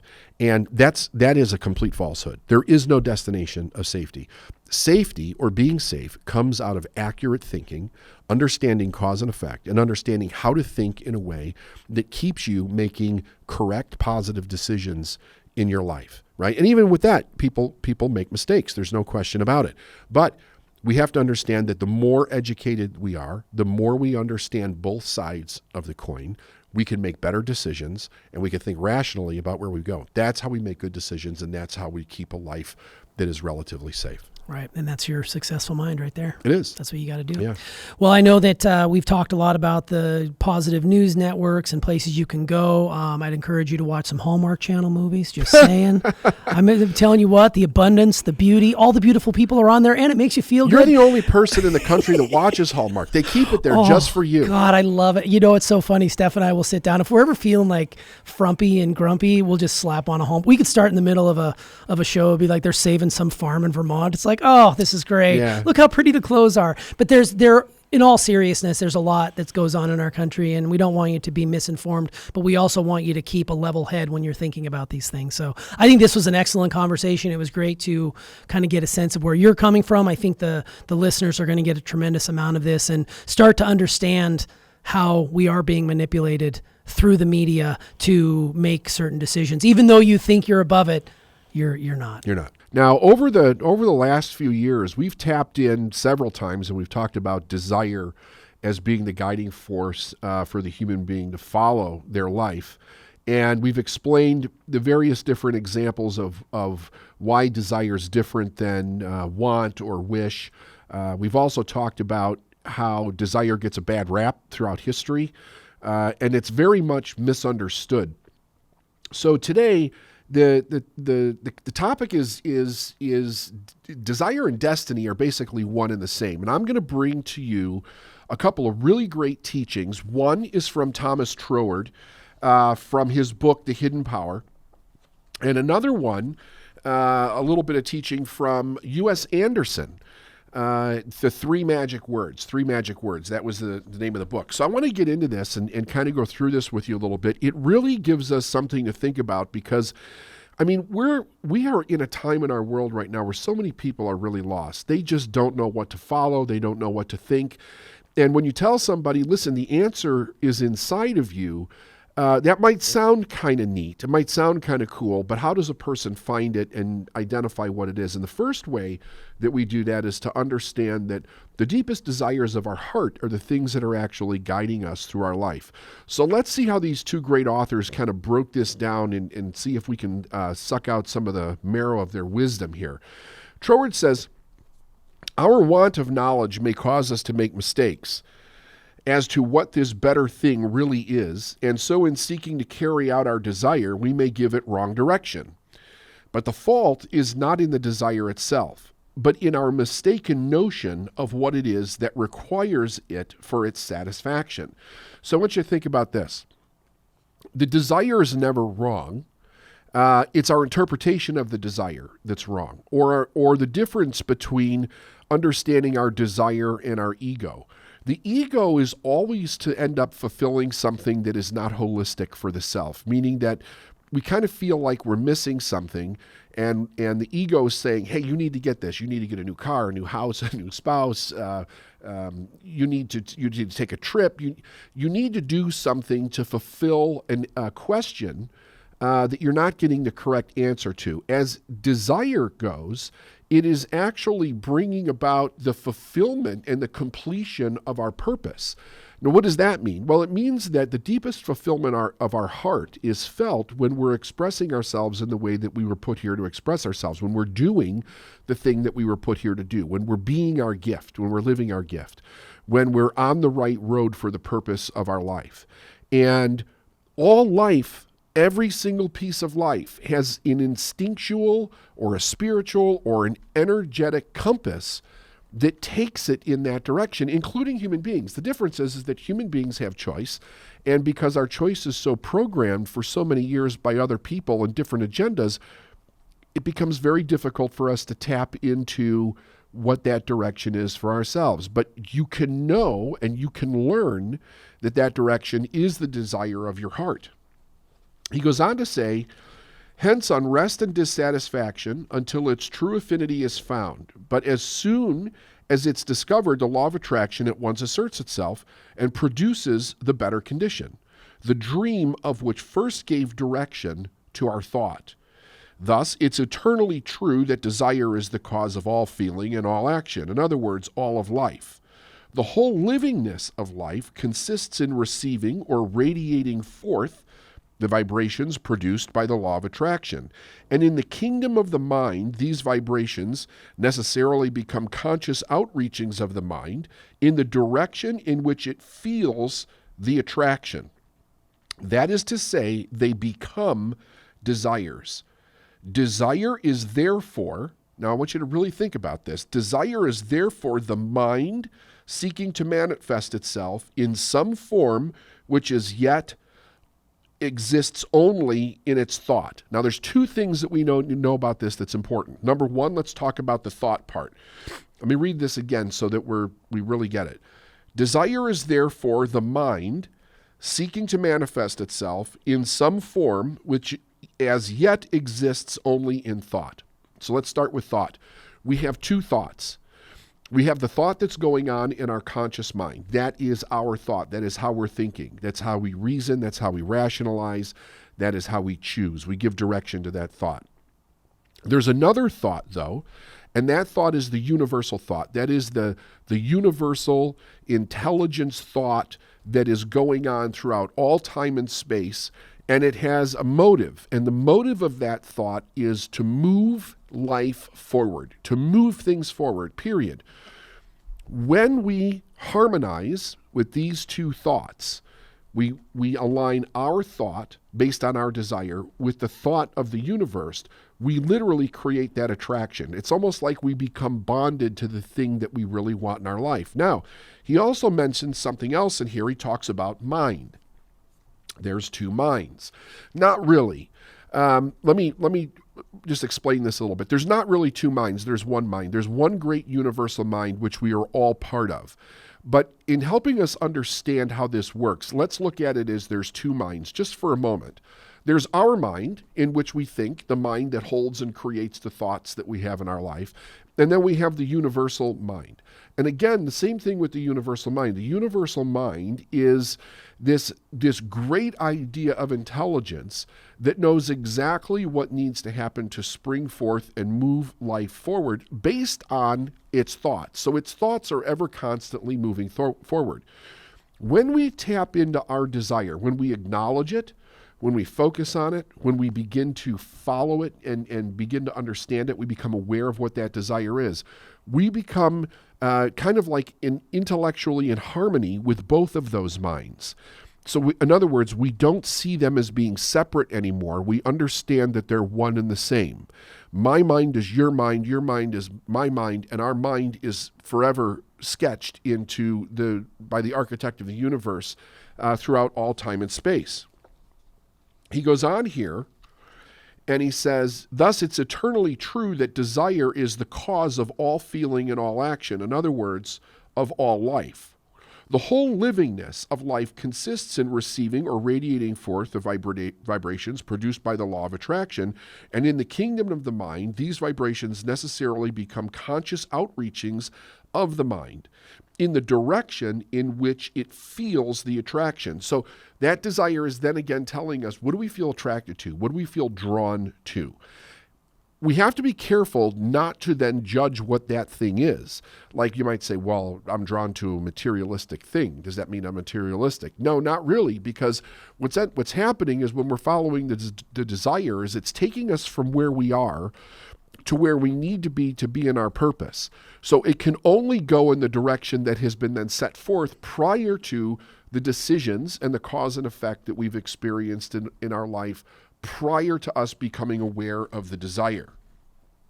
It says, in this principle of creation, whether the thing created be a world or a wooden spoon, both have their origin in the desire to bring something into existence which does not yet exist.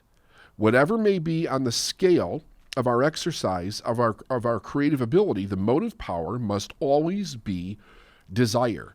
Now, what's important to know about that is that requires a little self-introspection. What is the motive power for the things that we're doing? What is the motive power for the things that we don't do? What is the motive power behind the thoughts and the reactions that we're having on a regular basis? Many people are looking for their purpose. They want to be in their purpose, and they'll say, I want to have a vision. How do I get my vision? How do I find my purpose? If the motive power behind it is not willing to do the thing to bring about the vision, then we don't get a complete picture of the vision, because a part of us is not basically letting go, stepping into the idea of that we have this life that is set before us that is absolutely amazing, but we need to do is let go of the other motive power of the world, which can be very confusing because most of it is fear-based. It's based in survival. So we have to ask ourselves, well, the decisions that I'm making, are they based in desire or are they based in survival?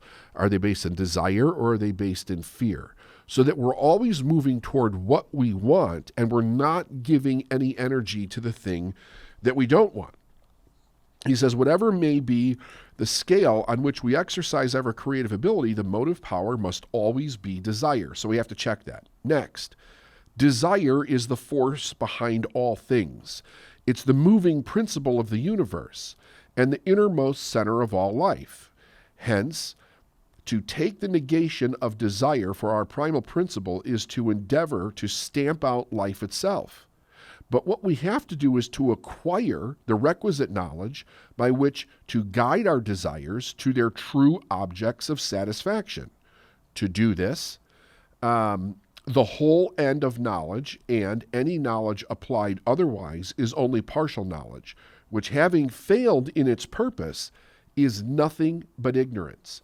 So remember, he says, desire is the force behind all things. We have this unbelievable knowledge in the universe that is constantly moving all of life forward. And it speaks to all of life in a way that each piece of life understands how it is to respond to that desire. In animals, we call it instinct. In plant life, we call it genetic code. Whatever it might be, the fascinating truth that we can't get away from is that if you just put human beings aside for a second and you observe every other form of life, it always moves toward the nth of what it's supposed to be. It never moves away from it. It's never confused by it. It's never confused by anything else. It's always moving into what it is supposed to be. There's no confusion there. With human beings, there's confusion because we enter into a different premise of life based on the idea of conscious choice. Because of conscious choice, we can rationalize, we can think, we can logically put cause and effect together, and we can look at two very different things. We can look at our physical world as the absolute, without taking into consideration whether there's a spiritual world or an energetic world or an intelligent world beyond the physical representation of what we see as the material thing in our life. So that's very important to understand that, because if we don't understand it, then we don't know if we're thinking in one world and not the other, or if we're considering the modus operandi of both worlds simultaneously. So what does that look like? It means that every physical thing has a cause beyond what we can see. It's not the cause of itself, right? This table that I'm sitting at is not the cause of itself. It is the cause of a seed that was dropped into fertile soil in the exact right place, and it took root into a tree, and that tree grown into maturity, and then somebody harvested that tree, and through their knowledge had a vision of what this table would look like, and then molded it into a table. Where did all of that knowledge come from? It wasn't in the table, and it wasn't in the person. It was in the universe. And as it received that knowledge, it did the only thing that it could do, is it became whatever the inherent desire of that knowledge said that it was supposed to be. So that is through both genetic code and through the intention of the individual. It became a tree, and a person helped it then become a table. So everything that we see in the universe is operating by this same thing. It's all to move life forward. And I know that that can be very difficult for a lot of people, because if we just look at the physical, we see both the idea of life and we see death. But that's only looking at the physical. If we consider what is behind that, the whole energetic field of life, we understand that energy is constantly moving in a circulation. And its pass-through of physical life is just one of the portions of that journey. He says here that desire is thus the sum total of the livingness of life, for it is that in which all movement originates, whether on the physical level or the spiritual. In a word, desire is the creative power and must be carefully guarded, trained, and directed accordingly. But thus to seek and develop it into the highest perfection is the very opposite of trying to kill it outright.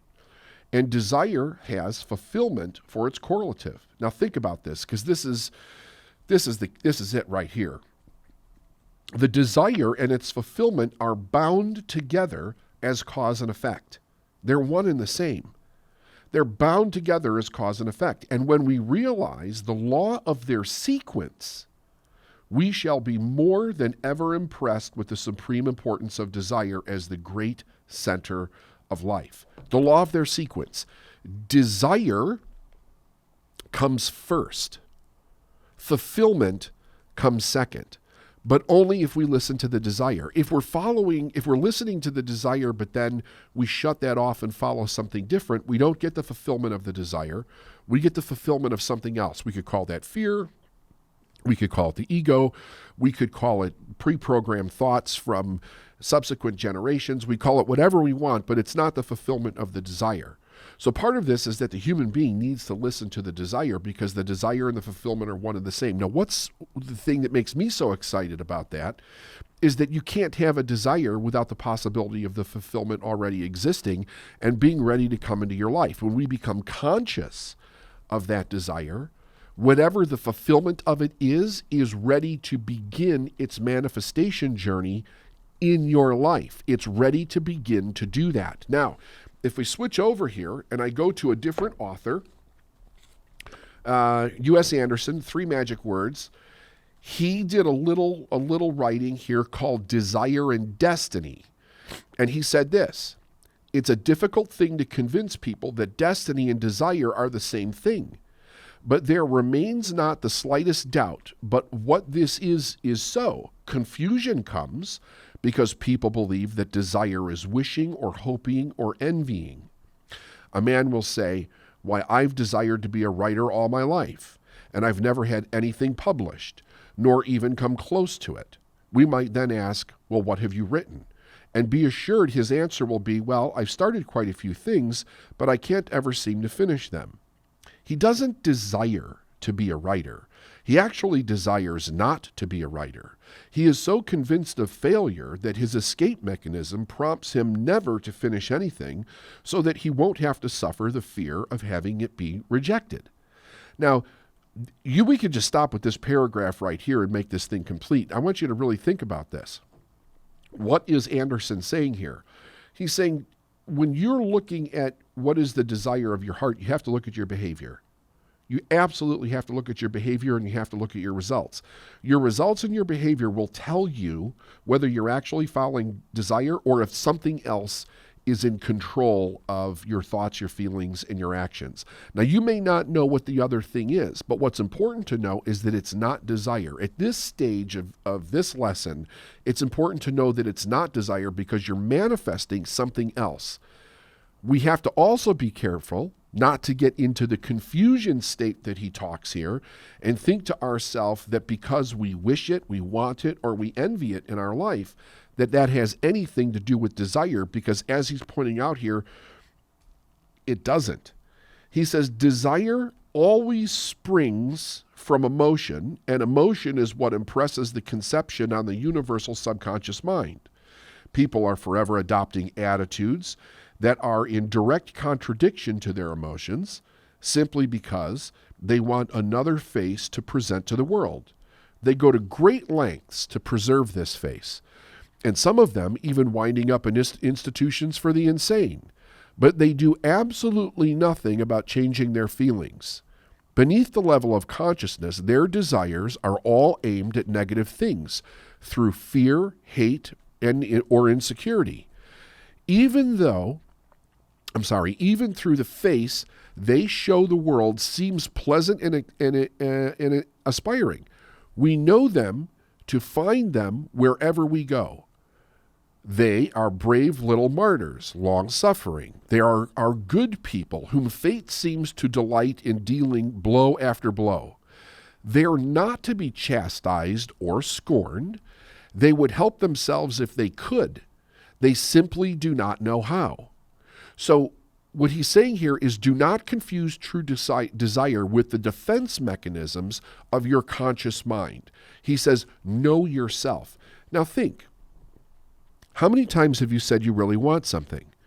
And when you look at your results, it's not there. Or it's there in some twisted form of what you said that you wanted. And you may say, well, I've done all these things to try to bring about this result in my life, this goal in my life, the manifestation of my dream, whatever it might be. And yet you end up without it. When we do that, one of the things that we then do is try to look for what is the reason why.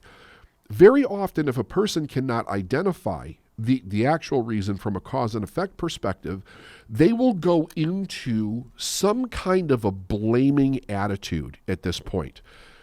Why? Because a blaming attitude keeps a person safe. It helps them stay in control of the situation, even though it has nothing to do with whether they like it or not. It's a completely different mechanism and motive that's moving around in their own consciousness.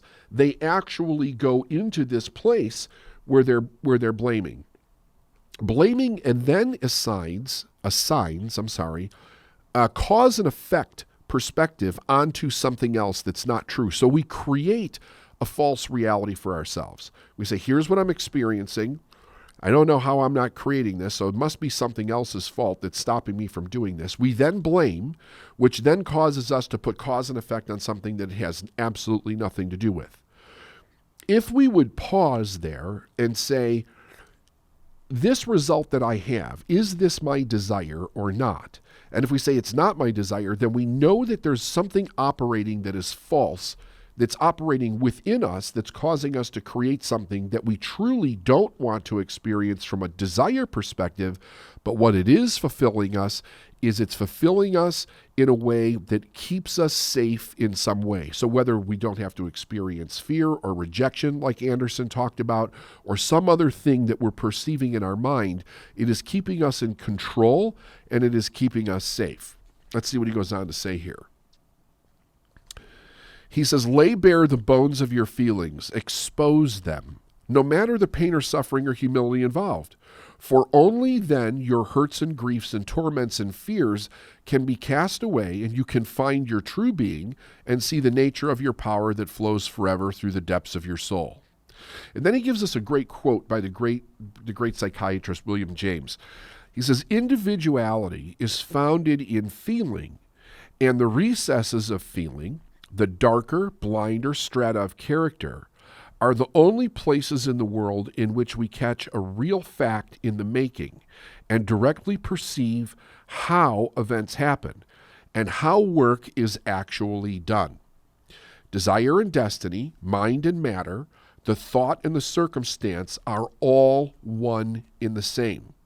What you truly desire to do beneath the level of consciousness, you will be. Nothing in the world can change the fact except changing your subconscious desire. And then he brings in here meditation, and he says positive thinking. Those things are true, but I think they're too simplistic. It's not just positive thinking. You could try to think positive over pre-programmed behaviors and patterns and paradigms all day long, and nothing will actually change. The idea is that we have to also bring in the behaviors according to the desire. So our behaviors have to match the desire. And then we have to use things like positive thinking, meditation to control the thought mechanism and to control the emotions.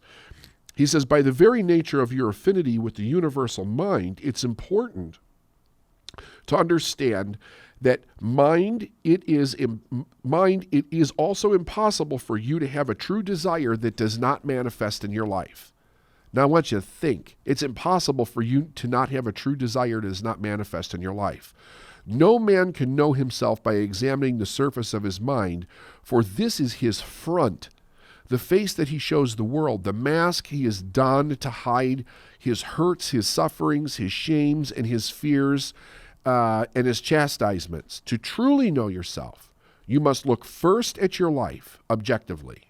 The things that surround you, the circumstances that you're involved in, these have sprung from your subconscious desires. It will avail you nothing to protest at this, so do not do so.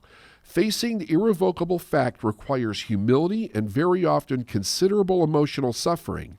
But face it you must if you're to change your subconscious desires and thus change the world about you, right? So that's it. So he's pointing out here that number one, the desire's there. It's always there for every person. It's our spiritual DNA. It's God's gift to us. It's universal intelligence, whatever you want to call it, but it is there. Human beings are so magnificent.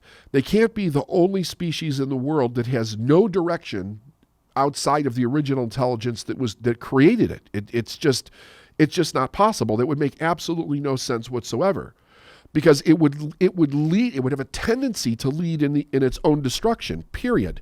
There has to be something else there. So we have to be very honest with ourselves about what it is that is actually going on inside of us, so that we can get to that desire, because the manifestation of anything less is not the manifestation of who you are as a person. It is not your right to be the most magnificent human being that you can be.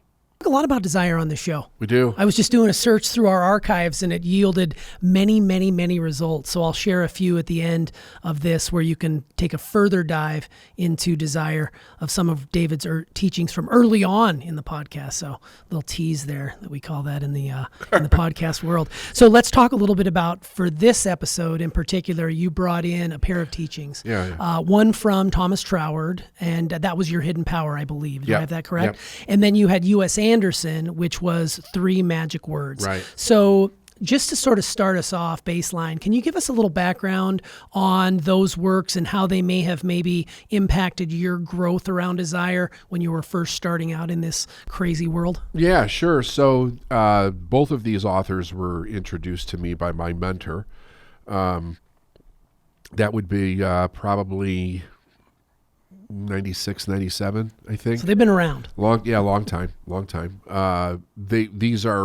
These publications are from the early 1900s, and they're really great. They're fantastic. So they were two. So when I started working with my mentor, I got a really great introduction to a lot of literature on the topics that we work on here at Life Is Now. So I have a very vast library with a lot of this stuff in it, and some of them are original copies. So it's a lot of fun. But the the stuff that I was actually surprised when I first came in touch with it, because you hear, it's like it's the new thought or new wave or whatever. I was actually very, very surprised to learn that these teachings predate Christianity. Like, it goes way, way, way back. And I have literature that goes that far back, like, for that stuff. So that was fascinating to me, on how it was kind of put in that bubble to try to make it something that was wrong by a lot of different powers that be, I guess. But when you start to get into this, what you start to do as you start to read through it is there's a logic that comes to your mind that makes so much more sense than the bullshit that we've been taught. I mean, I've said this before, and it's a funny thing, because I think you have to experience this yourself to completely understand what I'm saying. When I was a little kid, it was like I knew this. I just couldn't organize it in my head, right? This is when I came across this literature, and not just these two authors, but all the literature that I have. There's an organization to life, to spirituality, to energy, to all of these different topics that these teachers brought in that just made complete sense, where so much of what we're taught in life makes absolutely no sense. And yet we believe it and we follow it. But if you really think about it from a logical perspective, and especially if you try to relate human beings to any other life form that we know. See, this is a very interesting thing, because outside of animals and plants, and microbes, we don't know of any other life, right? So it's very difficult to relate us to something else as a life form, just as a life form, right? Forget all the other agendas, like if it's spiritual or religious or whatever, just to relate us to a life form. There's not much out there other than nature as we know it. So it's a good guide for us, because we know that it's not only is it a life form, it's a very successful life form. And if you start to think to yourself, well, if life is like, if you look at life is very resilient, but it also lives in a delicate balance, right? It can be snuffed out very easily. When you look at it, though, you have to think to yourself, there has to be some kind of intelligence behind it, because it takes a certain degree of intelligence to understand it, right? Everything that causes life to exist operates by cause and effect. There's a cause and effect. If you trace cause and effect back, there has to be a first cause. And the first cause, as we know it, is there's some intelligence in the universe. People can call it whatever they want. I am not hung up on that. I have no agenda there. But there is some intelligence in the universe. And it is directing that life in an intelligent way, right? It's in an intelligent way. But human beings take that intelligence, and instead of really helping humanity become more intelligent around that idea, they help people become more stupid around the idea. And that's how you control people, because then they don't know what their real power is, These authors take some concepts that we have been taught in life from various different areas, and they break them down in a very intelligent way, I think, to help us understand what our purpose is, what's actually happening inside of us, what's going on in the world, what's going on in the universe, so that we can start to accept who we really are as the magnificent people that we are, and begin to work our way into the direction of life that we want. So they've meant a great deal to me, these teachings. Yeah, and what I love about them is you could walk by that book in a library 150 times and not even recognize it. And even if you did pick it up, I read those books and I don't necessarily understand them to the level that you understand them. So what I love about when you bring in the works of a Troward, or bring in U.S. Anderson or Wallace Wattles and some of these greats, Napoleon Hill, they are something you have studied. So when I read books, I read them to finish them. I don't read them to study them. You take them almost line by line. Like I've seen your library and you have them highlighted and ticked and line by line, and you break it down. I think that's one of the most amazing gifts coming from someone who, is self-proclaimed, didn't finish school, and you become this amazing studier. I love that you can break it down, because to me, sometimes those books are like reading Shakespeare, which my daughter's reading right now. That shit is way over my head. But this stuff, when you break it down line by line, it really does become digestible, and truth is truth no matter where you get it, which I love that you brought these in, especially for this particular Which you also see in Shakespeare if you start to study it. It's true. Like studying it line by line is huge. Yeah, it's huge. So it's an interesting thing that you say that, because when I was a kid, nobody taught me how to study. I had to meet my mentor before I learned how to study. And I was studying before I met him. I was studying for several years before I met him. My studying probably broke it down. I think I took concepts and broke them down in my mind. Like I would hear something, because my studying at the time was reading books and it was listening to things on tape, cassette tape. And I would hear something over and over again, and I would rewind it and listen to it, and rewind it and listen to it, and rewind it and listen to it. And I'm like, what is this person saying?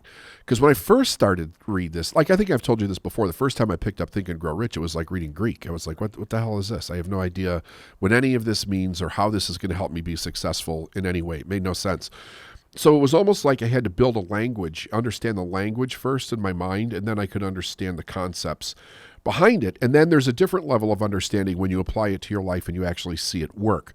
So this is a process that takes time, and which is, most people don't want to take the time to do it, but they don't understand the benefit is probably the greatest benefit that they'd ever find in their life, because they find what their true power is. But yeah, I do study line by line, pair. I mean, like I did not read this. Like I took two books here. The actual, this is from The Hidden Power, but the lecture in it is Desire as a Motive Power. I only took basically 2 pages of that. And there's things in there that are highlighted. I've got notes in the margin on it, but I gave you those 2 pages. And then I went and flipped over to just a couple of paragraphs, maybe a little bit more than a couple, but Desire and Destiny from somebody else, right? And how that fits into what we're doing. So I know these very well, and where to find them and what to bring in. So it's. I mean, that the study from that perspective, the study is paid off very well from a teaching perspective. Sure. Also from an understanding, but to be able to teach it, know what to resource to be able to do it. Yeah. Well, and desire is an important topic. I mean, I think all of us at some point in time have struggled with the desire. Like we're not sure if we're on the right track. Is this what I really want? What if I get into it and then realize that it's not what I want? So, I liken it to sort of like the way you study, to almost use a sports analogy, not to alienate our audience if they're not into sports, but you were learning these things from your mentor and studying them, but then you would apply them on the field, whether it would be on sales calls or at live events, working on your craft. So it's really interesting to see how you put in the work and it comes to fruition once you continue to apply it. And if it doesn't come right away, I assume that is maybe how it's supposed to be. It's not like going to be instantaneous. Totally.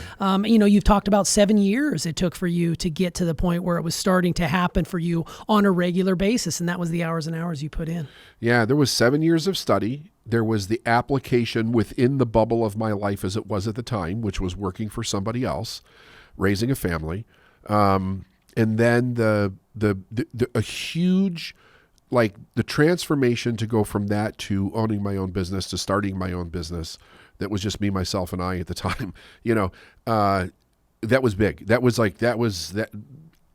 the biggest decision I'd ever made in my life at that point. It was hard. It was a hard decision. I was worried about if I made a mistake. I had 4 kids. I was married. Like there's a lot of responsibilities, a lot of stuff. And I didn't know a quarter of what I know now. I took the basics of what I knew, and I knew how to apply that, and I knew how to do a few other things, and that's how I started. But the thing is that I've never stopped. So that's, people are like, what are your hobbies? What else do you do?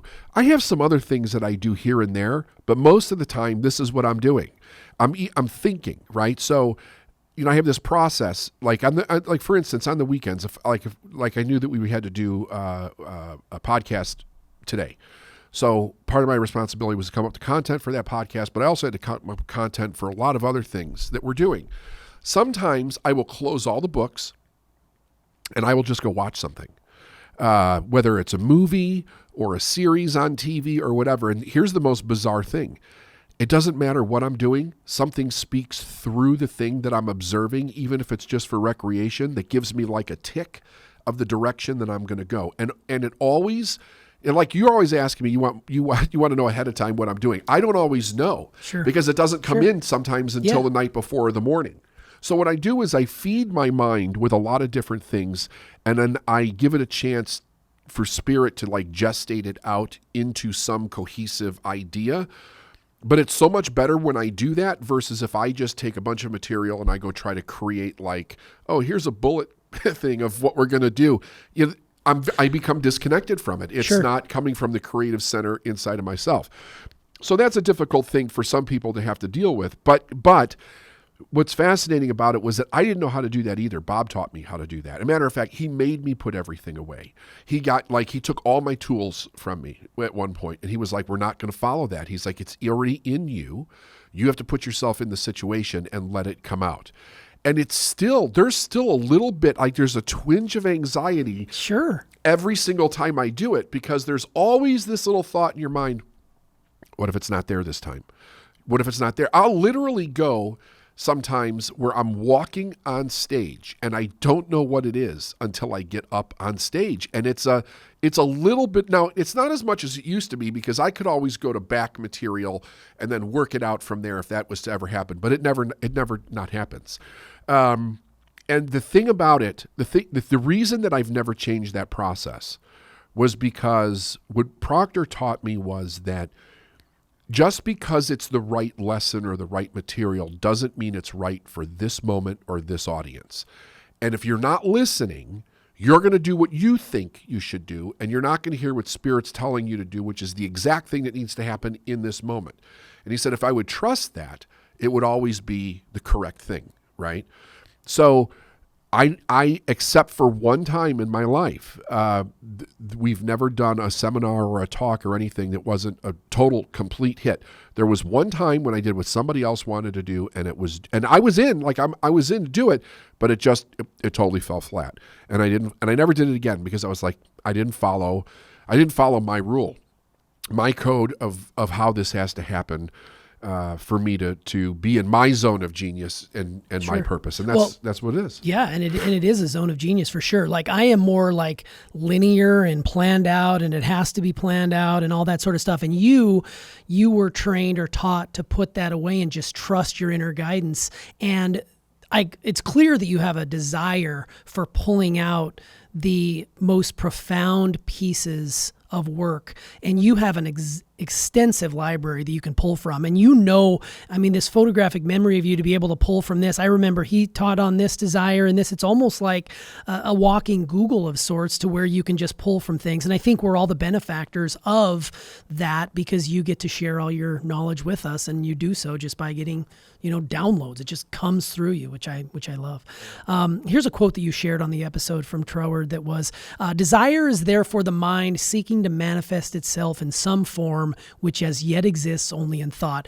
I throw that out there just because we know the importance of, thoughts or things, but that people need to be very careful about what they speak into existence, because my daughter's a prime example of this, and I tell her this a lot, and you've told her this as well. Be very careful how you speak, because you are extremely powerful. There's people out there that do the same thing. So if you're continuously, speaking negative or ill about things, and then you look at your results, you're getting nothing but negativity and ill. And that's the power of the word. And Troward points that out specifically in that quote. Yeah, he does. As a matter of fact, I think it's in this book. Let me see if I marked this in here or not. I may have. Yeah, so if you remember when we did entering into the spirit of it, he said, to enter into the spirit of anything, then is to make yourself one with the thought, with the creative principle that is in the center of it. So if something happens that's negative and you start going into a negative rant, you have entered into the center of the thought of that negativity. So you've become one with it. And the idea is that, a lot of what I teach is the mystery of what we're supposed to do with our life is in us. It's not out there. A matter of fact, everything out there is trying to keep us from getting to that mystery that's in us. And it's not a mystery. It's just ignorance. We don't know that it's there. We were never taught.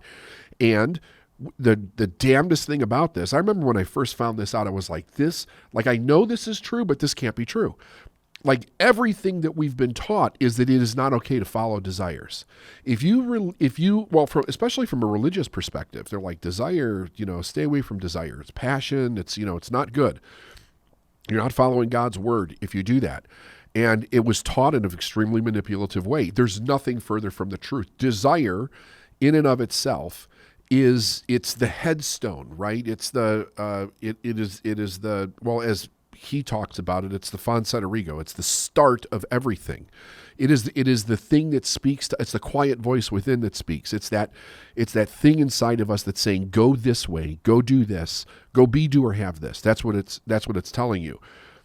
Where the teachings get out of skew with it is that, and I talked about this in the lesson, when we mistake it for wish, when we mistake it for hope, when we mistake it for envy, when we mistake it for fear, there's a lot of things we can mistake it from because we have not trained ourselves to listen to the voice. And you made a mention at the beginning of this podcast, was like, what if we make a mistake? Yeah, absolutely. You're going to. You're not going to learn to listen to that voice without making a mistake. I remember I was on a call one time as a student. I was with a bunch of other students, and I think Proctor was doing a mentorship club at the time. This is back in the 90s again. And we would get a book a month. We would study it with him, right? I absolutely loved that program. It didn't last, but I loved it. And I remember somebody said, how do you know the difference between fear and the voice within that's telling you which way to go? And I was like, oh, I need to know this answer. I need to know this answer. And I didn't like his answer at first because his answer was experience. And I was like, fuck. I mean, what kind of answer is that, right? So in other words, I cannot get this without the risk. I have to put myself out there and have the experience to know if I made a wrong decision. And then I have to have the introspect to be like, well, what was I really listening to?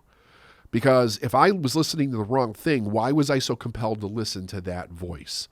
What is that voice? And if you break it down, just in the simple basics, that voice is to keep you safe. That's all it is. But that voice is so loud, it's so nuts inside of us that it shadows everything out. And even when we think we're doing the right thing, very often we're not, because that voice is controlling how we think.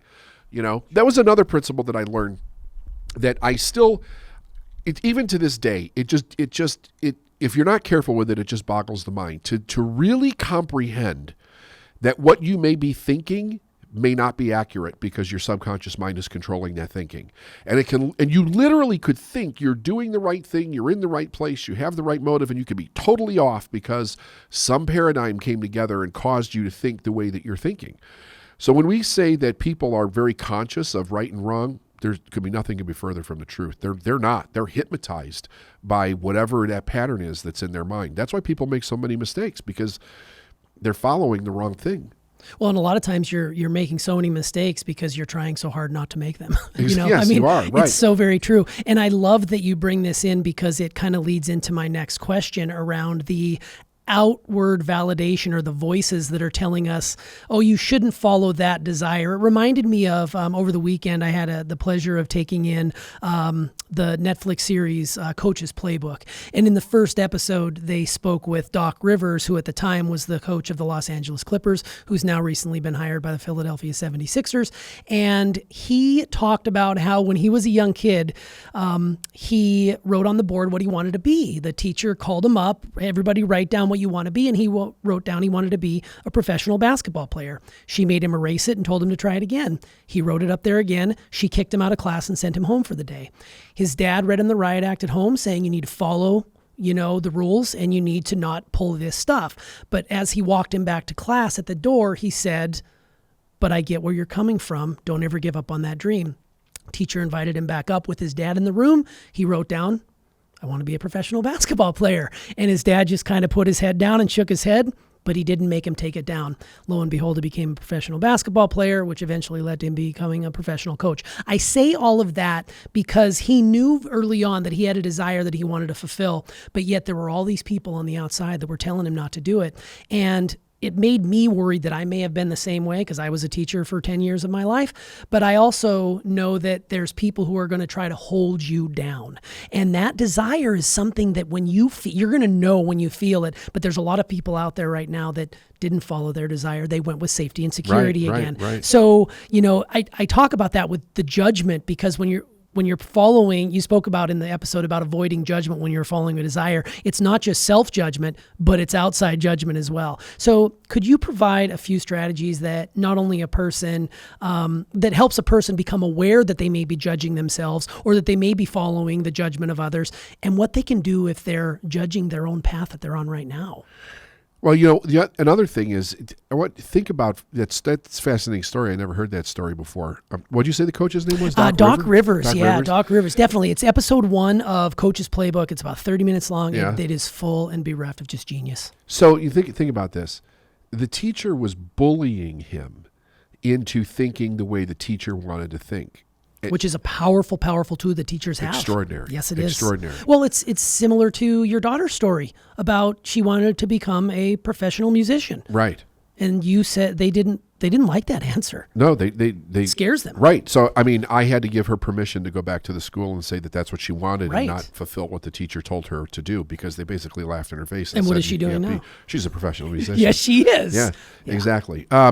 But to answer your question, that's why I wanted to talk about the bullying for a second, because I think a person has to think about, there's been sometimes it was very direct like that, where somebody forced you to give up your dream and you relented in the moment because it was either out of fear or you got the read the riot act from one of your parents, and then there was the threat of not loving or acceptance or disappointing your parents, which is a horrible feeling for a child. But the idea, I think, is, a person has to get to the place where they're ruthlessly honest with themselves about their own happiness. Are you really happy doing what you're doing? Are you really happy with the choices that you're making? And the problem with that, T, is that so many people have convinced themselves that they're happy and they couldn't be more miserable in their life. They're just absolutely miserable because they've worked themselves into a situation that involves so many other people and so many different responsibilities. They don't feel that they can say no, or they don't feel that they can do something different because they're going to let people down, or they might make a mistake, or they might not be able to fulfill their responsibilities. So it's all of this pressure on them to follow whatever the same track was. So I think that a person, the only way a person can really tell is if they're honest with themselves. I think it starts off as something where you probably don't share it with anybody else, but you have to accept the fact that you're not, because until you accept the fact that you're not, and like they talked about here, or like Anderson talked about, he said, until you accept the fact that you're not going to find what you are supposed to be doing, right? You're just, because you're so focused in maintaining that false mask of who it is that you're trying to be in order to stay safe in the moment.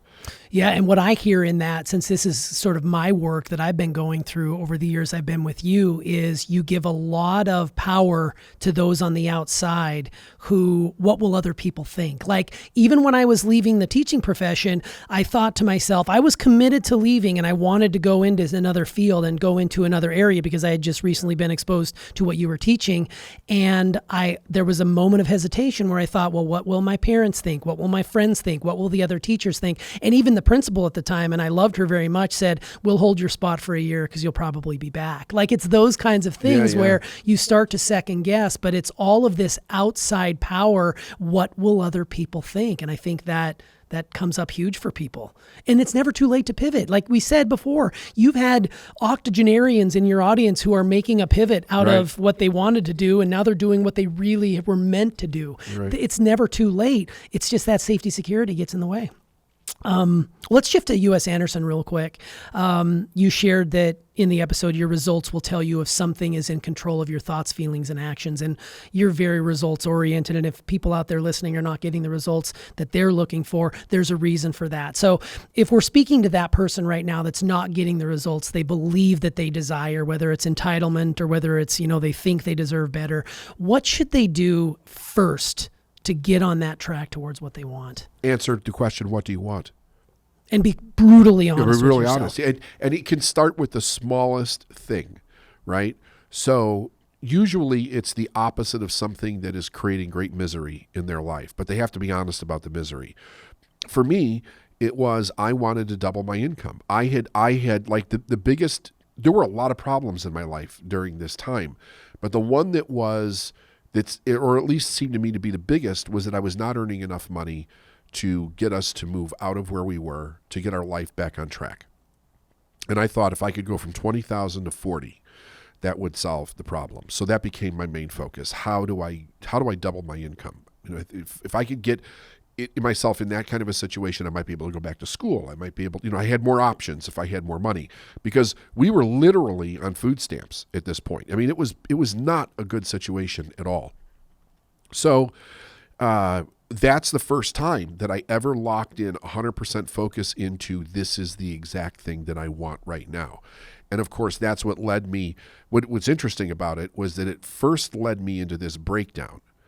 It didn't like all of a sudden manifest in my life, because in order for that to be fulfilled in my life, I had to get rid of how I was thinking and making decisions outside of that caused the problem that I had, which I didn't know. I did not know how much my attitude was playing a role in that. So that's what led to, my having that emotional breakdown in the back of that trailer that night and crying and hearing that other voice and making a different decision. But it started with little bits, right? It was just 3 little things in my attitude. Change those. It wasn't like, step into this greatness. And it's just Boom, you need to change these little things first. And then you have to grow into those things. You have to adapt to those things. You see more, you grow more, you see more, you change. It's a constant process that you go through. But here's the thing. Everybody wants to start where they're not. Take me down the road 10 miles and let me start, halfway there. No, you got to start in the mire of shit that you've created for yourself right now.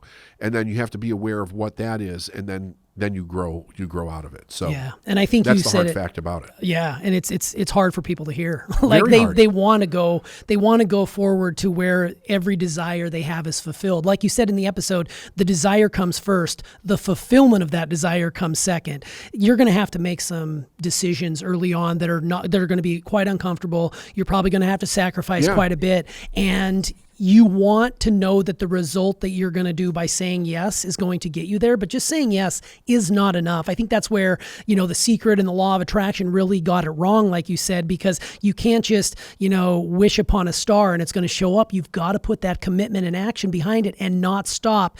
And it's going to be a gradual increase. Very few people get that quantum leap. Even, the overnight success in the music industry or in Hollywood, it is not an overnight success. It is a slog of community theater that led to this 2-bit commercial for hemorrhoids or whatever it might be. Yeah, and now true. you become an Oscar winner. So there's steps that need to be taken. And I think that I love that the desire comes first and the fulfillment of that comes second, and stay true to that desire. Every step of the way tests you for your commitment to yourself, right? Like if you can't pass this test, you don't get any other ones until you pass this one. And you could stay there in 4th grade for the rest of your freaking life. But if you don't pass it, you're not going to the next level. And that's just the way the universe works. Yeah, well, at the beginning of the episode, I had a few callbacks that I wanted to bring up for people who want to continue this journey of learning about desire and destiny. And I've got 3 episodes that I want to refer back to that you did early on in the show. The first one would be episode 129, which you titled, "What's the Difference Between a True Desire and a Want, Lust, or Fear-Based Need?" That's episode 129.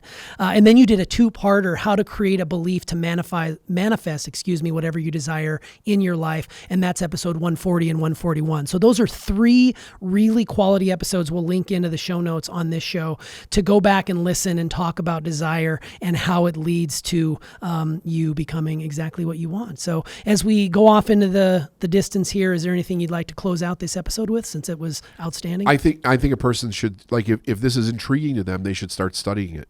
Get these books, get other books, really start studying. And the more you understand, because I know a lot of people come from the place like, well, is it really safe to do this? How do I know it's true? How do I know it's real? Like, don't take my word for it. Get the books and do the study, do the work. When I first heard it, I didn't know. I thought it was, but I started delving into the literature. And, you'll be convinced once you start stepping into it and start applying it. Here's the thing about this. This is, like, I've heard all the different arguments around this, but here is the main test for me. Is there something negative that comes out of this? And the answer is no. I've never seen it. There's nothing negative. It's just a constant movement forward, right?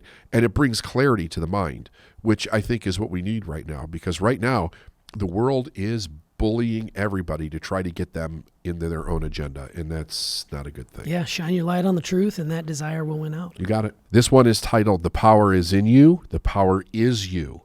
We are going into, again, Thomas Troward. The book that I'm going to be sharing from is Your Hidden Power, Thomas Troward's Your Hidden Power. And I'm also going to be pulling another lesson from U.S. Anderson, 3 Magic Words. 2 really, really great books. Give you an idea of what we're talking about here. The previous episode that we did was really about desire and understanding desire in how it plays out in direction of our life. In this episode, I wanted to focus on the power that is behind the desire, the power of the universe, the idea of God and where we place that idea in our life. This episode is really designed to get you to think here, but I always suggest that a person does some real study on the topics that we're talking about, so that they can really come to their own conclusion. Don't believe me just because I'm so passionate about what I teach and what I'm saying. Do the research for yourself, study for yourself, because the best way to get a hold of your own life is to come to a belief because it's what you want to believe and not what somebody else tells you to believe. All right, so we're talking about the power here, right? And of course, like I said, Troward's book was called The Hidden Power. But here he's saying, the branch cannot bear fruit except it abide in the vine. The power of bearing fruit, of producing and of giving forth, depends entirely on the fact that the individual is and always continues to be as much an organic part of universal spirit as the fruit-bearing branch is an organic part of the parent stem. He says, lose this idea and regard God as merely an external creator who may indeed command us or even sometimes be moved by our cries and entreaties, and we have lost the root of livingness with all of its possibility of growth or of liberty. Now, what is he saying here? He's a wordy guy. I get that. But he's also has some genius stuff. He's basically saying to understand that we're one with God, right? So you can say we are God. You can say that, even though if you come from a lot of religious perspectives, some of that is considered heresy, even though in a lot of religious texts it actually tells us that here and there. You can come from the idea that God is like a tree and we're part of the tree, which is what he's recommending, so the mind grasps it more, like we're a branch of that main tree of truth and of power. But what he's talking about here, because this came under his essay of separation and unity, was that if we start in our mind to separate ourselves from the idea that we're the power and we think the power is outside of us, we literally completely stop our ability to create consciously a life or anything that we want based on the idea that, we have some kind of a purpose in this world other than to just, kind of survive and make it through based on what other people think that we should do. It's a very, very strong lesson. He says, this is dualism, which cuts us off from our own source of life. And so long as we take this false conception for the true law of being, we shall find ourselves hampered by the limitation and insoluble problems with every description. We have lost the key of life, and are consequently unable to open the door. Now, here's the thing. You have to just take a look at the way that our world is being right now. It is obvious that we've lost the key and we're unable to open the door. We're fighting against each other for principles that each group of people that are fighting want to believe is right. And when you start to look at it, if you back up, if you really just take a step back and you look at what's going on with the world, what you're seeing here is that whoever it is, the opinions with these loud voices that are screaming, they're all fighting for something to make wrong. And I get that, because that's the way that we're taught in the world. We're taught with the idea of right and wrong. We're taught good and bad. But it creates a bigger problem. It creates the problem of believing that we're here to extinguish the bad so that the good must exist. And the problem with that is that they're not one and the same, in as one is causing the other. Good can never cause bad, and bad can never cause good. So by extinguishing the one does not let the other come to the surface, because the idea, the psychology behind the bad to begin with, is in the mind of the beholder. So the problem there is that that's what the person recognizes. Why do they recognize that? Because it's programmed in their mind to recognize it. Now, why is it programmed in their mind to recognize it? Because they do not have a real belief of what their power is, nor do they have a belief of what actually keeps them safe, certain, and prosperous in the world. They believe that somebody else is trying to take that thing from us. And if you boil all of that down, it comes to what they believe about themselves as an individual, which is victim. And if they're a victim, they don't have their power.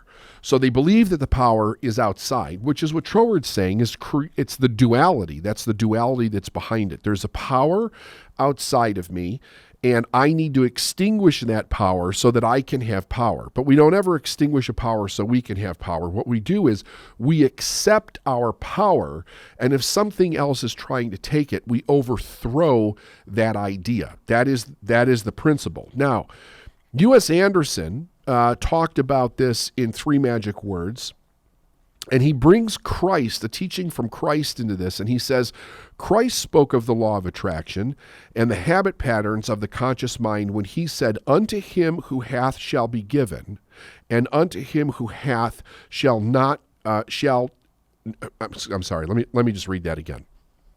Unto him who hath shall be given, and unto him who hath not shall be taken away even what he hath.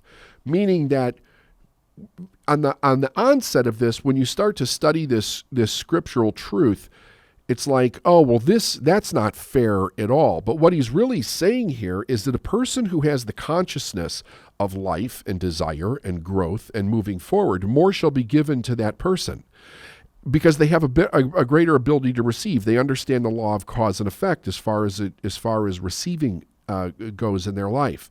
And for a person that doesn't have anything and is fighting to try to get it from somebody else, that person is not coming from the idea that they have anything to begin with, because they believe that somebody else has that. So they don't understand their power, and even what they have, they will lose, because they've assigned their power somewhere else. He says he knew that the image and the faith of the conscious mind was always materialized by the Father. He knew that a person who saw abundance around him was by the very act calling into existence even more abundance. And he knew that the person who saw lack all about him was by that very act calling into existence an even greater lack. As ye believe, so shall it be done to you, he said. And this is the simple science that he stated, that he stated the law of attraction more truly and more concisely than it ever likely had been stated again. Every thought you entertain and accept becomes part of you, and inevitably will bring you the physical reality of your image. All choice is made in the mind, and the acceptance is made by the spirit. And there are not billions of minds in this world at all, but only one, and it is in every one of us. So what is he talking about as far as the mind and the spirit? Well, the mind, we're talking about our conscious mind. Now, we have the conscious mind, we have the universal mind. They're actually one and the same, but we can think about them separate to help us understand the differences. In our own thinking process, we have a programmed way of thinking that we learned as children. And that way of thinking was to teach us how to survive. That way of thinking was to teach us how to prosper in the world based on the limits of that thought. It taught us cause and effect from the way that the people that came before us understand cause and effect. But if we're not living the life that we really want, where we actually feel that we have the power to change that and express our greatness in the world, we very much do not understand the all mind, or the second part of the mind, which we're discussing here in these lessons, which is the universal mind, the universal intelligence, which permeates and penetrates everything in the universe. And it has, all the intelligence is in it, which means all the intelligence is always in us also. However, we have to be able to see it and acknowledge it. It becomes very different to see and acknowledge it if we think we're separate from it. If you go all the way back to Genesis in the Bible, and you go back to the Garden of Eden, it talks about the original problem was the separation, right? So God kicked Adam and Eve out of Eden, and there was a separation. Before, when they were in Eden, all their needs were met. It was all in one place. It was basically like one and the same. But then when they're kicked out, the separation occurs and everything becomes difficult for human beings.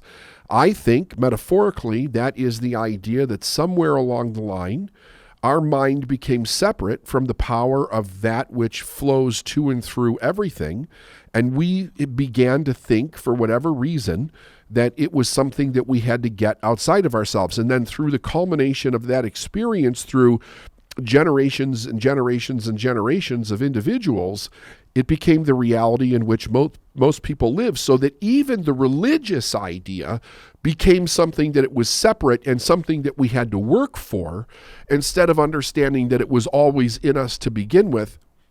And in order to get back to that original Eden, we had to move into acceptance. We had to move into the understanding that it was never gone, that it was only in our mind that it's gone. But that's the amazing thing about the human belief system. If we think we don't have something, we might as well not have it, because the mind will tell us to have the experience in which it's programmed to have.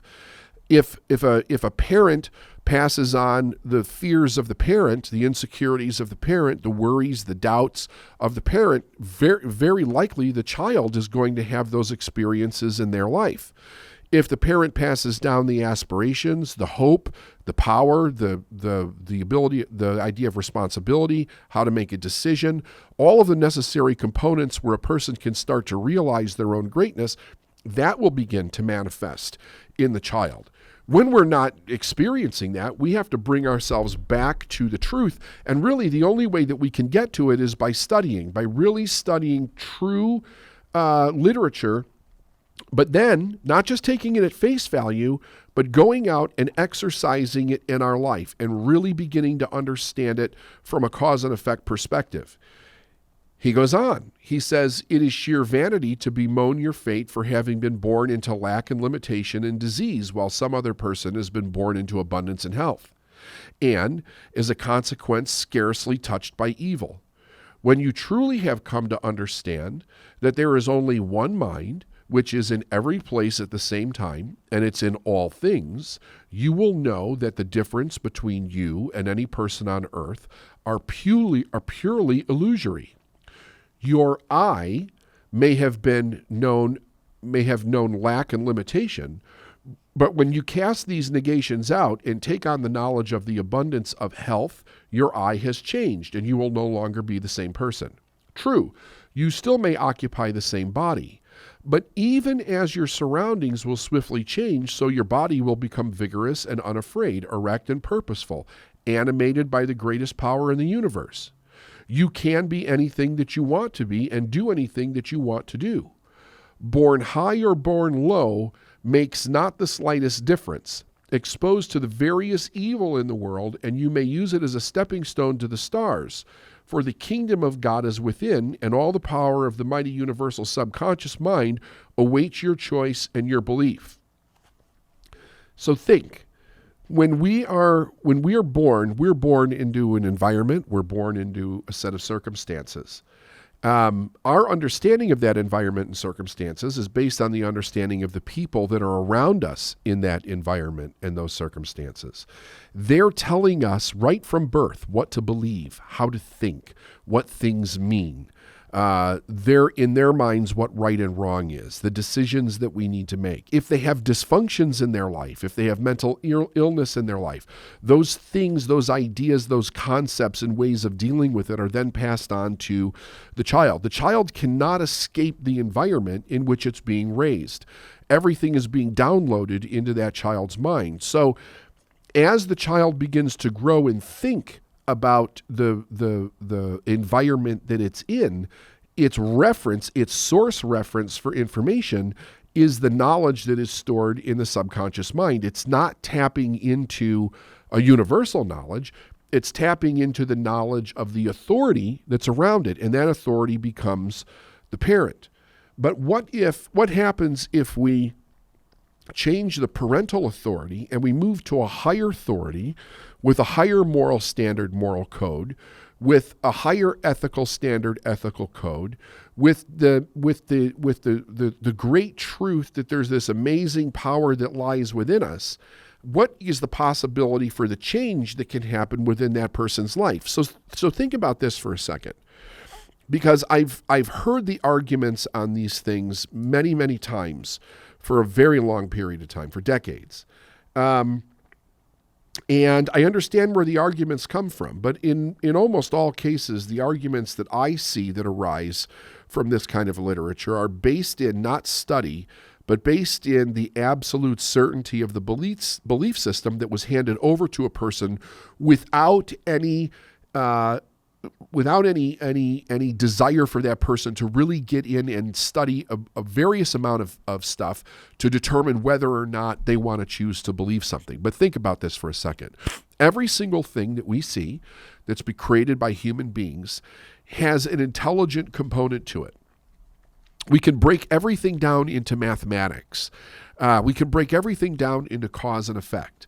And as we become more aware of the cause and effect of things, we're able to create, build, and discover new things that are in our universe. But everything that precedes the material is in the intelligence of the unseen universe. It is in the energetic. The intelligence is here. As a person has a desire to focus on something, they get an idea in their mind. They're in harmony with that idea. They're in resonance with that idea. And when that happens, they start to become one with the idea.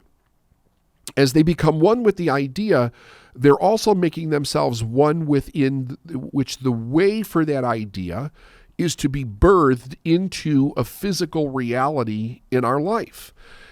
There's no other form of life that does this that we're aware of, right? Like there may be somewhere, but we're not aware of it. In our world, in the world that we know, from a physical perspective, the only thing that has the ability to really create consciously different forms of things, like a book, a table, a computer, a clock, a video, like all this stuff, is human beings. Because human beings have a superior intellect to the nature that we're around.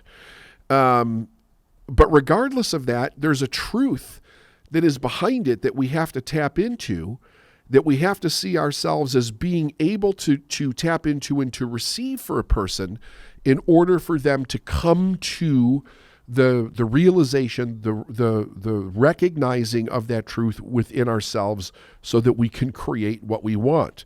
If we think we're separate, we move into a completely different belief system in our world in which we're trying to get things from everybody else, but we're not understanding how we create it ourselves or how we would change it in ourself. He says, mind awaits your choice and your belief. No more is given to kings than to beggars. We are all born equal, for we are all one. And he who dispels the point suffers from vanity, and vanity kills quicker than the hemlock of Socrates. He says it's vanity, isolated ego. That's what he's talking about, vanity, right? So the ego is in the false self, which thinks it needs things in order for it to be healthy, to keep the ego healthy. It's I have to do this, I have to do that, I. When the truth is the I does nothing but choose and accept all things are done by the universal subconscious mind. Popular opinion to the contrary, vanity is more likely to be found amongst the failures and the diseased and the poverty-stricken than amongst the successful and the healthy. For vanity is no more or less a sense of personal responsibility, an acute sense of ego as becoming separate and isolated from the universal subconscious mind. A person who falls prey to disease believes that he must take constant precautions against the invisible microbes which are constantly threatening him. He believes that the whole matter of his being free from ailments depends on his taking the proper physical precautions at the proper times, and the ritual with which he calls forth the God of health is contained in the bottles and boxes of powders, liquids, and such. It is true that very often, these medications produce the desired result for the very obvious reason that the person taking them believes that they will. If he, in the first place, would simply have faith in his perfect spirit that made his body manifest, he would let go of a sense of personal responsibility, invoke the power of the subconscious for physical vigor, and never fall into prey for disease at all. Now, I say, when I read this to you, I'm reading this author, okay? Now, I want you to take into consideration something, because you can't ever just take this and then say, like, oh, I'm going to just believe that, and, I'm taking this medication that saves my life, and I'm just going to drop it, and I'll be fine. We have to understand something important, whether we're talking about the little paragraph that I just read about what he believes about disease, or we're talking about anything else. The result that we currently have, whether it's ill health, not enough money, a failing business, a failing relationship, whatever it might be, is the result of a belief system. It's a symptom of something more. And if we're going to change it, we not only have to do the external things that need to be done, but we also have to change the thing that's causing the symptom. We have to tap into that belief. But in the meantime, that belief is controlling the experience that we have.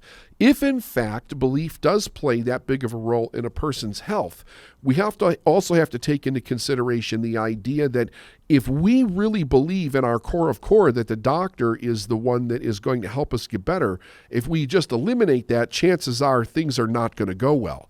So we have to incorporate both things. That is the mind, keeping the mind healthy and understanding where that power is, but also doing the things that physically help us along the way as we make that transition from not well or dis-ease in order to be healthy, or we're moving from a bad relationship to a good relationship, or we're moving from poverty or debt into a healthy financial situation, or we're moving in from a troubled business into a healthy business.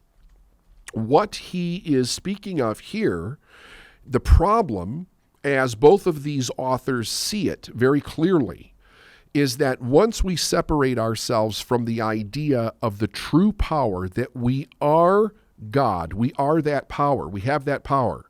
And one of the evidences for that power is that we have the ability to choose. If you look at all the things that human beings have done, and you look at the greatest things and you look at the worst things, the fact that human beings are the ones that do those things is evidence of the immense power that human beings have to do bad or to do good. We have that power. And when we bring it down to our individual life, we have to understand we have the power to create our life in an amazing way, or we have the power to destroy it in an amazing way. But the power is within us. Chances are we'll destroy it if we think the power is out of us, because then we're doing all different kinds of things to get the power or keep us in the position that we are, or blame something or something else.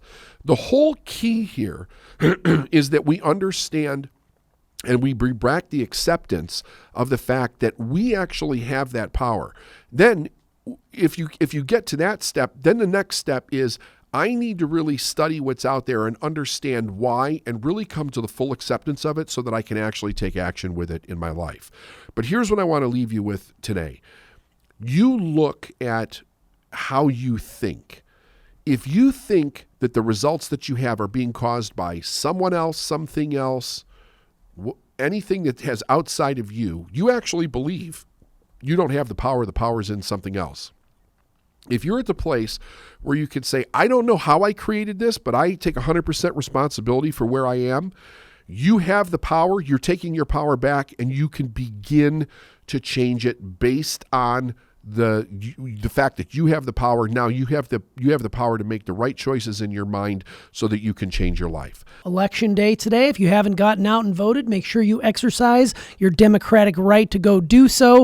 It allows you to, just basically say that I voted today. I voted a long time ago, and that's all I have to say about that. So I think it'd be weird if I didn't mention it, but the power is yours to exercise that right. So David. If they're in the States. If they're, in the U.S. I mean, for our listeners across the world, I'm sure you're paying attention to what is happening today, because we certainly are as well. But let's talk a little bit about this universal mind, because it's fascinating to me, because this is another episode that you talked about, Your Hidden Power by Thomas Troward, and That's also right. The Three Magic Words by U.S. Anderson. If you haven't listened to episode 302, go back and listen to that. That was Desire and Destiny, one and the same. You basically sort of lumped these episodes together and used two very impactful works of those two gentlemen. So in this episode, we're talking specifically about the power behind the desire and essentially the power that is the universe. You brought in the fact that, we're fighting against each other in a way instead of working towards resolution.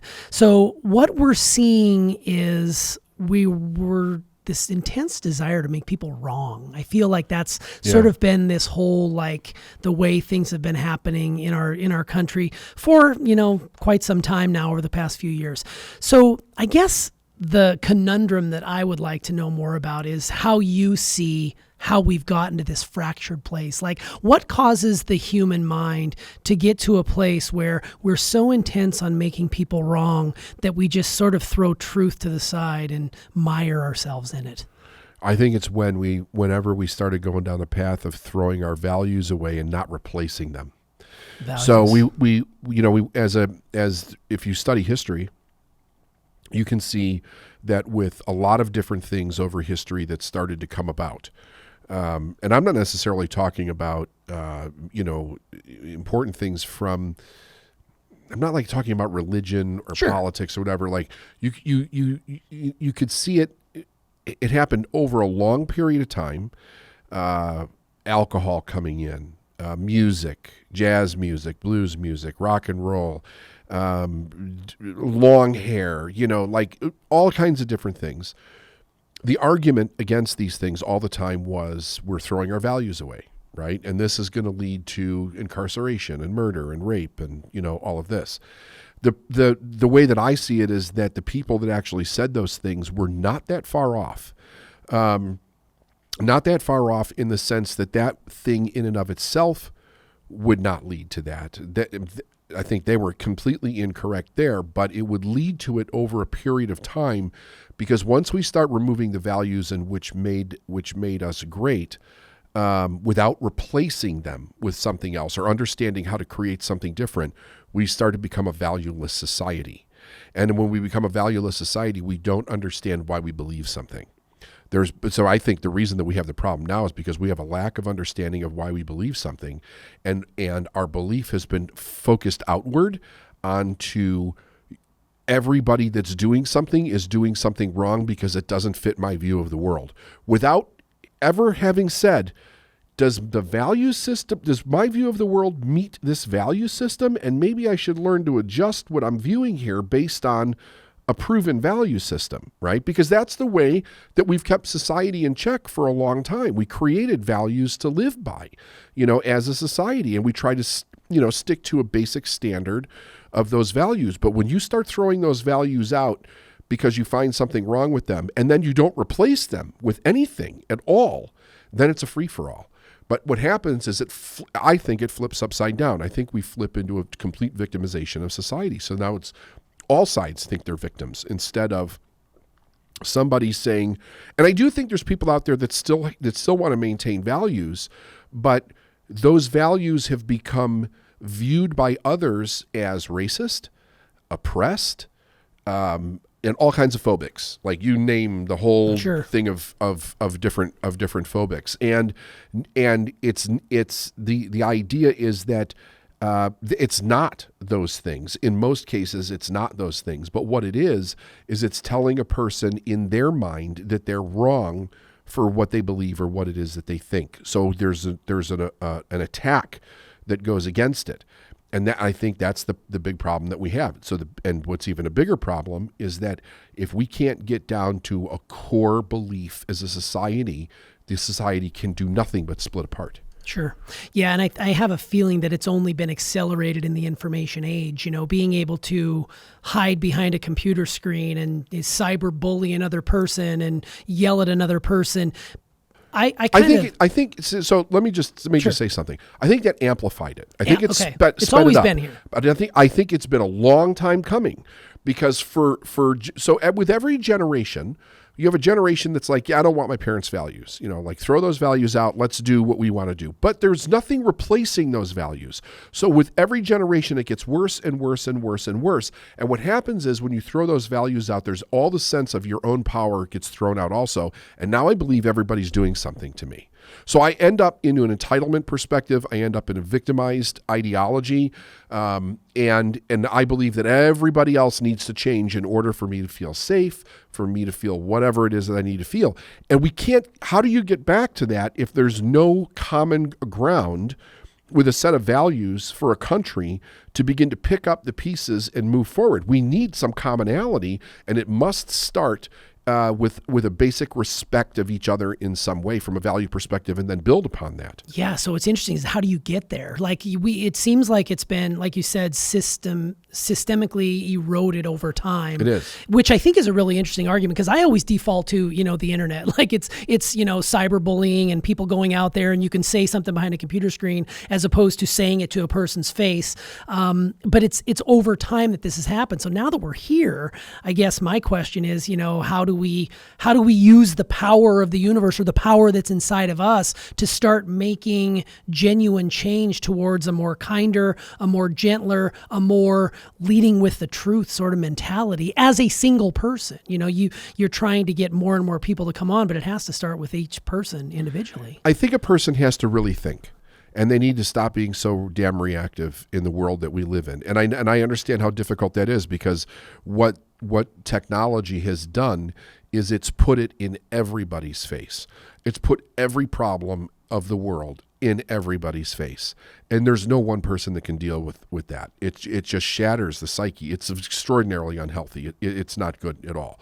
But the people that are angry, they're not looking to solve a problem. They're looking to create more of a problem. They think that the only way to solve a problem is to destroy everybody that they believe is the problem, and or force them to think that the way that they think. And neither one of those two things is going to happen. It's not going to happen. Even if you created a totalitarian society, it's not going to happen. Like people, they may not say something, but you can bet your bottom dollar they're thinking something different. We know that just in the stories that we've heard from people that came out of Nazi Germany and came out of Russia, and Italy, and it's just Vietnam. Like we know, but a person has to be like thinking something. There's more that's going on than meets the eye, and the question is, what is it? Because this makes no sense from a universal life perspective at all. It makes absolutely none. The problem is once the problem is projected onto an individual, we're taking the modus operandi of life out of the picture altogether. So if I have to have you change for me to be better, then we're both going down a dark road. The idea is, how do I fix me? Stop thinking about everybody else. But here's the problem. A big part of this problem is that people think that they're victims. They believe it to their fucking core that they're victims. And until they're willing to step out of that and consider that they actually have control over their own life, there is no change for those people. None whatsoever. And they will continue to attack because a victim is scared. You're a victim, you're scared.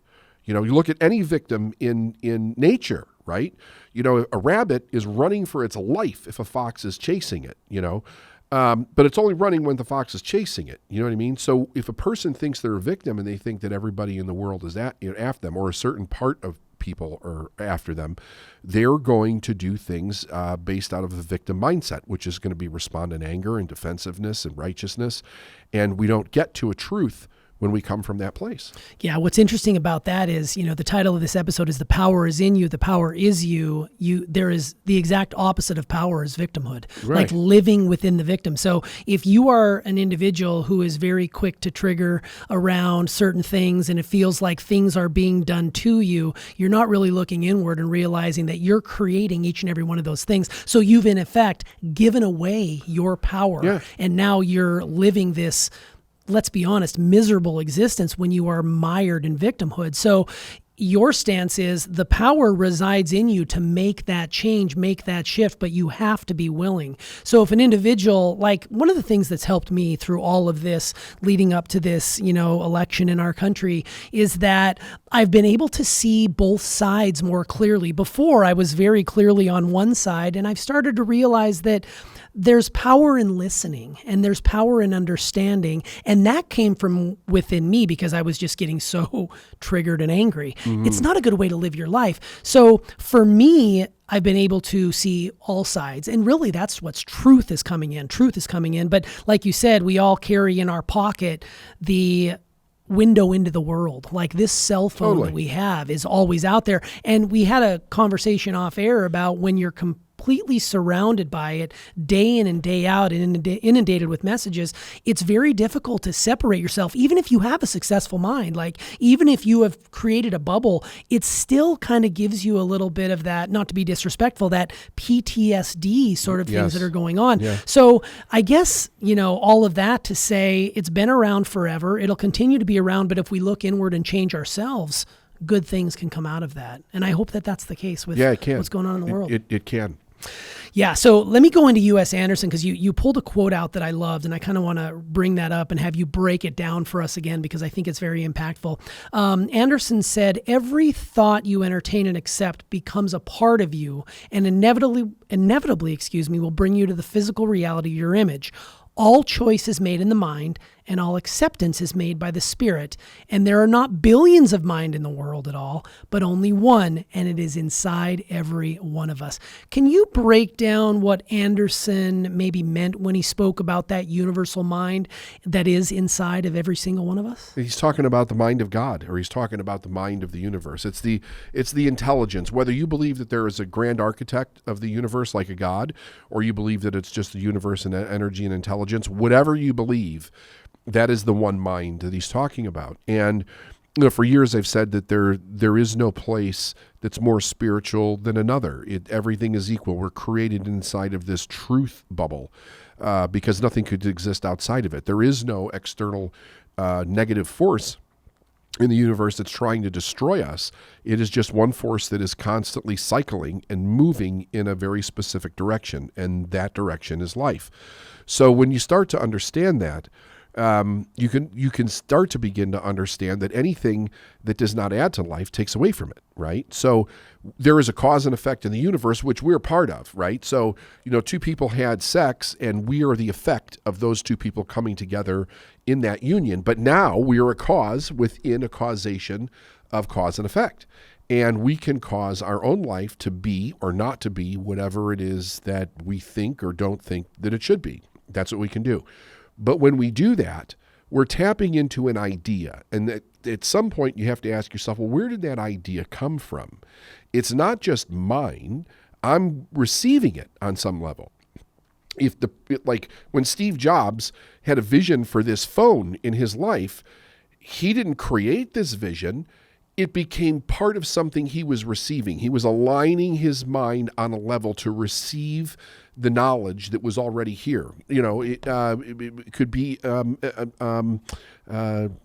Thomas Edison with the light bulb. There were no light bulbs, right? I mean, at least Jobs had a phone before he created the iPhone, but there were no light bulbs before Edison created the light bulb. Where was it? It was in this knowledge. It's in the universe. Well, everything that we create is in there, including the ideas that we have or the ignorance of those ideas. When we tap into that universal mind, we have to remember that mind is for life. When we think it's not that, or we go into fear, we discount that, and we then become separated from it, and we see the opposite of that, which creates more fear. But now we're not in the mind. We're in our mind, our ego mind, and I'm looking at you as being the cause of my problem. And if I don't have any power, I have to destroy you to get rid of my problem. Sure. And that's the problem that we have in the world right now. But incidentally, that problem has been in the world forever.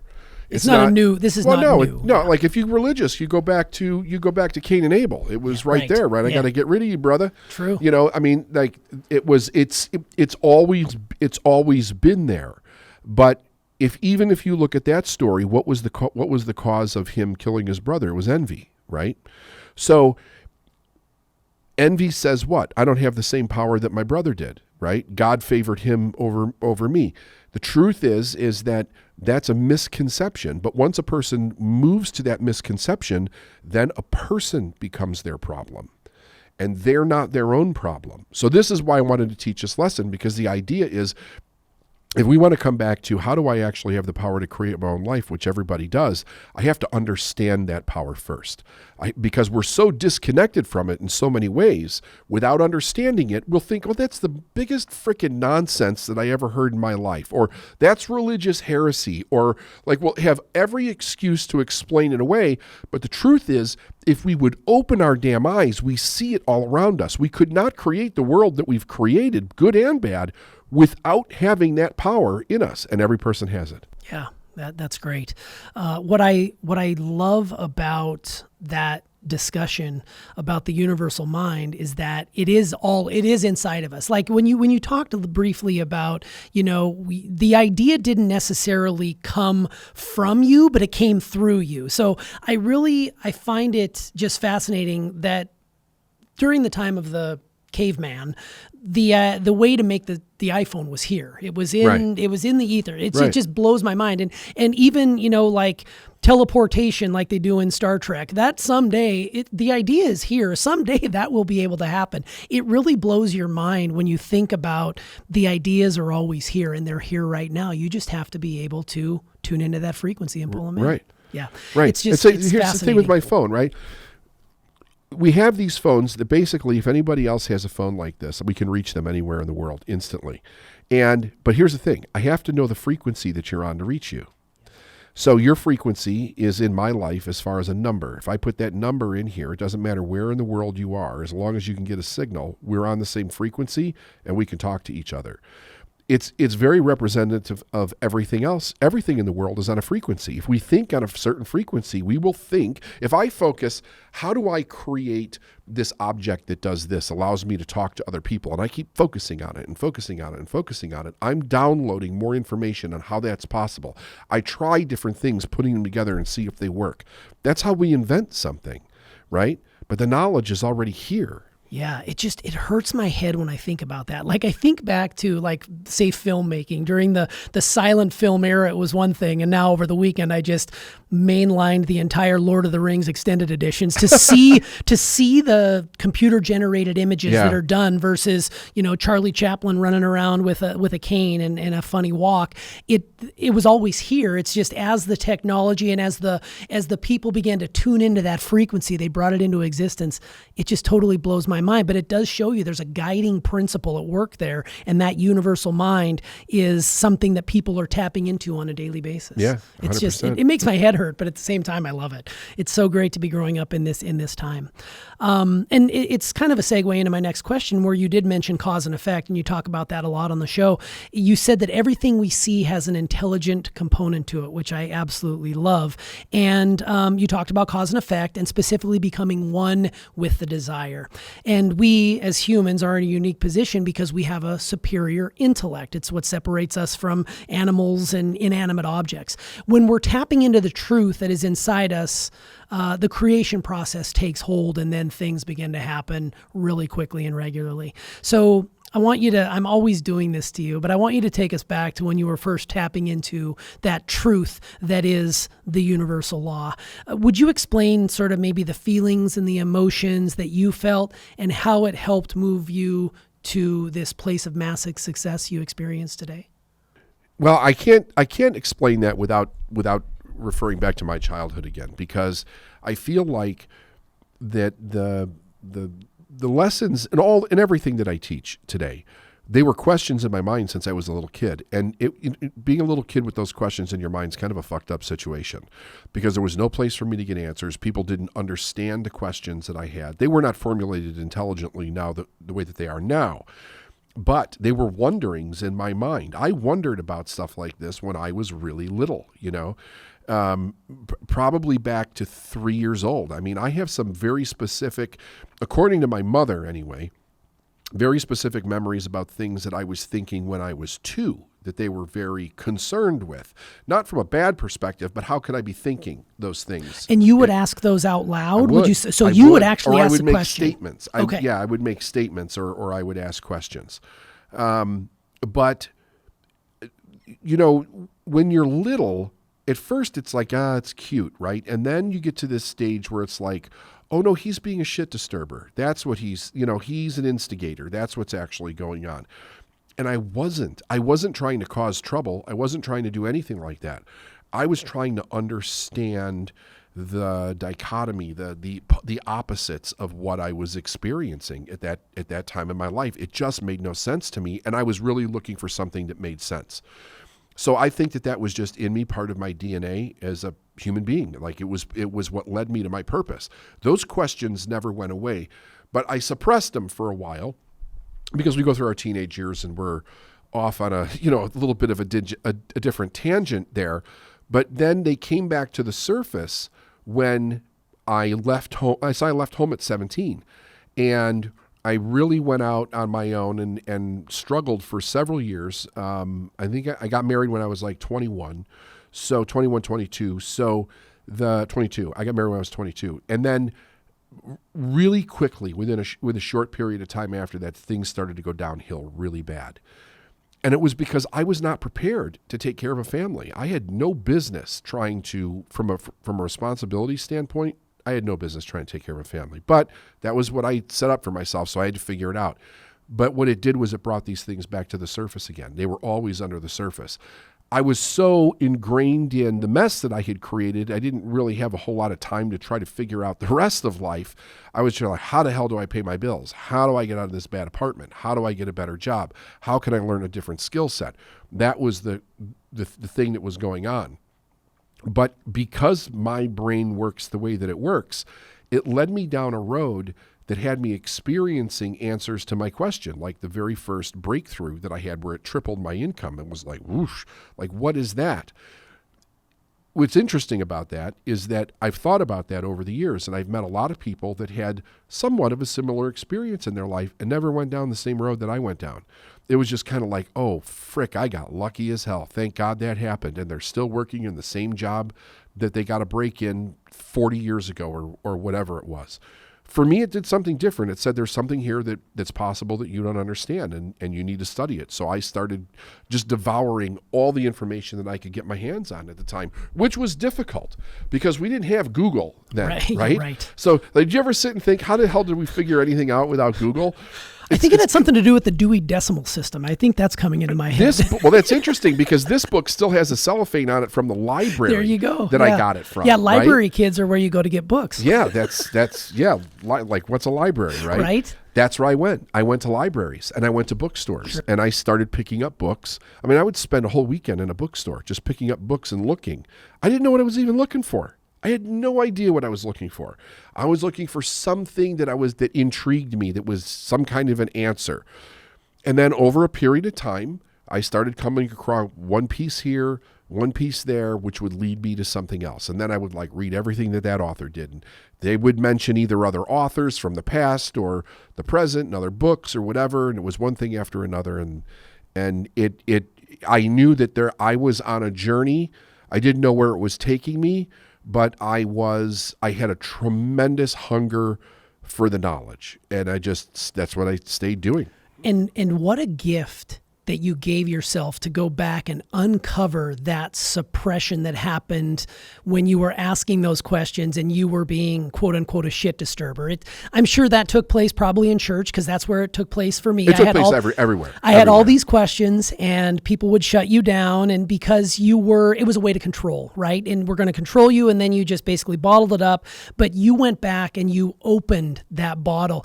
I would believe that there's a lot of people who have never gone back into that and uncovered or unearthed that bottle of suppression, and it sort of rules their life. It's sort of what you do with, some of the events that you do. Yeah. It's tapping into that inner knowing that was suppressed so many years to understand where that belief system comes from. Because more often than not, most people's belief system was not birthed from you. It came from someone else, and you're basically riding that wave that the person has given you. And I think the gift that we all get to receive every day from you is that you went back and you basically tapped into it and said, I'm no longer going to allow this to be suppressed. I'm going to continue to be inquisitive and information seeking, and I'm going to benefit others through that. I think the very first time that I had this experience, which was a weird experience for me, up until 10 years old, there were two adults. I'm not going to say who they were. It's not important. They were in my life on a regular basis. And then my mom and dad moved me and my brother from Chicago to Phoenix.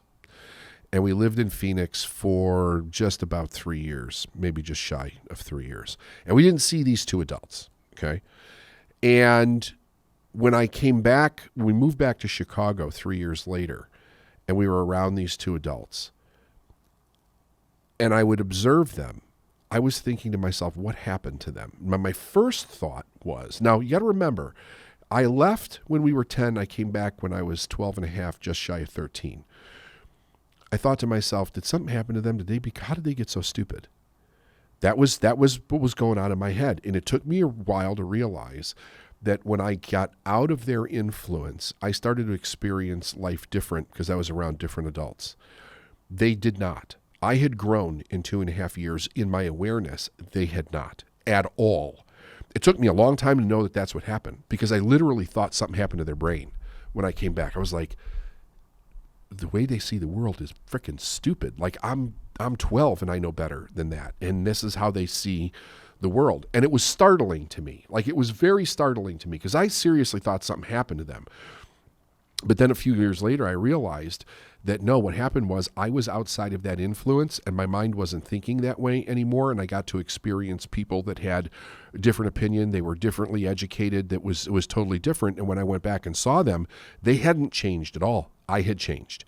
And I never forgot that. And I remember when I got older, that had and actually the older I got, the more of an impact it had on me, because I began to realize that if you stay around a certain group of people for too long, your mind is going to become that. You know what I mean?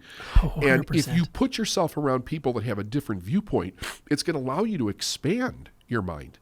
Yeah, what it reminds me of is you really start to see, and you say this about your bank account, like your results are based on the 5 people who are in your sphere of influence. So when you start to realize that, and there's been you've had to make some tough decisions about who to keep in your sphere and who to keep out of your sphere. Decisions. And it's not easy, and a lot of times it boils down to family. Like the little contact I may have with this individual of my immediate family is better for me from a mental standpoint because I want to be challenged by those around me. And it's interesting that you saw that at a young age, between 10 and 13, you were able to recognize that. Most people probably wouldn't. So I would think that, a major aspect of having a successful mind means bringing people into your life or going to events where you're around positive people, like you said, with your first Tony Robbins event, being able to see the possibility that's out there. And a lot of people,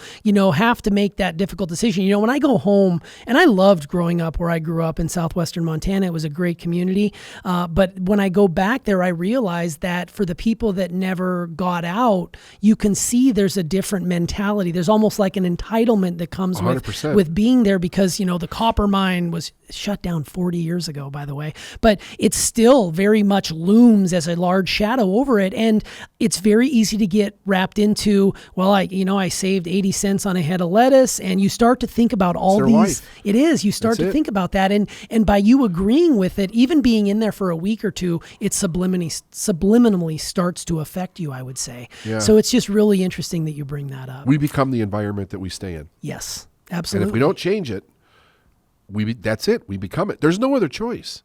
There's no other choice. It's a sad thing, but it also speaks to the adaptation of human beings. Like we have the ability to adapt to basically nothing and figure out how to survive, which can be a great resource.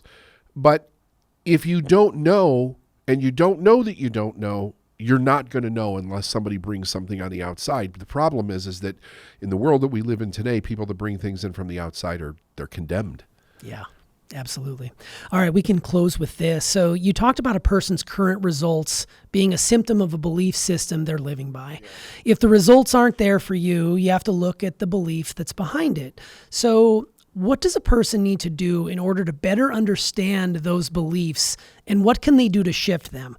I can only assume that this is difficult to do it by yourself because your mind's going to want to tell you that everything is okay, but there's a belief system running in the background. So I feel you need to have a mentor or somebody you can bring on that's going to help you see that, because you can't really do it alone, can you? You do. I think you could do it alone to some extent, especially with how easy it is to get a hold of literature today.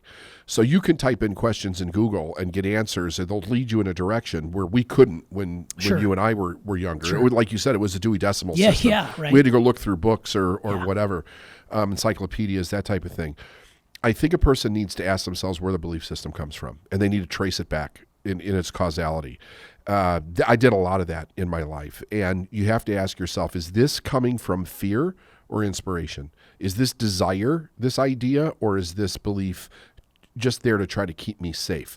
Remember, human beings don't need safety. Children do because they're ignorant. Human beings operate on thought and cause and effect. So we don't need to have this absolute safety thing in our life. We should know, or teach ourselves anyway, how to be safe, which is making good judgment decisions, thinking based on cause and effect and the proper use of logic. But if the information that we're used to think is flawed, then we're going to make mistakes out of default, like because the information that we're using is flawed. If I put bad parts in an airplane and I don't know it, the chances are the plane's going to come down because they were bad parts. But if I didn't know it, I didn't know it. The result's still the same. So we have to go and look, what is the information that's actually going on in my head? Where did it come from? These beliefs. Why did my parents have these beliefs? Why did their parents have these beliefs? And then you have to get into the proper literature and find out where it's coming from. You will come to a realization that there's a tremendous amount of information that was put out there to manipulate people for other people's agendas, and you have to make a choice as to what it is that you're going to believe for yourself. Because the information that'll set you free is out there. It's in books. It's in books. I have the books, right? You just have to, I bring them to the podcast. We talk about it. So you have to put stuff in your head that makes sense. Ask yourself, is this going to take me better my life, or is it going to make it worse? Period. I mean, there is no middle ground there, and that's how you have to make the decision. Oh, that's brilliant. Yeah, I mean, I love that. I don't have anything else to say. I think it's perfect. So thanks for coming inside. Happy voting day. Here's the question I get. Sorry. How can I tell if the voice in my head is ego, intuition, fear, spirit guiding me? How can I tell? And every time I get that question, I go back to this book club that I was in back in the 90s. My mentor was running a book of the month thing. And you'd get this book, you'd get a printed lesson, and he would take you through the book through the month, I believe it was. Like it was maybe 2 calls or 2 or 3 calls a month. Back then you would get a cassette tape of the lessons. And I remember this very specific question came up because they would do Q&A, and this person said, how can I tell the difference between spirit and fear? And I was just hanging on the edge of my seat waiting for the answer. And his answer was, believe it or not, he said, it's experience. That's the answer, experience. You can tell, you will be able to tell by experience. Now, when he said it, I got to admit, I really was not happy about that answer, because I think that the one thing that we come to as far as wanting to know this information is that we don't want to make mistakes. There's this essence to the question of, how do I know which one to listen to? How do I know which one's right? Because I don't want to make mistakes. And it's a unfortunate error that we make as human beings, I believe, in trying to avoid mistakes. We're raised with this idea that mistakes are a bad thing. And I've mentioned many times that in the early years of our life, when we're babies, we make all kinds of mistakes, and we're encouraged because we're reaching out. We have an instinct, an intuitive ability in us that is telling us to move forward. It grabs something off the table and we shove it in our mouth, or we're sticking our fist in our mouth, or we're playing with our feet. We discover the different parts of our body. And then, of course, like when we're learning to talk or we're learning to walk, nobody ever says to us, hey, listen, give it up. You're never going to be able to walk. Those legs are too wobbly. Forget it. It's not going to happen. Just give it up. And just sit on the couch for the rest of your life, type of a thing. But what's fascinating about that is that as we progress, we start to go to school. We have to start to learn how to integrate into society as a child. Mistakes start to have a very different connotation to them. And very often we are ridiculed, we are made wrong, we are shamed and guilted over the idea of making mistakes, because it holds everybody up. It holds people back. It does not allow the classroom to flow. Teachers have to have a quota. They've got to get these students through in a timely fashion. Schools have to keep their grades up. The districts have to keep their grades up so they get the funding and, all that kind of stuff. So mistakes start to become a problem because it's inconvenient for everybody else around us. But mistakes, they not only do they help us learn, they help us understand. If we're making a mistake, there's something we're not understanding that is causing us to make the mistake. Even if the mistake is out of laziness or not enough dedication, or we didn't do our homework or whatever. It's all part of the process of us learning who we are. And if we would be allowed to make mistakes, I think that the hearing of our own internal soul voice, so to speak, would actually be much easier for individuals. But there are some things that we can do where we can start to really get to know that voice that is inside of us, that is giving us some direction in life. Because I do believe that there is a voice of some kind that exists in all life forms that help it move forward. Now, I think with human beings, it's a little bit different because we have an intellect. We have the ability to reason. We can rationalize. We do that process that we call thinking. We attempt to understand something. We also can evaluate risk in life. We can set goals. We can set direction for ourselves. Or we can be completely lazy and just not consciously really think at all and just kind of react to life. In the animal kingdom, in nature, it's a little bit different. There's an instinctual knowledge that flows to and through all of life, and it propels it to move forward. Now, how does it do that in an animal? I don't know. It's an instinct. It's obviously not a voice like we hear. I would imagine it is some kind of an urge or an emotion or a feeling that causes an animal to move forward or attack prey or run from a predator or eat when it's hungry. This type of thing. Even when the seasons change, and things adapt to the changing of the seasons. Leaves start to turn, they start to fall. They're responding to less hours of light. Things are responding to cooler temperatures depending on where you're living, and life adapts. So it moves, it changes. But what's interesting about nature is that it's always moving in the right direction. It's always following its rhythm. It's always following its pattern. It's always following the next thing that it's supposed to do to sustain life and to keep life moving forward. Human beings, on the other hand, because we have the ability to consciously choose, we can actually choose to deny that and not move forward. In the early age or the early stages of our life, we also have a voice, however immature or undeveloped it may be. I believe that causes us to be inquisitive, right? We want to know. We're curious beings. There's an excitement in us to explore new things, to be creative, to create things, to draw, to look at colors and music and sounds and different textures. This is, and I think in a small child, it's an urge to do this. Like, they're not really thinking about it. They're just like, they reach out and they're like, oh, this is a pen. And like, if I put the pen down on this surface, I can make the pen write. Or there's this music, there's this sound, or I can taste something, I can feel things.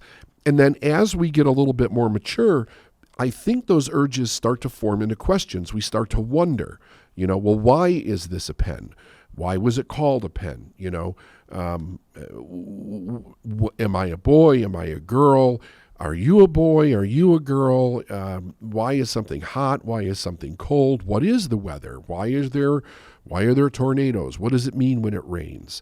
Oh, that's the sunshine. So as we begin to learn, the more knowledge we seem to accumulate, the more questions that we have, because the human being is trying to understand. And I believe that the human being is trying to understand because we are developing patterns for moving through our life. An animal, interestingly enough, most animals are staying within the domain of where it's born for the most part, right? So even when you're thinking about fish in the ocean, they may swim thousands of miles or whatever, but they're in the domain of the ocean. The birds are, in the sky, in the trees and cliffs, whatever it might be. There seems to be an instinctual knowledge about everything that they need to know within the realm of the territory that they are going to take up in their lifetime. With human beings, though, it seems to be a little bit different. We're learning knowledge. We're being taught about the territory that we're in. It's a voice coming from not just one person, but multiple people. It could be mom, it could be dad, it could be teachers, it could be clergy, anybody of influence around us. And as we're going through that process and we're taking on this knowledge, it does cause more and more questions. Now, I think that when a child is small, if somebody was to take the child and start to show them and point to them, to acknowledge the curiosity that they have and see where is the curiosity in that child, taking that child as an individual. Like, what are they curious about, right? Because every person's different. We're not all curious about the same thing. You'll have a child. One child might be interested in music. Another child might be interested in sports. Another child might be interested, they might be mechanically inclined, and so on and so forth. But if the areas that we seem to be interested in were encouraged so that we could continue to explore why we're interested in that, I think that we would come to know the voice that's talking to us within much better. I think that it's when we're criticized from following that direction, that the voice begins to split.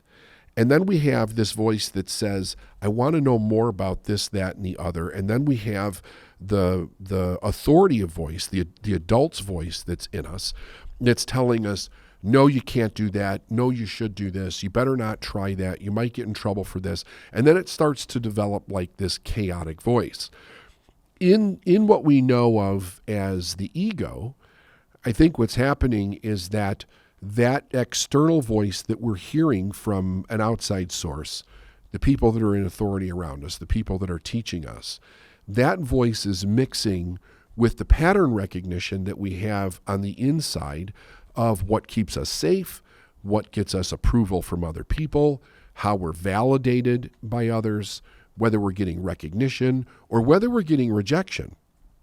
Because children definitely go through long periods of time where rejection is a very, very real thing.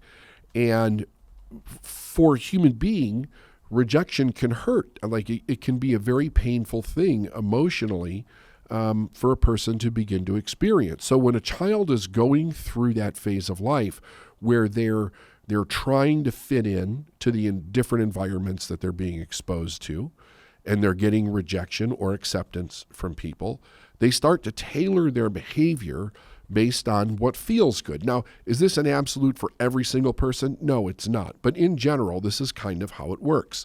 So the child is trying to find themselves as a unique individual in a world that is filled with multiple opinions, ideas, beliefs, faiths, excuse me, about a lot of different things. And they're really exploring whether or not they like something or not, if they want to continue doing something or not. But I think when the voice outside of them gets louder, gets stronger, in some cases it gets more fearful or directive, that the child begins to split off from that internal voice that's trying to tell them the direction that they should go for their own life. I don't believe that human beings are the only life form on the planet that does not have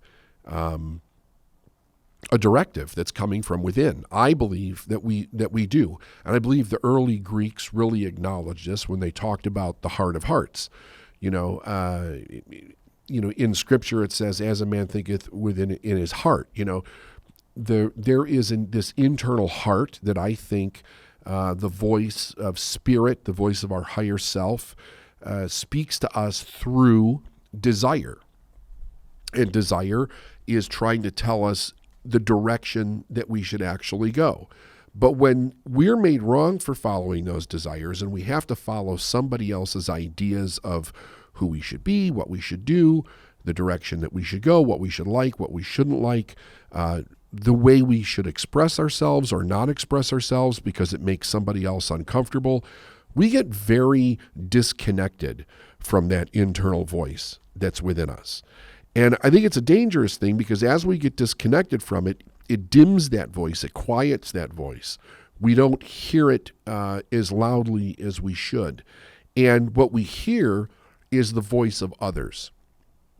So I think our ego is a combination of the self that we create to be safe in the world, which is developed based on pattern recognition of what feels good, what doesn't, what keeps us safe, what doesn't, what makes us feel certain in life and what doesn't, and all the other voices that we hear that are kind of helping shape that and form it in our life. And those two things kind of coming together as the main voice that we hear in our head. Now, there's another voice that seems to arise, I think, out of the ego voice. And honestly, I think it has very little to do with the way that our DNA has, for 2 million years, it has given us this idea of how do we move away from fear so that we can stay safe and we can stay alive. It's pretty well known that we're only born with two fears, the fear of falling and the fear of loud noises. And really, those are startle responses in a way that says, hey, pay attention, you might fall off a cliff here, or there's this loud noise, maybe there's a tiger in the woods or something like that. And you need to know how you're going to react or respond to that in the moment so that you can stay alive. But as a child grows up and they begin to experience all these different ways in which we live and experience our world, we're also experiencing a variety of different fears that are embodied by other people. And it doesn't really matter whether those fears are real, like they're a real danger in our life, or they're imaginary fears based on superstition or hypochondria or, fear-mongering by other individuals. Once that fear is then projected onto us, if it gets in our subconscious mind can't tell the difference between whether it's imagined or real. It's a very interesting, unique thing about the subconscious mind. Whatever goes in starts to form a fixed pattern. It starts to form a belief. It starts to form a reactionary response to the world. So you can take, let's say a child is raised with superstitious parents and they have a fear of sticks. Sticks are bad. Sticks are evil. Sticks will create all these problems. Sticks will make you sick. And they keep telling this child this with all this descriptive linguistic ability to explain why you should be afraid of sticks. You're building in the imagination of the child this fear around sticks, and it doesn't matter that it doesn't exist.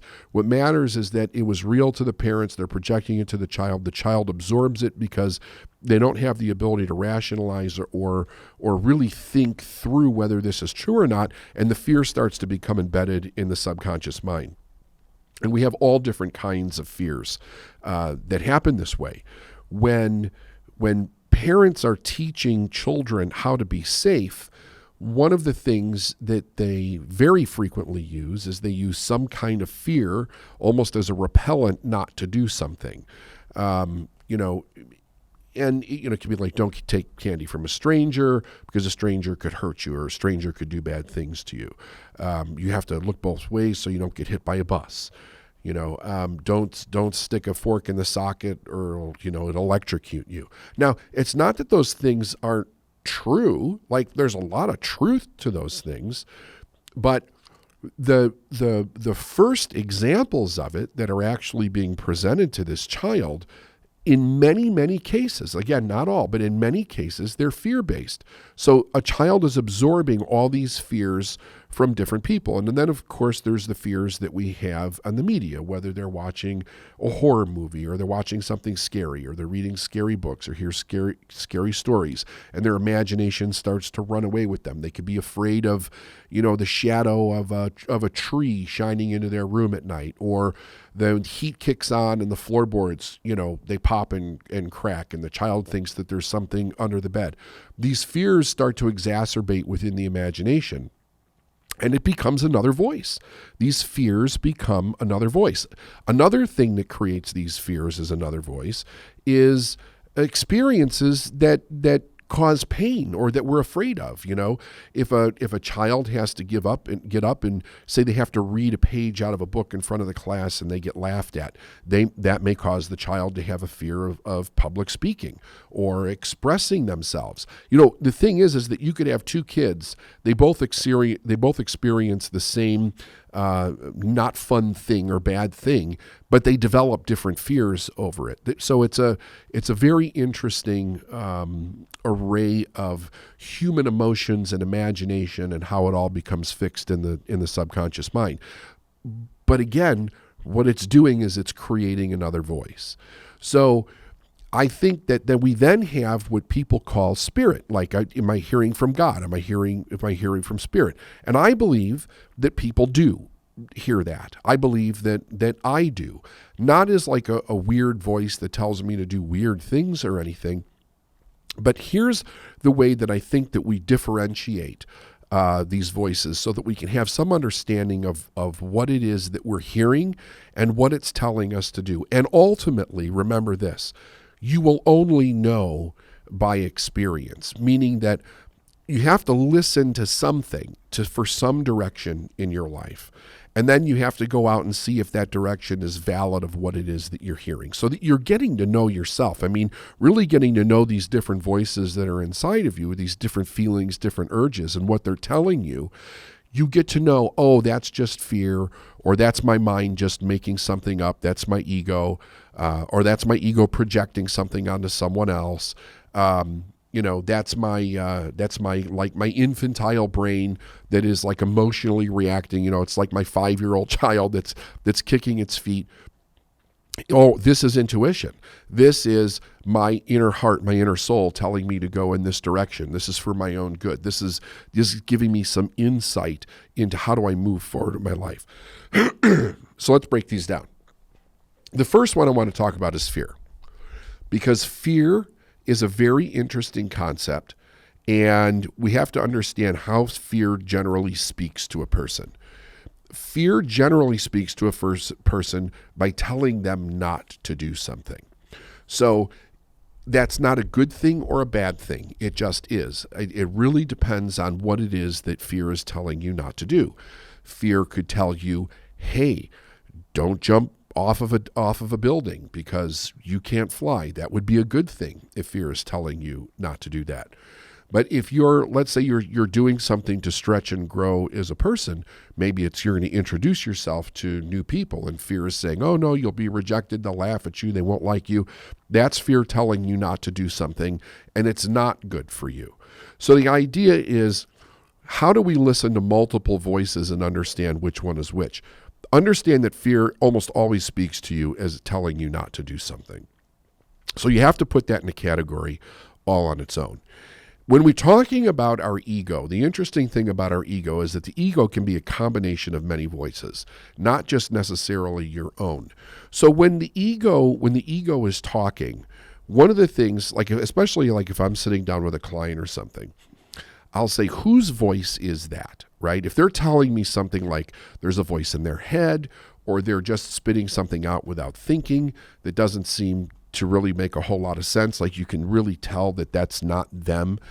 And you could do this on your own, like when you feel like you want to say something, when you want to do something, and you know that it just doesn't feel like you, ask yourself the question, whose voice is this? And then just get quiet for a moment. Because very often what we'll be able to discern, we'll go, oh, that's my mother's voice that's saying that, right? Like, I don't like broccoli. Okay, you never had broccoli. Whose voice is that? Is that your dad's voice? Is that your mom's voice? Is that your grandma's voice? Whose voice is that? And really listen for the answer, because here's the thing. Whenever these ego voices speak to us, we know where they came from. We may not recall in the moment, but we know where they came from. And they also have patterns. Like it's like they have personalities in a way. It's mom's personality, it's dad's personality. When we hear somebody telling us they like something for 20 years, or they don't like something for 20 years, or their belief system, whatever it is, it could be mom, dad, school teacher, clergy, grandma, grandpa, friends. We know these voices because we recognize the patterns of these voices. So what I like to say is, whose voice is that? If I just react to something and it's a voice I hear in my head or I feel inside of me, I know it's not my voice. So I'll be like, whose voice is that? And that's one of the things that I also teach my clients is really pay attention to who that voice is. So now we have fear. And fear tells us what not to do. And we have the ego, which is a combination of all different kinds of voices, plus the shell that we kind of wear as a mask that we go out into the world that kind of keeps us safe. Okay.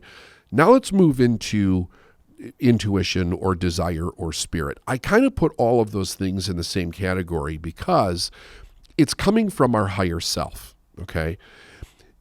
It has been written in many different places that when we're listening to our higher self, when we're listening to spirit, it's always pointing us in the direction of what to do, right? It's always pointing us in the direction of what to do. And it doesn't speak through fear.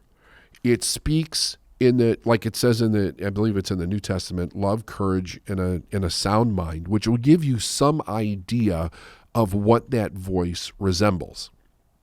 So you might be thinking to yourself, well, sometimes I get voices in my head that tell me to do something and it's not actually good for me. That would go back to your ego again. And that's when you have to ask yourself, okay, well, whose voice is this?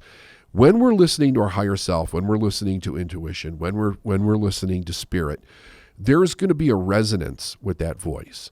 Not only is it something that you want to do or experience or you're curious about, but there's also a feeling of harmony with it. It's intriguing. It's curious. It's something that you want to do. You can feel it in your body. You can feel it in your being. That's one. Two, when it comes to the courage or the faith, very often when this voice is telling us to do something, very often it's something that we haven't done before, especially if we're holding ideas in our mind of where do I go next with my life, or how do I accomplish this goal? How do I step more into my purpose? There's an element of risk that comes with this voice, but also with a slight emotion or feeling of courage behind it. So it's literally stepping into the power of this voice of your higher self. It wants you to stand up and be more of yourself, to step into the thing that you want to do for your life or the thing that you want to experience. You may feel excitement with it, and you may be enthusiastic about it. You may have feelings of love, faith, hope. Really good positive emotions go with it. Now, can a little fear come in there? Absolutely. But that's where we'll hear the fear be like, don't do this.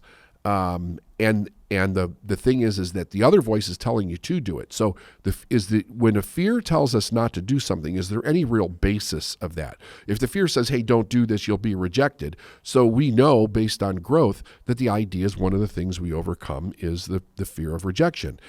If it's telling you don't do this, and it keeps repeating itself in a way where you recognize the voice, now you're mixing ego with that voice. So again, that's why I'm saying this takes experience to do this, because you have to be able to discern who these voices are, and you can only do it by really thinking through the process of how these voices are actually speaking to you. So again, with the higher self, I think it's always trying to get us on track with our life. It's always trying to show us the next thing that we should be involved with. It's trying to get us in harmony with goals. It's trying to get us in harmony with our purpose. It's trying to have us meet the right people that we need to meet in life to move our life forward.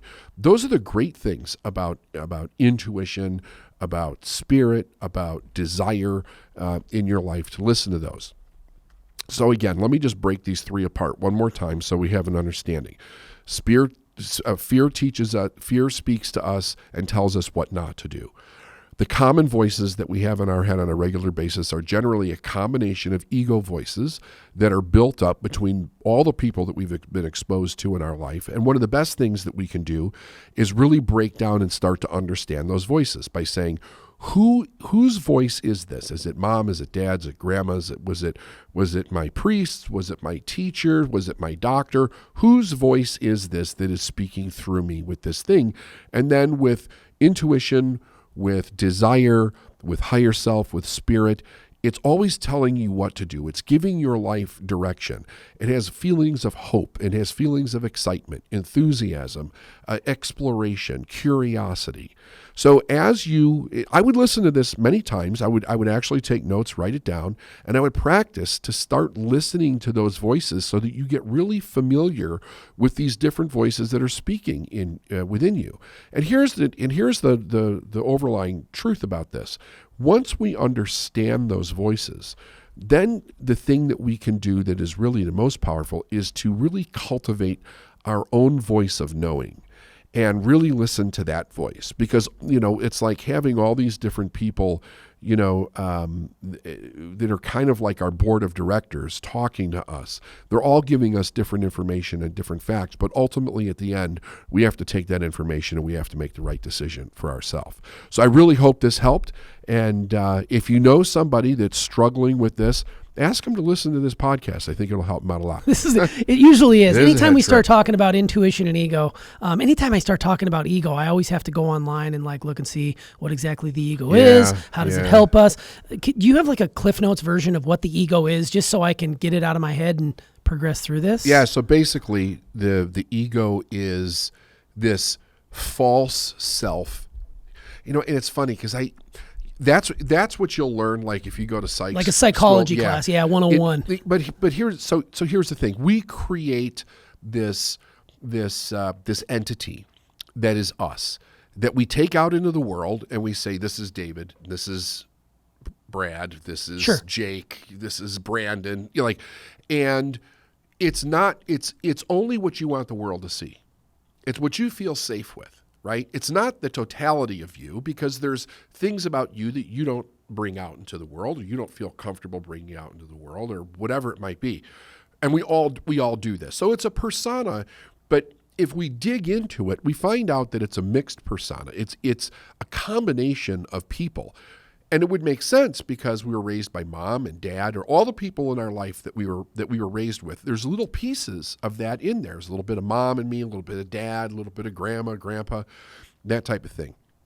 And we take these pieces of persona from other people and we kind of fit them together in a way that allows us to be comfortable being out there in the world. And often what that means is we might hide weaknesses or things that we're embarrassed about, or secrets that we have shame and guilt around, this type of thing. We may act in a way in a persona that makes us feel kind of courageous. It gives us a little bit of certainty on the inside for how we show up, maybe in a group setting or on stage or whatever it might be. However, it's not all of who we are. It's little pieces, and some of them are fake. That's one of the things that we've learned from psychology, is that we may go out into the world and act like someone we're really not. We're just pretending to be that person. I have a little bit of a hard time with that. And a little bit of a hard time with it is, I think some of us as that person, it may not be 100% honest is who we are. Like, I may go out and be courageous about something, and then behind the scenes, I'm crying in fear. And you may say, oh, well, that's the real person. That's the real you. Well, that's not necessarily true either. That's an aspect of me, right? So I think that the part about the ego that makes the most sense to me, as far as what do we do with it? How do we work with it? Is that it's a combination of different voices, right? It wasn't just created just by me. It's not just different aspects of me. It's different aspects of other people that I've taken on as aspects of me. And I think that if we look at it that way, it makes the most sense as to how to deal with it. Yeah, and I was trying to make sense of it while you were, talking about this in the episode. And I had to put it visually, I created like this Venn diagram on my page. And on one side I had fear, and then on the other side I had intuition. And in the middle where they overlapped, I sort of had that ego. And I didn't know if that was right or if it made sense or what, but something, curiosity struck me in that moment to try and figure out what this is. And it reminds me also of that film, A Dangerous Method, where one of the characters in there talks about the destruction of the ego. Am I correct in thinking that if we destroy those voices that are coming from all these other people, we're able to tap into our own voice, or is that inaccurate? Yeah, no, that's accurate, because let's look at it like this. So you've been through this. If you think about who you were before you and I met, before Steph was involved, right? You had a whole belief system about the world, correct, which so much of it has changed, yes, right? But that belief system kept you safe. 100%. Out there. That would be your ego. Okay. So now you have a belief system of your choosing. You have evaluated different things that you've learned, and you said, I can see how this will make me better, but I also have to deal with how do I move through life not being afraid because I used to use this before, right? And you do that in your own therapy and stuff, right? Sure, so totally. You're learning more and more about you. How do I be safe? How do I be authentic in this world? And as I do that, I can let these little pieces of ego go. So they're false senses of self. But the part about them that I don't like about that is that the beliefs that we have taken on, they're real. It's not like they're fake. They're real. It's just that we're choosing to believe that over something that's more vulnerable. But it can go the other way. We could be choosing to believe something that actually gives us the appearance of being weak and we're really strong on the inside, and we haven't discovered that side of ourselves yet. So it's something we're using to just keep us safe in the world that we're living in. And you know, like a lot of it comes from when we're kids, we were either safe or not safe, or we had all these different experiences. And we use these different patterns of behavior, different patterns of looking at the world, looking at other people, judging people. Am I safe with this person? Am I not safe? Here's what I can say. Here's what I can't say. And it's a huge complex computer that we're running on the inside that allows us then to go out and be in that different, kind of like different modalities in different situations. Like we can pull from it. But is the essence of who we are in there? Not really. Not really. That's what we learned. And I think that what most people go on that start to wake up is they go on a journey of the self. And the journey of the self is what's really in here. Like why do I believe the things that I believe? Like, I'm not even enjoying my life. Why? But I believe I have to save. I have to stay in this job. I got health insurance. Like, we have these beliefs that we have to, but as long as we have those, we can't really get to know ourselves. So some of those have to start to drop so that we can actually see, well, who am I really? Like, what do I really want to do? And that's when we can let that other voice start to come to the surface. Because I think it's always talking to us. It's trying to find a way. It's like the crab trying to get out of the bucket. It's trying to get to the surface, but the ego wants to punch it down and say, no, you can't do that. You have to do this because this is the model of the world that we know. Yeah, I think it's an excellent point you bring up there as far as those voices aren't going to be silent. Those voices are more than likely 100% always going to be there. It's just you being able to cycle through the noise and ask the very important question, like you answered in the podcast, whose voice is that? Like, where does that come from? When you were talking about that, I was thinking about, my mom and her issues with money and debt. Like, it's not good to go into debt. You never float a credit card. You never do these things. Where you have said on repeated times, debt is a tool. It is something that needs to be done and something that you have to have. And I've gone through myriads of debt in my life. And at the time, all I could hear was in the back of her head saying, debt is wrong. You can't go into debt. Never float, never float. And those voices are still there. Anytime I make a large purchase, I think to myself, okay, I'm going into debt, but I'm able to now cycle through and put it into perspective that this is not my voice. This is from someone else. Yeah. So I love that you bring that up, in that a lot of this episode for me centered around understanding what those voices were and tapping into that higher side of yourself to realize this is the voice that should rule the day. Absolutely. Right? And I love that. And I really like how you talked about how fear speaks to a person by telling them what not to do, and then the intuition or the desire or the spirit or the higher self or whatever you choose to call it, it always points you in the direction of what to do. Yeah. So if you can get into that intuition and tap into it, because I've known this even before you, your gut is very accurate. That intuition, when it speaks to it, listen to that. So how were you early on able to listen to your intuition and say, look, maybe I need to go in this direction, even maybe sometimes when it wasn't the safest route? Like, how do you do that consistently? Well, it was hard because like I said, when I was listening to that phone call that time, and the person asked my mentor, how do you know the difference? And I'm like, oh, I'm going to get the secret, right? And then he says, by experience. I was like, fuck that. Like, what I recognized was I had a lot of different voices that were creating confusion, and it was very difficult to tell who was what, which was what do I listen to? However, in the beginning, what I noticed was that the voice that was pulling me in one direction was strong and consistent. With all the other voices, they may have wavered, like, oh, you want to buy a stereo. Oh, you want to buy a new car. Oh, you want to take a trip. Are you going to spend money on this? But maybe you're going to do this. Maybe you're not going to do that. There were certain voices that didn't do that. They stayed strong and consistent. And it was almost speaking like to a different part of me, like, you need to do this. Like, you heard the story about when I bought Tony Robbins' Personal Power, right? Yes. I'm sitting in the chair, and like something inside of me said, you need to buy this. And I couldn't get out of the chair the first night. Second night, same infomercial. You need to buy this. I get out of the chair, get on the phone, couldn't get my credit card. Click. Yep. I cramped up, like whole body shut down, hang up the phone. Third night, I get up and do it, but it never went away. It was like, you need to do this. Now, the voices in my head were this: you can't afford this. You've gone down this road about spending too much money before. There was that voice. Then there was, this is a scam. This is all bullshit. Like, everything that people told me about. And here's the thing, self-improvement was not even that big then. But, they had motivational speakers. You would hear just different things, as you were going through life. It's a scam. It's not that easy. If it was that easy, everybody would do it. You hear those. So that's another voice that's going on in my head. Then there's voices of people you're intimate with, like, you spent what? How come you didn't ask me? That type. So I have these voices going on in my head, but the one that was telling me to do it was strong and constant. And with all the things that I did in the early days, whether it was to go from that program to go to one of his seminars or buy a book or go to other people's seminars, that never stopped. It was like my soul says I have to do this.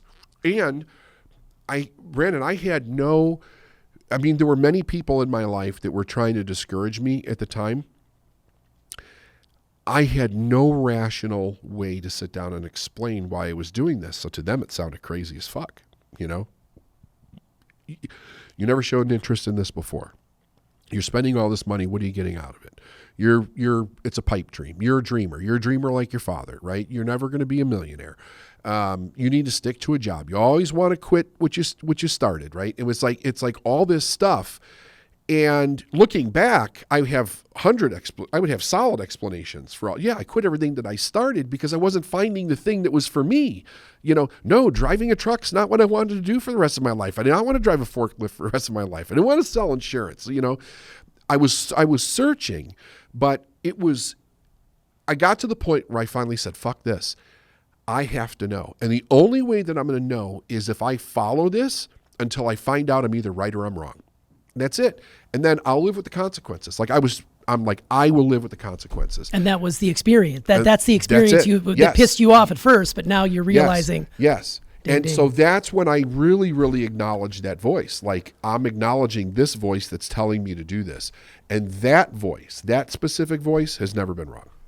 That's great. Do you know what's so interesting about all of this, and that just fascinates me, is that the people you would expect to be your biggest cheerleaders are often the loudest opposition to your growth. True. It's so fascinating because when you were able to just rattle off, I don't know if your stream of conscious, you just blasted. You went through like 10 different things that you heard from people when you were making that decision to get that Tony Robbins and change your life. And you just rattled them off. You could probably keep going if time committed. But it's sort of one of those situations where you would expect them to be like, oh, isn't that great? Go for it. We don't have a lot of go for it's in our life. That's where it's sifting through the noise of that fear-based thinking that comes from everywhere outside of you and really tapping in to that higher self. I think it's so interesting that you'd think that the people who you would expect to be your biggest supporters are really just a detriment at times to your growth more often than not. It is. And the thing is that when those things started to come into my life and I started to explore them, what I learned later on, I didn't understand this at the time, just the exploration of those things was a step further than any of the other ones had gone. So they all stopped at like, okay, here's my job for the rest of my life. Okay, here's my insurance for the rest of my life. Okay, this is how much we're saving to go on vacation with the kids. Like, they had already settled into this is what their life was going to be. And by almost the admission of that I was looking for something else, they were recognizing that I hadn't done that. And that was dangerous to them, right? You have a family, damn it. You've got kids. You're not being responsible, right? And that's the stuff that I was. When are you going to grow up already? Like, you need to grow up. You need to be a man. Like, you're not being responsible. Think about what you're doing. You're putting everybody at risk. Those are the things that I was hearing. I'm laughing because it is and I'm sure for most of the people out there who have made and acknowledged the experience and have grown, and through your teachings or wherever they get their material, they had someone doing the same exact thing. I remember when we first started on this journey and we both left a very stable, secure profession. When you're a teacher, it's hard to kick teachers out once you get tenure. So I could have ridden that misery train for as long as possible, but we chose to go in a different direction thanks to, your guidance, and you were lighting something inside of us that was getting us towards our purpose. And I just remember going home over the summers, and there were two different schools of thought. There were the people that would avoid us entirely. And then there were the people that would like to come in and say, boy, you're crazy. Like they wouldn't say you're crazy, but they would do that backhanded sort of way of saying, I don't know what Kool-Aid you drank, but that wasn't a good decision on your part. And I chose not to acknowledge it. I chose to move around. It did hurt a little bit knowing that I thought these were the people in my life that were going to support me the most. But I realized that, with Steph and I having a unified front on what this was going to be, we could change our lives for the good, and we have. But I had to laugh because you hear those voices, and more often than not, when you start to hear that voice over and over again, it's very easy to go the opposite direction and be like, you know what, you're right, I better go back to safety. We didn't, but we were committed to the work. There's a lot of people out there, they hear those voices and they do go back to the light. They do go back to what's easy. I remember sitting at the kitchen table at my mother's house, and it was me, my ex-wife, my mom, and my stepdad. And this conversation came up about what I was exploring, and my mom started to go off on me, like bankrupt wasn't bad enough, getting your car repossessed wasn't bad enough. And she looked at my wife and said, he still doesn't know what it means to be a good provider. Oh, man. And I was pissed. Yeah, sure. That, it hurt. And I was really pissed because I didn't really recognize this so much at the time. All I knew, so here's what it resembled for me at the time. My whole life, my mother told me no about everything. It didn't matter what I wanted to do. She told me no. And it ended up getting like I had to sneak in order, like if I was going to do anything, I had to hide it from her. And that was another representation of her telling me no. So it just made me furious inside. Later on, I found out, no, she's literally trying to keep you down. Like that's all she ever did because she could not deal with her kids growing up, wanted to keep you a baby your whole life just to be able, and don't outgrow your parents, right? She did it all the way till the day she died. Wow. And even after, like there were things that I found out after that she had strategically put in place for me to find out after that was just very, very hurtful. That's why I love that you've been able to, with your own kids, just let them fly. Like whatever they want to do, just as long as you're happy. And it's the same the way that pisses people off too, believe it or not. Oh, yeah, for sure. There's people in my life like, how could you let them go do this? Or, you supported that? And I'm like, yeah. They have to find out on their own. I'm not here to run their life for them. They're adults. They need to make decisions on their own. It keeps coming back to that experience piece. You got to live it. It's hard as a parent who's got two, like teenage daughters who are, nearing the adulthood phase of their life. Yeah. So you get to this place where you almost want to shield them. And this has been my work over the course of the last year, because we have one in college and one who's in her last year of high school, thinking to myself about, I don't want them to get hurt. I don't want them to experience pain. And then I need to stop first of all, there's that voice again. That's not my voice. That voice is coming from my mom or my dad, most likely my mom, and telling me that I have to listen to my intuition and say, look, they have to find their own way, because if they don't, then they're never going to learn. They're never going to make mistakes. They're never going to grow. They don't learn by not getting hurt. Right. I mean, nobody wants to see their kid in pain, but getting hurt is a great lesson. It is. I learned a lot by getting hurt, a hell of a lot. You touch the stove and you burn your hand, you're not going to do that again. You always bring up the reference. But if somebody just tells you no, you're constantly curious about that fucking stove. Totally. Right? That's true. I mean, that's the way a kid is. It's 100%. It's just really interesting how, we're creating a culture where we're doing all these things for our kids and letting them go around and, shoot out streetlights with BB guns and be out until like 11 o'clock at night when your curfew is 10 and getting like all these things. Our kids, we do so much for them, and it'll be interesting to see how that translates for the next generation and the generation beyond. I don't know. It's really fascinating. One of the things that I liked about this episode is you talked about acknowledge the curiosity, which was the side of the intuition piece that really, thrives. You talked about how when it's practiced and encouraged at a young age, we come to find that true voice that lives inside of us, and it guides our decisions of sorts. If it's stifled, more often than not, through rejection, it tailors the behavior in a different direction. If you weren't allowed to live in that curious place, speaking to the listener here, what can we do to tap into to knowing that we have years of patterns that are built up? So I guess I'm asking, trying to figure out, how do we re-incite curiosity if we know that voice in our head that's our mom or our dad or our grandparents tends to rule out and rule the day? Well, I think we have to admit that the voice is there to begin with, right? So awareness. It's there, and then we have to acknowledge it. The problem is that when mom, dad, or grandpa's voice overthrows that voice, and I'm not saying listen to some crazy ass voice that overthrows the voice of reason, but even to that, like, reason to what when we started this, you talked about debt, right? When we say debt is bad, right? Maybe to some people it is. What's the end goal, right? What are we using it for? Debt's neither good nor bad. It is good or bad depending on how we're using it or ignoring it in our life. Credit is a fantastic thing. It allows us to do so many things. And if you're going to pay your bill, you're being responsible. What's the problem with debt? If you have, like, I know that there's people that are on the tube and stuff that talk about all debt, and debt is never good. It's always bad. It costs you money. It doesn't make you money. That's only if you're doing things where other people, are you getting paid interest, that type of thing. If you can take and leverage that money that you're borrowing from somebody and you're getting a couple of points on the money, but you can leverage it 100 times, which is a skill. Like, we teach people how to do that, right? If you know how to leverage the money, it's a great thing. How many companies, like these huge companies that are out there, they didn't bootstrap. They got funding somewhere. They got funding. That's debt. That's credit. People get a piece of the company back because of that. And the idea is that we hope that we make 1,000 times more than a few points that we have to give back on the money. So the question is, what are we considering and what is the end goal? If my goal is just to play it safe through life, then maybe the voice of reason needs to come in and say, don't buy the extra car. Don't buy the fishing boat. Don't take the extravagant vacation. Better stay in a medium hotel or a motel or something like that. Pack lunches. Go on a picnic.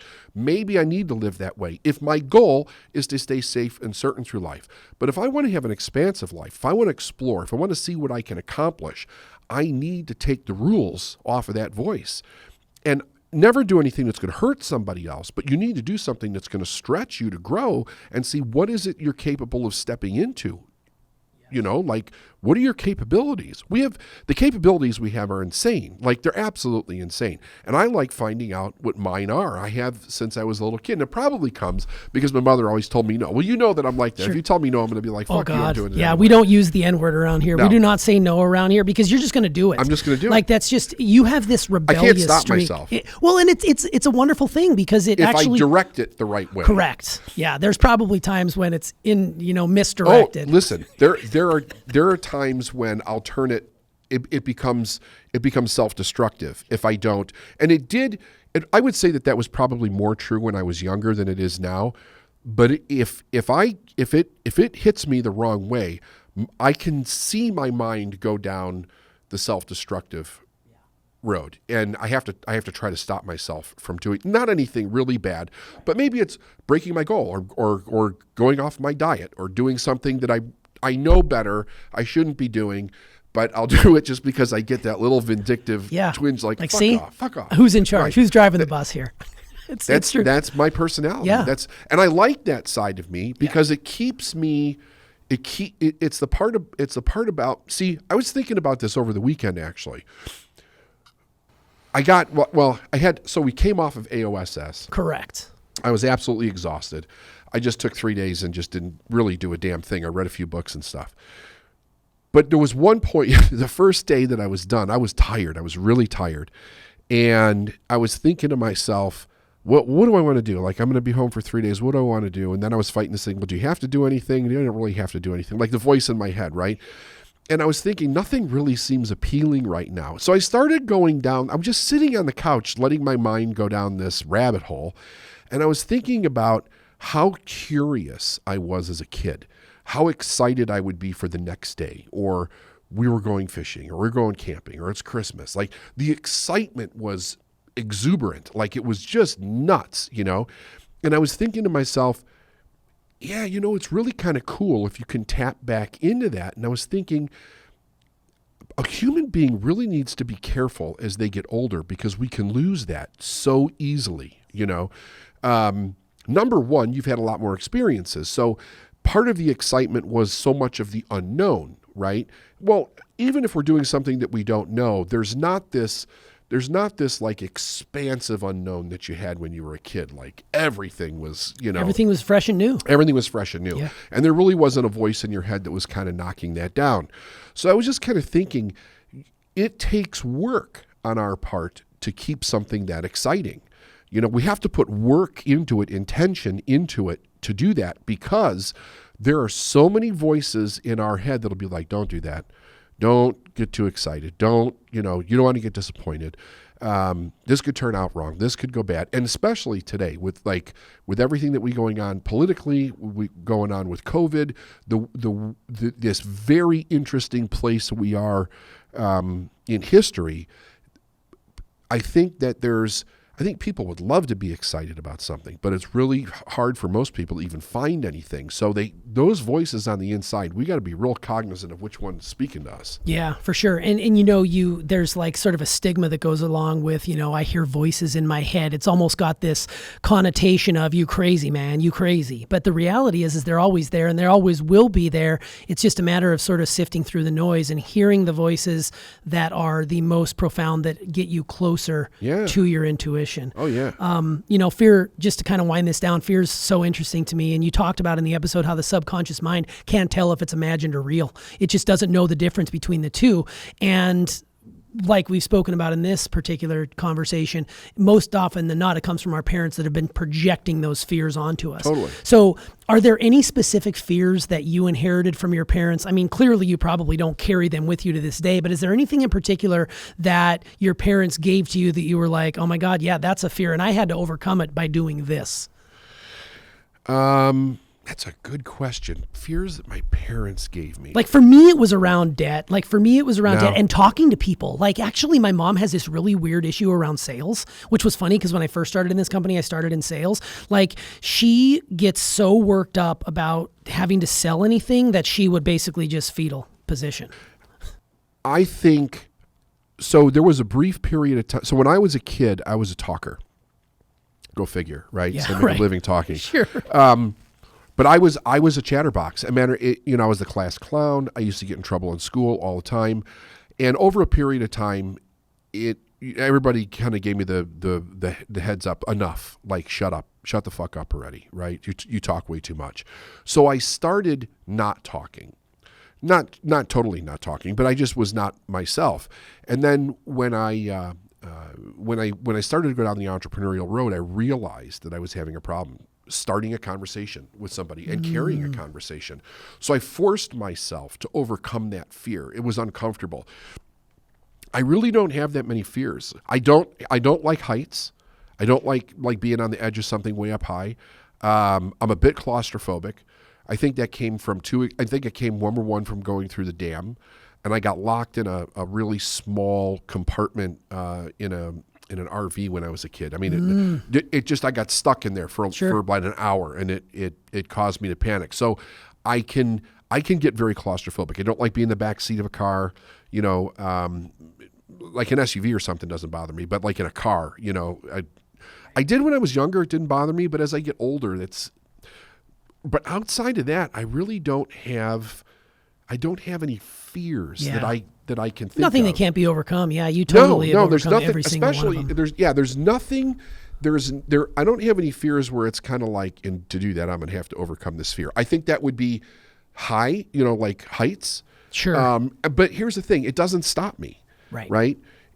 like I'll go to the top of a skyscraper, or I'll climb a mountain, or if I went hiking or something, like, I mean, that it'll make me feel a little weird. Yeah. Like we've been in some really, really tall buildings around the world. I was just thinking of the Shard in London. The Shard, yeah. I mean, you go to the top and you're sitting in the bathroom and you're basically standing on glass and you look down and there's a street. How many hundreds and hundreds of feet below you? Yeah, I get a little vertigo, but I don't get off of it. It's just like, because I know. So I don't think that there's anything that's really, probably the only thing that keeps me, that I will literally avoid is anything that makes me feel claustrophobic. Sure. That I will avoid because I just don't like the feeling. I mean, I feel like I can't breathe. Yeah, it's almost panic attack inducing. I mean, for sure. Yeah, it's interesting because you talk about how the subconscious mind cannot differentiate between what is real and what is imagined. I was watching, we're rewatching Game of Thrones right now in my house because I absolutely love that series. And they're standing on top of the wall, and I'm feeling like somebody's going to fall off, even though I know they're not going to fall off. They're hundreds of feet. I start to get this really weird feeling in my taint region, and I'm like, but I'm not even there. I'm firmly on the ground, but my body, which tells me that I have some height issues too, where I'm kind of worried of heights. But it's so funny because I feel that in my body when someone is standing close to the edge. That's why when we went to Glacier a couple years ago and people were taking selfies on cliffs, I'm like, I'm turning my back. I'm not watching because I do not want to be witness to someone falling off the edge of the earth. And you hear about it all the time. You do. You hear about it all the time. It's so crazy. I did have to finish this up by, when you were talking about when people would tell you talk too much, my nickname was Motor Mouth as a kid. And it made sense that I would want to sort of shut that part of myself down. I never did, believe it or not.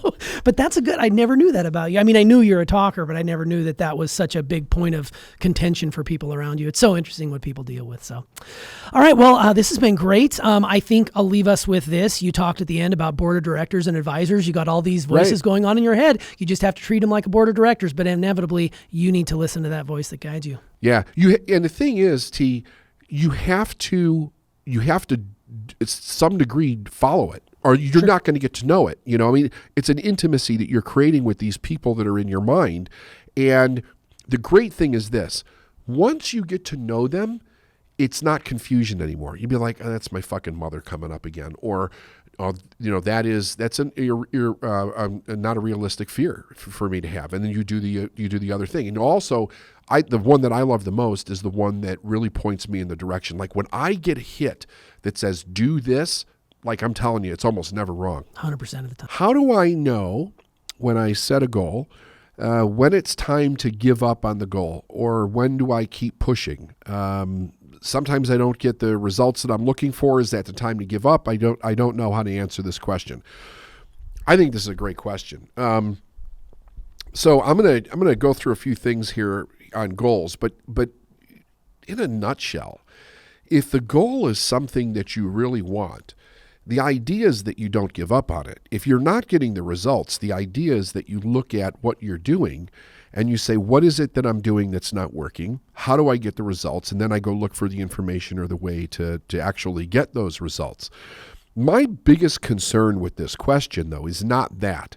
Because I think if a person really wants that goal more than anything, they're going to know that to some degree. It's going to be intuitive in some way. They're going to figure it out. My main concern, though, is how many people set goals that they don't really want. And in my experience, it's a lot of people that actually do this, and not only set goals that they don't want, but setting goals that they think that they need to set for whatever reason, whether it's beliefs or fears or safety. It's not the thing that they really want in life. They're just setting goals because that's what they think that they have to do, and it's not something they really want. So let me kind of run through this a little bit. When we're setting goals, we should have two things right at the top when we think about a goal. First of all, here's what's important to know about this. A goal should be something that you've never done before. And not only something that you've never done before, but from a creative process, the creative process with and through human beings always goes from the top down. It goes from the higher to the lower, meaning that when we build an image of a goal that we want in our mind, when we get that image crystal clear, we have to understand we have that on the first level of creation. The first level of creation, as insofar as human beings is concerned, is to clearly define the goal that we want to accomplish. When we do that, we're basically taking the knowledge in the universe of the goal that we want. We're formulating an image which brings clarity to it. We're organizing the information. When we organize the information, we have a clear image in our mind. When we have that, we've taken all this information from the know thing, from the universe, and we've built an image in our mind. I have an iPhone here. At one time, the iPhone was an idea, okay? It was an idea in Steve Jobs' mind. Nobody had seen the iPhone except for Steve. So he had to form a clear image of what this looked like in his mind, and then he had to think about how is this going to be created. But the information to create the iPhone, where was it? It was in the universe. Every single thing that we have invented or created with human hands was nothing more than information that existed in the universe. And with our brain, with our marvelous intellect, we have the ability to fantasize. We have this great imagination where we can take this information and we can build an image that nobody has ever seen before. Every single thing, folks, every single thing, every material thing that human beings have made was first an image that nobody ever saw before in the mind of the person that was going to create it. It's the first level of creation. So it's very dangerous for us to fall into the ignorance of saying, well, it's just a fantasy, right? Because a fantasy is the first stage of creation. If you have it in your mind, you could hold it in your hand. But if you don't have it in your mind, you can't hold it in your hand. The universe only responds to clarity. However, over the years, many people have said, the image that you have in your mind, that's just fantasy. It's not real. Not only is it 100% real, one of the reasons why we say that to people is because there's been many people, and we all have known people like this, that have a fantasy for something, but they don't do anything with it. So they never take it to the second and third stages of creation and then bring it down into the material world where they actually say, hey, this is a fact, this is a goal, this is something that I've done. If you, even with something like a marathon, when it's like a physical achievement or something like that, the image of you crossing the line, the image of you running that marathon, it's in your mind, but you have to physically go out there and train yourself to be able to do that and then actually follow through. And then you have the manifestation of the image that you had in your mind. Everything operates according to this image. So when we're setting a goal, we should be thinking to ourselves, number one, what do I really want? Like, we have to think about it from the aspect of what do I really want? And then we have to fantasize. We have to use our imagination to build this image in our mind of what it is that we desire. However, most people approach it from a different way, and I think this is where it gets a person into trouble. Instead of saying, what do I really want? What they're actually doing is they're saying, what do I think I can accomplish? And what I think I can accomplish is very much based on past history. Now, the purpose of a goal is to give our life direction. It's to tell us what direction to be able to move in. And the goal should be part of an overall vision for a person's life. Now, does it have to be part of an overall vision? No, it doesn't. We could just pick a random goal, we could go out and accomplish that goal, and it really has no part in our purpose or our vision as far as it's concerned is with the intention of it, okay? However, the idea is basically, though, that we're creating our life with intention.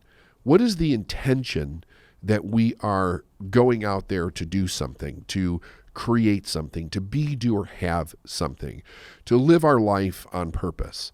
I think that's really the idea, so that when we're coming from, when we're thinking about what do I really want as far as a goal goes, it should be something that causes us to grow, because as we grow, it's in the growth that we accomplish the goal. Most people can't go out and run a marathon without doing any kind of training. So what do? we train, we diet, we stretch ourselves. We continue to do that until we think we're ready to go out and run the marathon. And then we go out and run the marathon and find out if we trained enough. If we didn't, we go back and keep training until we get ourselves to the place where we're actually going to complete the marathon, the image that's in our mind. If we're going to climb a mountain, it's the same way. If we're going to race a car, if we're going to race in a pool, we're going to swim. If we're going to invent something, if we're going to have a financial accomplishment, it all starts with the image in our mind first. And that image, because life is about growth, should be something that we have not done before. Because if we've done it before, it doesn't really require any growth. But because most people are not coming from the idea of living their life on purpose, creating the life that they really want, many people don't even know that they can create the life that they want. You want to talk about something that's sad in the world. That's something that's really sad. But most people don't come from that place. So when they think about a goal, what they're doing is they're thinking about, okay, here's something that I'd like to do, but I also need to be safe while I do it. I can't take too many risks. I don't want there to be a setback. I don't want to be disappointed. So instead of going out and picking the thing that they really, really want, they're picking something that they think they can accomplish. Now, when we pick something we think we can accomplish, we're looking at a couple of things. We're looking at what we know, and what we know is based on the facts that are in our life. So when I look at what I know, in order for me to look at what I know, I immediately have to go into my past in order to look at what I know. So if I'm picking this goal and it is made up out of what I know, and what I know is made up out of those facts, I am delving into my past in order to create the goal. If I had a goal to take a car trip from one end of the country to another, and then the next year I had a goal to take a car trip from one end of the country to another, it really wouldn't be a goal per se, because I already know how to accomplish that. There's no real growth that is required to do that. Now, there may be discipline, but just because there's discipline with something does not necessarily mean that there's growth. If we want our life to continue to grow, to continue to move forward, to be fun, to be exciting, to give us the things that we really want, we need to put goals that cause us to grow, and the goal itself actually gives us direction. So if I'm looking at my goal, I need to ask myself a very important question. And I would suggest all of you do this with the goals that are in your life right now. Are you picking goals that you really, really want, or are you picking goals based on what you think you can accomplish? And I would just sit with that idea until you actually know the difference. When we're picking a goal that we really, really want, there's something important to understand about the goal. I'm trading my life for that goal. I'm trading my life for it. Everything that we're doing that takes up our time, our energy in life, we're trading the livingness, the day-to-day life for that thing. Right now, I'm doing this podcast. And while I'm sitting down recording this podcast, I'm trading my life for this podcast. I don't ever get this time back, right? When I'm doing other things, when it comes to running my company, I'm trading my life for that. When I'm working with other people to try to help them, I'm trading my life for that. I have a goal to continue to grow my company, to make it bigger and be able to reach out and continuously help more people around the world. To me, that is a goal worth trading that time that I'm using on building that, trading my life for that goal, for that accomplishment, for that achievement. We all have to ask ourselves this question. And I think that when we ask ourselves these questions, it really gives us a different context when it comes to the goal. Because it's like, is it worthy of you, right? Is it worthy of you? Most people say, am I worthy of this goal? Am I worthy of this achievement? We need to ask a different question. Is the goal, is the achievement, is that thing worthy of us? I mean, we're the magnificent piece in there. And if the goal's magnificent, it's only magnificent because we're making it magnificent, because we're creating it, because we're giving it intention, because we're putting the energy, the creativity, the ability for it to work and do what it was designed to do. We're putting that time and that energy and that life force into that thing. Now, when we're doing that, when there's that kind of energy going into the goal that we want to create for ourselves, that goal has meaning to us. Anything that I'm going to trade my life for should have real meaning to me. Now, another thing that's true, but it's also sad, is that so many people are trading their life for things that don't have a lot of meaning to them, right? It's not what they really want. It's not the thing that makes them happy. It's not the thing that gives their life the excitement, the curiosity, the fun, the enthusiasm, the ability to help others, the ability to help themselves, real solid accomplishments other than being safe and certain every day. So when a person sets a goal from that place and they don't achieve it, a lot of the energy that they're even putting into the goal is like almost like a half energy. It's like a half-ass energy. They're not putting their life energy into something. So if they do that for a while, they're probably having to make themselves do it every day, not from a place of really wanting to, but it's like, okay, well, I set this goal, I need to follow through on it. And they're not putting 100% energy into it. So when they don't get the result, the question is, well, how long should I keep doing this before I quit? Because they really don't want it to begin with. They're picking the goal They're picking the goal out of something that they think they need to do, something that maybe somebody else thinks that they need to do, but it's not really coming from a place that's all that exciting to them. So if you're setting goals from that place, I would ask you to ask yourself why. Like, why are you setting goals from a place of either you know how to do them, you've done it before, it resembles what you've done before, you don't find it exciting, you're not putting all of your effort and your heart and your enthusiastic energy into it. Why are you setting goals from that place? Okay, now, let's say that we're moving up.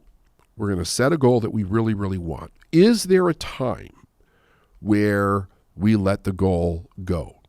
I think that there's the answer to that is probably a yes, but maybe not for the reasons that most people would think. First of all, when we set a goal, we usually have a time frame for its accomplishment. And very rarely, actually, do we pick the exact correct time frame the first time out. We're usually wrong. Sometimes it's great we're wrong because it's actually shorter than we thought. We accomplish the goal faster, but sometimes we don't actually accomplish it within the time frame. Let's say you set a 90-day goal and you're getting really close to those 90 days and you're just not even close to achieving that goal. What do you do with the goal then? Well, what you do with the goal is you extend the time on the goal. So the goal's not wrong, but the time frame in which you picked was wrong.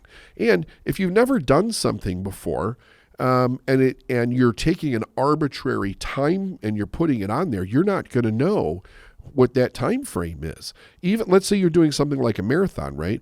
You're going to run a marathon. You don't know what time you're going to finish that marathon in. There's so many variables that take place in the running of a marathon. You're not going to know. You can shoot for a time. You can actually even set time as a goal for the marathon, right? But until you've done it, you're not going to know what the time is in which you complete that, which is the same thing for most things.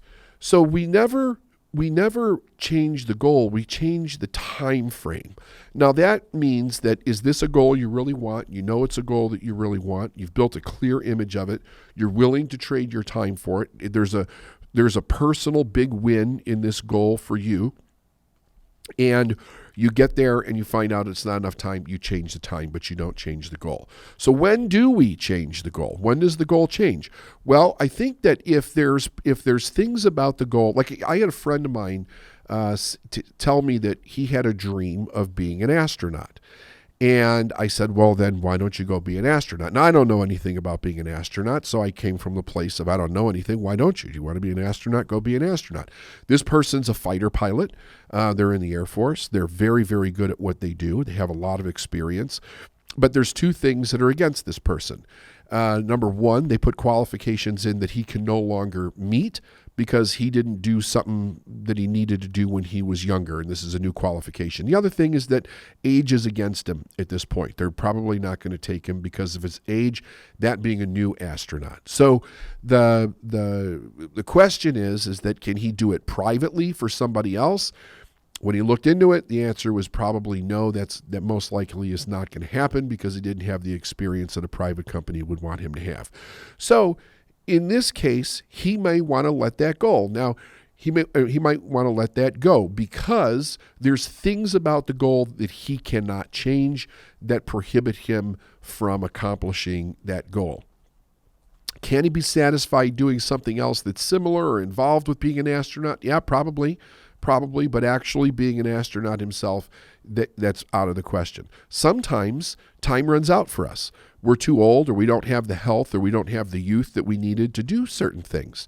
If that's the case, then maybe we have to let that goal go for ourselves. But I think, all things being equal, the only time we would actually let a goal go that we really wanted, really meant something to us, is if there was some external property to this goal that is going to prohibit us from accomplishing it that we cannot change.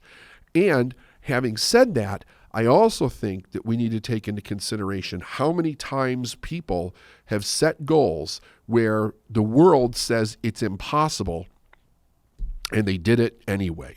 So you have to know the difference between what is a real obstacle.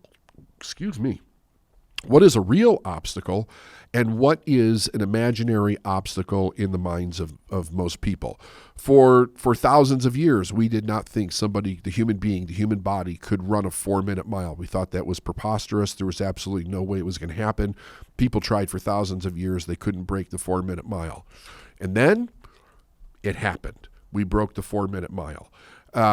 We thought that we would never be able to get an airplane in the air. And then the Wright brothers proved us wrong. They got that plane in the air.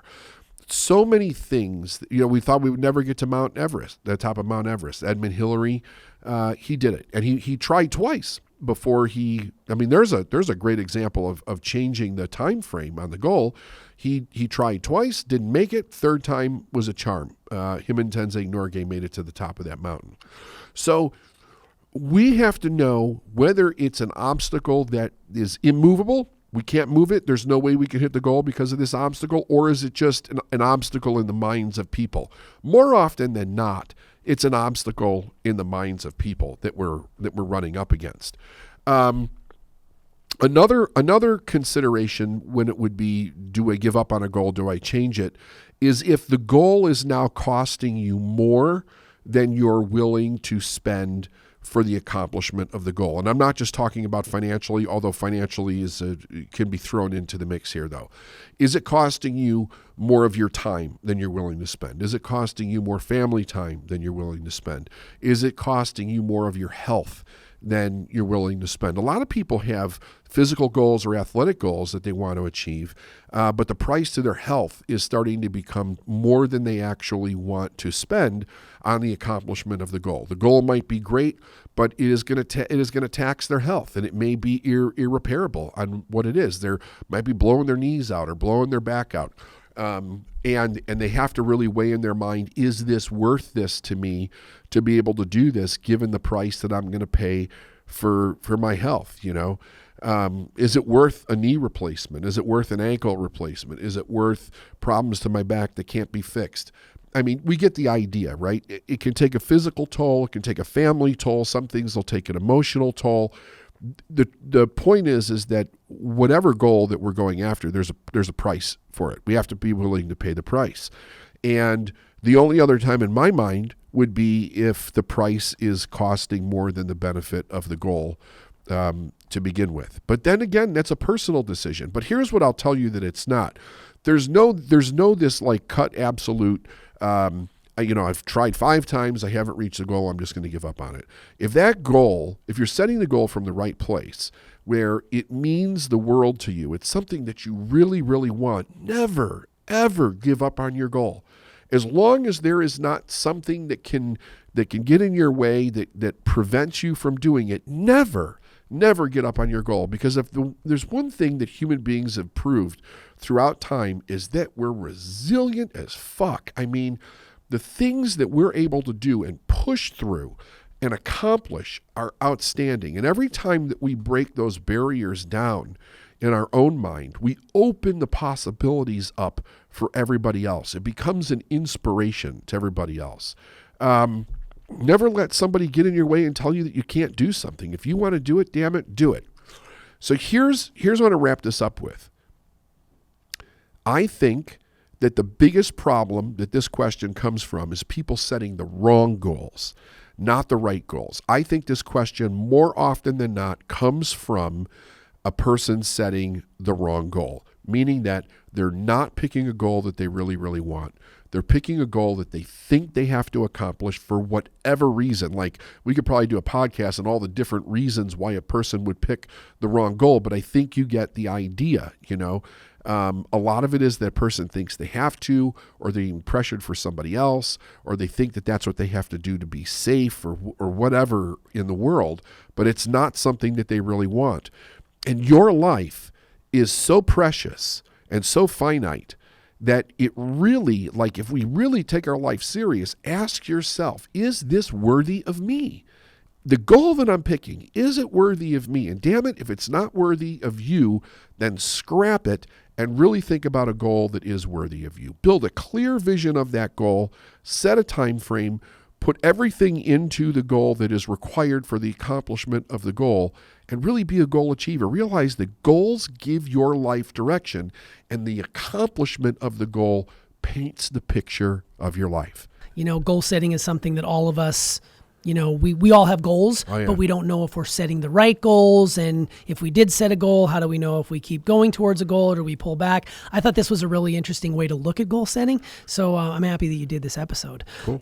You talked about when setting a goal, it should be something you've never done before. I mean, clearly that would be something that everybody should do, but you'd be surprised at the amount of people that set a goal that's something they're already doing or 100%. have done in the past. Why do they do that? Well, I think we're kind of raised that way. Okay. I mean, the first time I heard that, I had never heard that before. And I was thinking about where would that actually come from? Well, if you look at how repetitive our life is in the first 20 years, like school and things, you're going to set goals that are within the frame and the scope of how you're living your life. So a lot of them will probably be the same, Sure. I'm going to set a goal to save up for a vacation. Well, next year I'm going to set a goal to save up for a vacation Just again. rinse and repeat. I'm going to save up to buy a car. What car did you buy last time? I bought a Pontiac. What car are you buying this time? A Pontiac. Like, we're not taught to set goals to grow. With possibly the exception, I think in sports, we learn a little bit different, because we want to better our best. We want to increase our time. We want to pass further, whatever. Like, that's an area of life that if a kid is introduced to sports, they might get a little bit of a different teaching. But for the most part, there's some skill set activities that a person will do, maybe music, where you're looking for incremental progress and gain.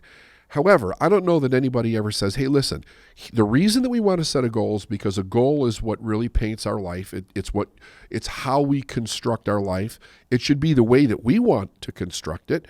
And the goal is specifically to give direction to the thing that we want to create. That tells us which way to go. It tells us who to be, what to do, what we have to accomplish to get it, and that we shouldn't set a goal for something that we've already accomplished. Yeah, and it should be something that stretches you. I mean, there's a couple things you talked about. Something that should stretch you, and also something that you are really lit up about. Something that hits a tuning fork inside of you that says, this is something I really want to do. Because I think a lot of this episode was, are you setting the right goal? So could you talk a little bit more about what that looks like, setting the right goal associated with where you want to be? Well, here's another thing.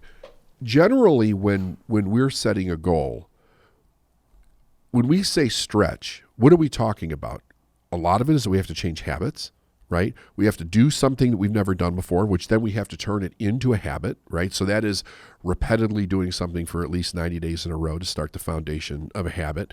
And the idea, I think, is that, I mean, personally for me, I think it should be something that excites us. Like, we get to create our life however we want to, but there's a time in our life in the early years, maybe the first 20 years or so. And even a lot of times from like 20 to 30, I think the idea is we have to live this life that's in front of us. It's not really of our choice, especially for like the first 20 years. Not much is really our choice. We're in there with our parents. We have to go to school.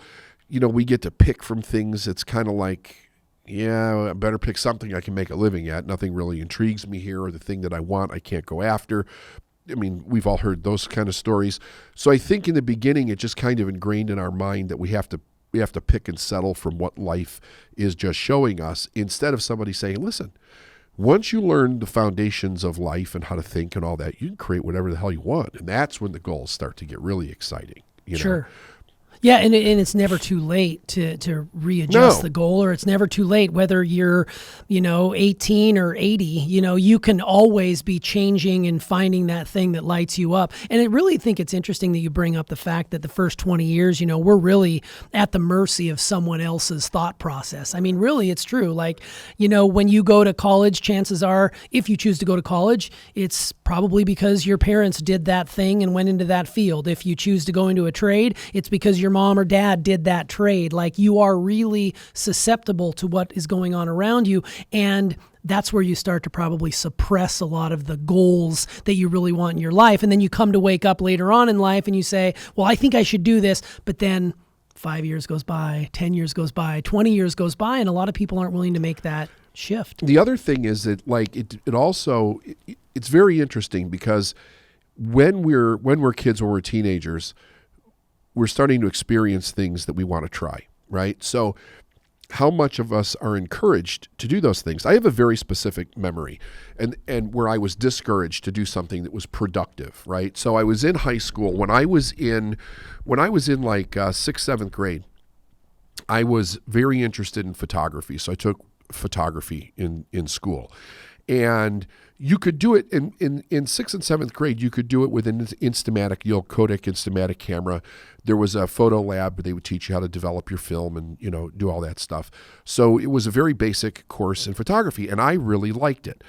When I got into high school, it required that you had like a Canon 500 or something. You had to there was have an a investment better involved. camera. Sure. And I remember asking my dad if I could get this camera, and he talked me out of it. He's like, You never played with cameras when you were a little kid, even the toy cameras and stuff. You never really showed anything aptitude for that or whatever. Why don't you get involved in football or something like that, which I really didn't want to do at the time.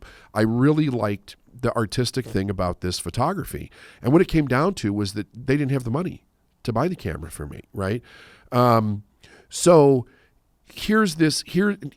nobody ever said, you know what, I can't buy you the camera, but let's see if we can find a way for you to earn the money, encourage me to do something different that I really wanted to do. The message was, here's something I want to do. You can't have it because you don't have the money to do it, right? So now it's not even grow into the goal. Now I have to pick something out of a series of things that I don't really want, that don't interest me, right? So instead of doing photography that year as an elective, I did wrestling and football. And I broke my knee in wrestling, and it took me out for the rest of my freshman year. And it sucked. I mean, it was, literally 3/4 of my freshman year, I had to get tutored at home. Wow. I remember you telling that story before, but it sort of lands even more now when we're talking about goal setting, about how you were sort of driven away from what it was that you felt called to do. And then you went and did this thing. And it's no coincidence that you probably got injured because you didn't want to be there to begin with. I mean, the mind is a powerful thing, and it'll do all these things. The thing about it, and I've thought about this a couple of times. I never really put a whole lot of thought into it, but if I had been able to do that, I would have started developing the habit of picking things that I really liked to do and following through on them. My biggest problem as a kid was I did not like the things that I had to choose from, and I couldn't get myself to follow through on them. I did show a tremendous aptitude for anything that I did like. Like I would get D's and F's in school, except for science. Science, I would get straight A's. It came very naturally to me, right? Like for whatever reason. But everything else, it was I had to do these things that I didn't like to do. But if I loved to do it, I did really well. There weren't a whole lot of things that were being offered to me that I really loved to do, and it was a very blue collar environment that I was being raised in. It was pretty much like if you didn't get a college education, you were going to have some kind of a manual labor job, which is exactly what I ended up in. But I've often wondered if somebody had said yes to me with the camera, would that have had an impact on the things that I chose for goals coming out of high school? Like maybe I would have finished high school instead of quit. Maybe I would have went to college instead of not doing either. And, things may have turned out different, like that it's the, what do they call it? Turn of the road? Sure. One It turn was on the definitely road. it was a fork in the road moment for you, and it Yeah. could have changed things. And I mean, I know that you're not referring to anything that happened right there with any sort of regret. I mean, No, you're here no. because of that thing, right? So had you gone into the photography, it could have led you to something else, and you're now taking pictures for Time Life magazine or whatever it might be, and not Could have here. been. But at the same time, it would have been interesting to see what that encouragement would have done for you, because and they didn't come right out and say, we don't have the money for it. It was, they tried to make it maybe your idea. Well, and no, he did say that. He said that they're were really some funds, expensive, and it's not like you really showed that much interest in it or whatever. But completely disregarding the fact that the 2 years before this, I was in photography both those years in Interesting. school, in junior high, right? So I was kind of like, Yeah, the facts weren't backing up what was being yeah. said. Yeah. Anyway. It's interesting. I mean, I had the same thing happen with me when I wanted to play. All my friends were playing like the saxophone in school, Right. and I wanted to play the saxophone, but my mom was like, "We just don't have the money." And I'm kind, I probably would have just picked it up and saw, "Oh, it's bright and shiny," and blown it a few times, and then not practiced. So it's probably a good thing I didn't. But it's interesting to see how early on in life, to bring it back around, is that we're sort of driven by everyone else outside of us, and we don't really get to tap into, this is what I really want to do. And then you get into the adult life and you've got all those years of programming underneath it. It's sort of challenging to make a change unless you're truly committed to the change. And that's where that goal comes into play. Setting the goal that you really want to hit. And it's that, skin in the game that's going to get you there. Yeah, and I would have had the desire to follow through in the practicing and learning and all that stuff. They would often say to me, I mean, there were a few things that I really wanted where I was told no and I was given something else, and then I didn't really follow through it. And they're like, "See, you don't follow through, so why would we get you the So other it's just thing?" validation. And it'd be like, well, wait a minute. I didn't know this at the time, but it'd be like, wait a minute. If I really wanted to do it, the follow through would have probably been there. The fact that you're telling me to pick something that I don't really want, no wonder I don't want to go home and practice every day. Yeah. I didn't really want to do it. Well, and I think also hearing C, when anybody usually starts a sentence with C, it's usually not good that comes after that. I would agree. I can totally feel that. Like, see, I was right. Yes, You're that's what it wrong, is. Yep, I'm right, you're wrong, I'm right. Yeah, totally, 100%. I don't think we ask ourselves the question often enough, what do I really want? No. I like how you're always taking a moment to pause and say, I'm setting a goal, because you set goals for yourself every year. You set goals for your company every year. I mean, we set quarterly goals, annual goals, 10-year goals. I mean, we're all about goal setting here at Team Nagel, of course, and we take your leadership from that. But it's a lot of times we want to shoot for the thing that maybe we think we can achieve versus we want to stretch ourselves a little bit to get there. And we have huge, we call them BHAGs around here, those big, hairy, audacious goals that we know it's going to be a stretch. And we may not hit that goal, but like they say, if you shoot for the moon and land among the stars, that's kind of where we're at. But we don't ask ourselves enough, I think, and most people probably listen to this will agree, what do I really want? What is that like for you? When you quiet your mind and say, what do I really want? How does that sort of guide you to what's next? Because you're always thinking about what's next. Well, so I think one of the interesting things was that this started a long time ago, right? So over 20 years ago, I started following what I really wanted, and everything's been kind of an expansion on that. The thing for me now is that if there's something that I want, I don't think about why I can't get it or can't have it. I ask myself, do I really want to commit to this, right? Is this something I really want to commit to? Because we do have these big goals, but we also know that there are things that we have to achieve before that goal is going to be a possibility, and how much work and time it's going to be and money to put into those things in order to be positioned right to be able to hit that goal. So for me, it's, at this point in my life, I pretty much can do anything that I want. So I want to make sure that I'm doing something that I think is fun, that's exciting, that's in harmony with my values to help people. And is it, I'm also cognizant of something that I wasn't, say, 10 years ago. So since I turned 50, there's a more of an urgency in the time, right? Because, I think this is just, thinking realistically about what you have as far as, like possibility, what you have as a resource left when you consider time.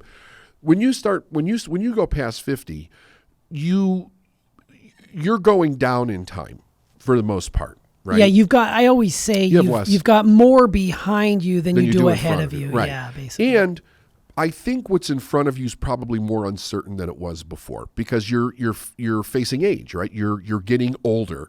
And we know how the human body works, right? It doesn't get stronger as it gets older. You have to work at keeping strength. You have to work at staying fit. You have to work at staying sharp.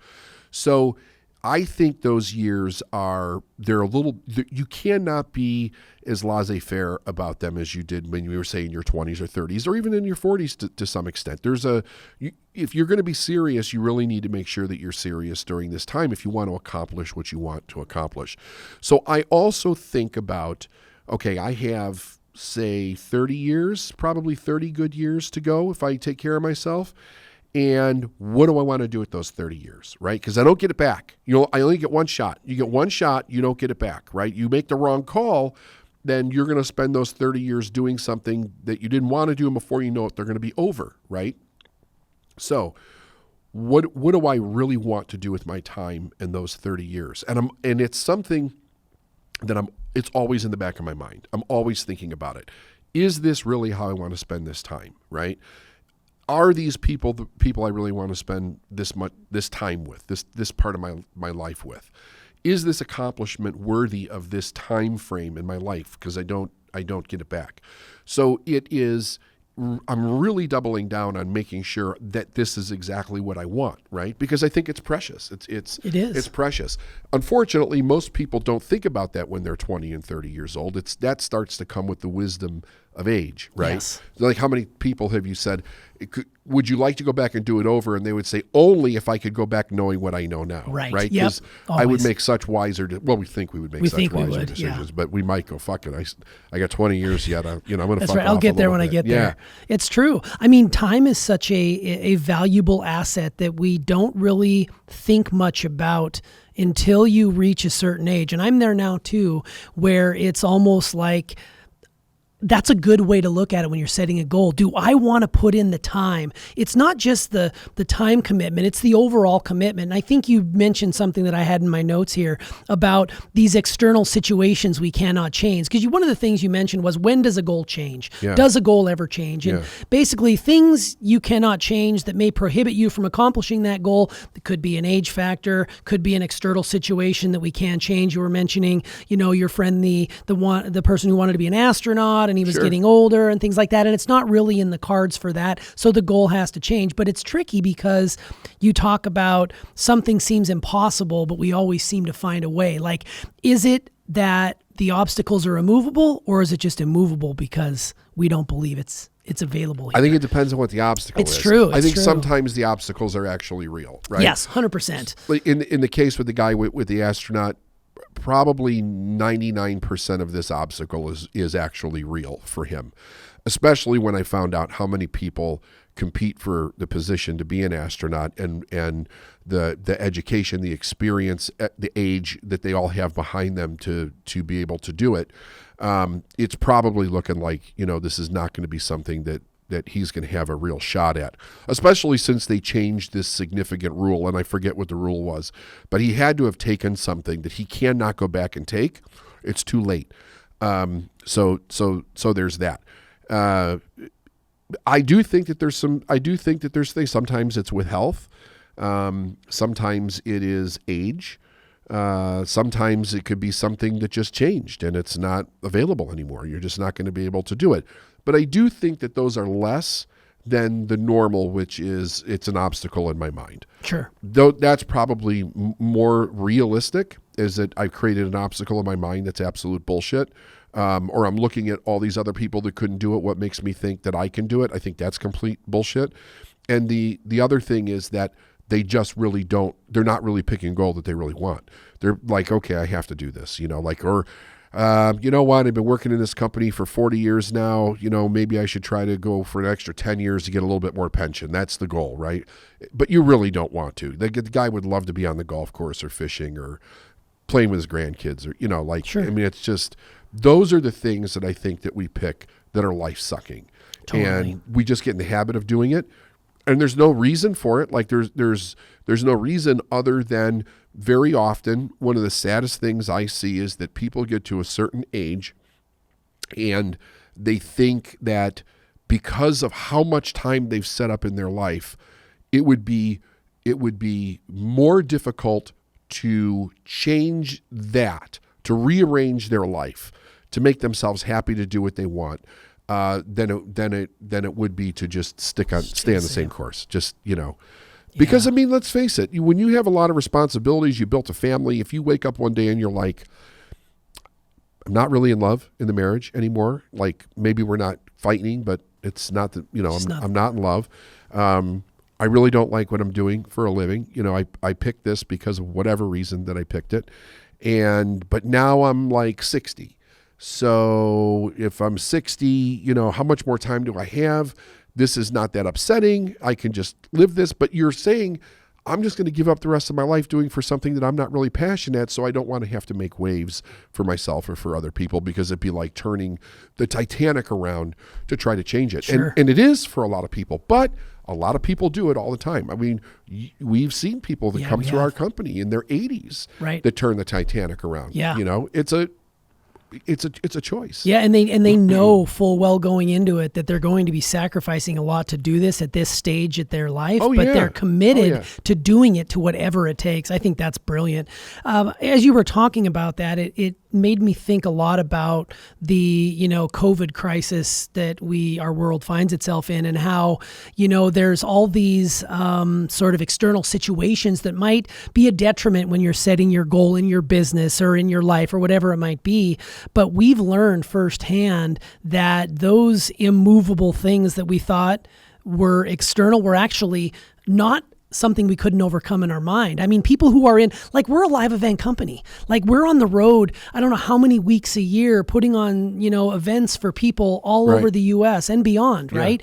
And that was taken away from us. So what did we do? We pivoted to a virtual environment, and we just hosted a gigantic Art of Success Summit that you pulled off in the middle of October. And here we are, you know, just basking in the glow of that. And we didn't have to go anywhere. It was done right here in the Charlotte area. So it's just really interesting to see that the goal doesn't change, but maybe the way you go about achieving that goal does. And I think that was something that really came out through me by listening to this episode. Yeah, for sure. And I also like that, you know, you said, I'm trading my life for this goal. Like you said, I'm trading my life at this moment for this podcast. I'm not getting this time back. Time is a currency. It's a unit of measurement that when it's gone, it's gone. That the 5 minutes I'm spending right now talking about this, it's gone. You don't get it back. So, you know, it's one of those things where you say, ask a different question, and you repeated it several times. And I'm going to repeat it again because it's so powerful.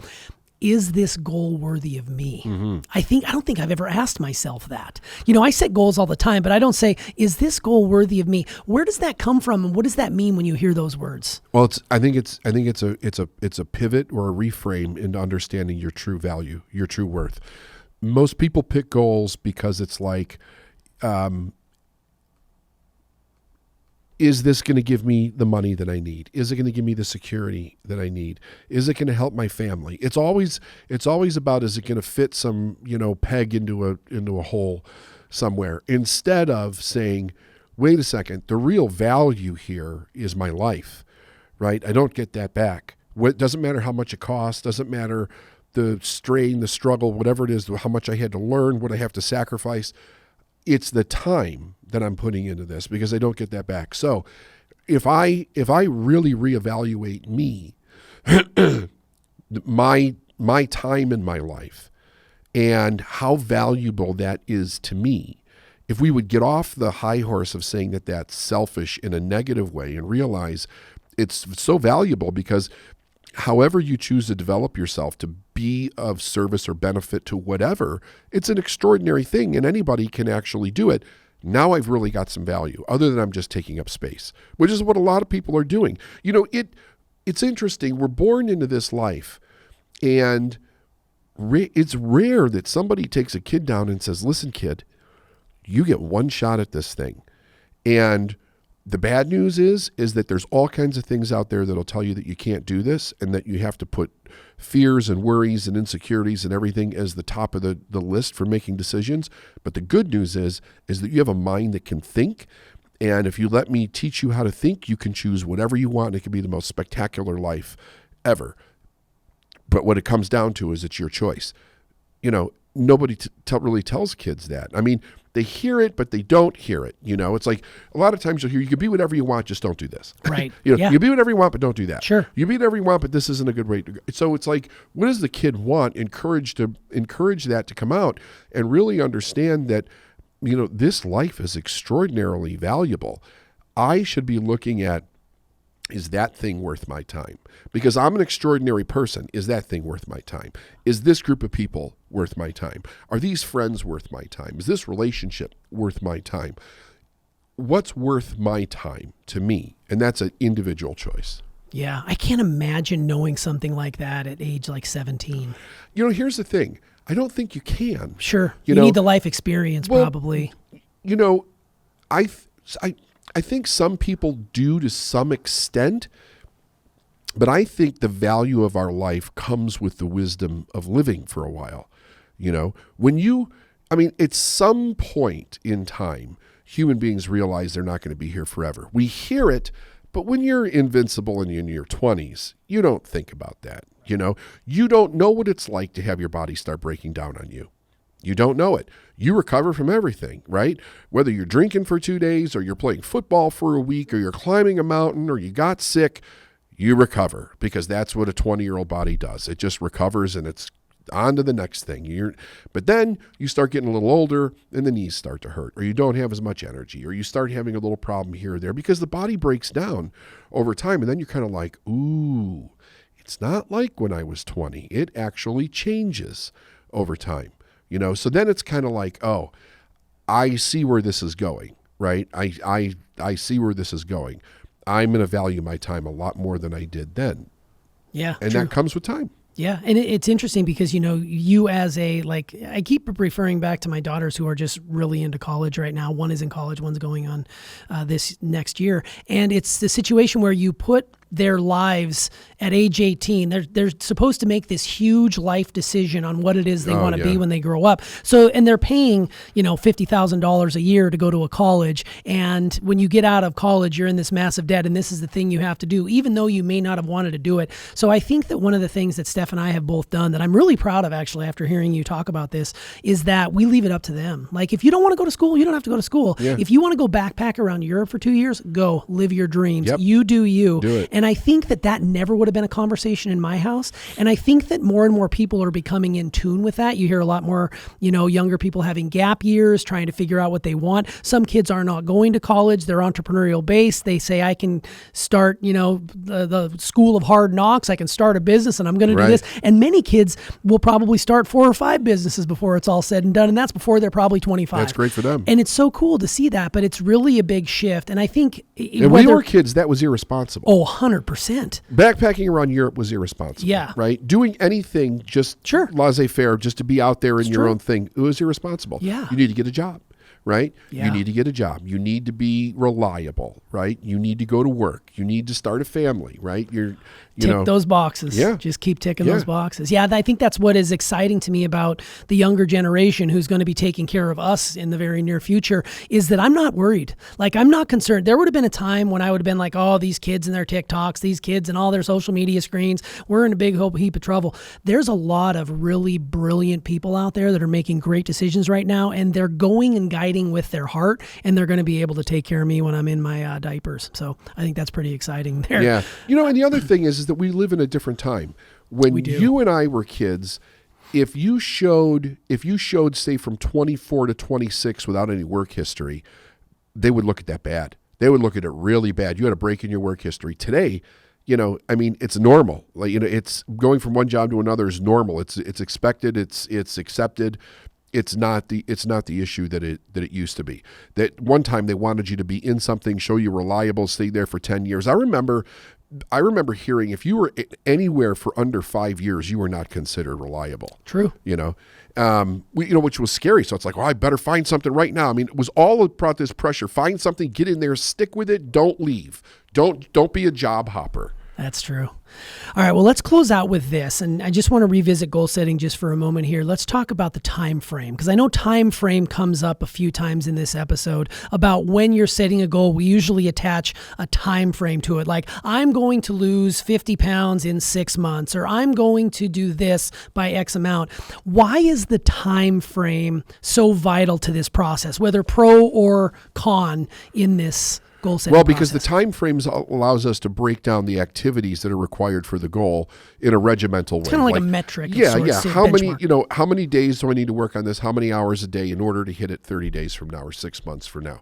So we can measure if we're on track as we go, and we can understand what we need to adjust or what we need to learn or what we need to fix as we're actually going through the process. So I think that's the reason for setting a time frame. And if we don't hit the goal within that time frame, you said we never change the goal, we just adjust the time frame. Correct. It's not that you're a failure. It's not that you're being lazy. It's not that you're worthless. Right. It's, okay, I overshot it. I'm on the right track. I see that now. Let's push this a little forward. I think this is where, and I hate to bring New Year's resolutions in on this because it's not goal setting and New Year's resolution. I guess on some level they could be considered similar, but it's like people, they say they're going to do something and then January 2nd rolls around and they stop doing it and immediately the year's shot. So the 363 days we have left, I'm just going to, we'll try again next year. And why are they waiting to New Year's to set the resolution? Like if you know you want it now and it's August, do it now. Yes. Say, well, you know what?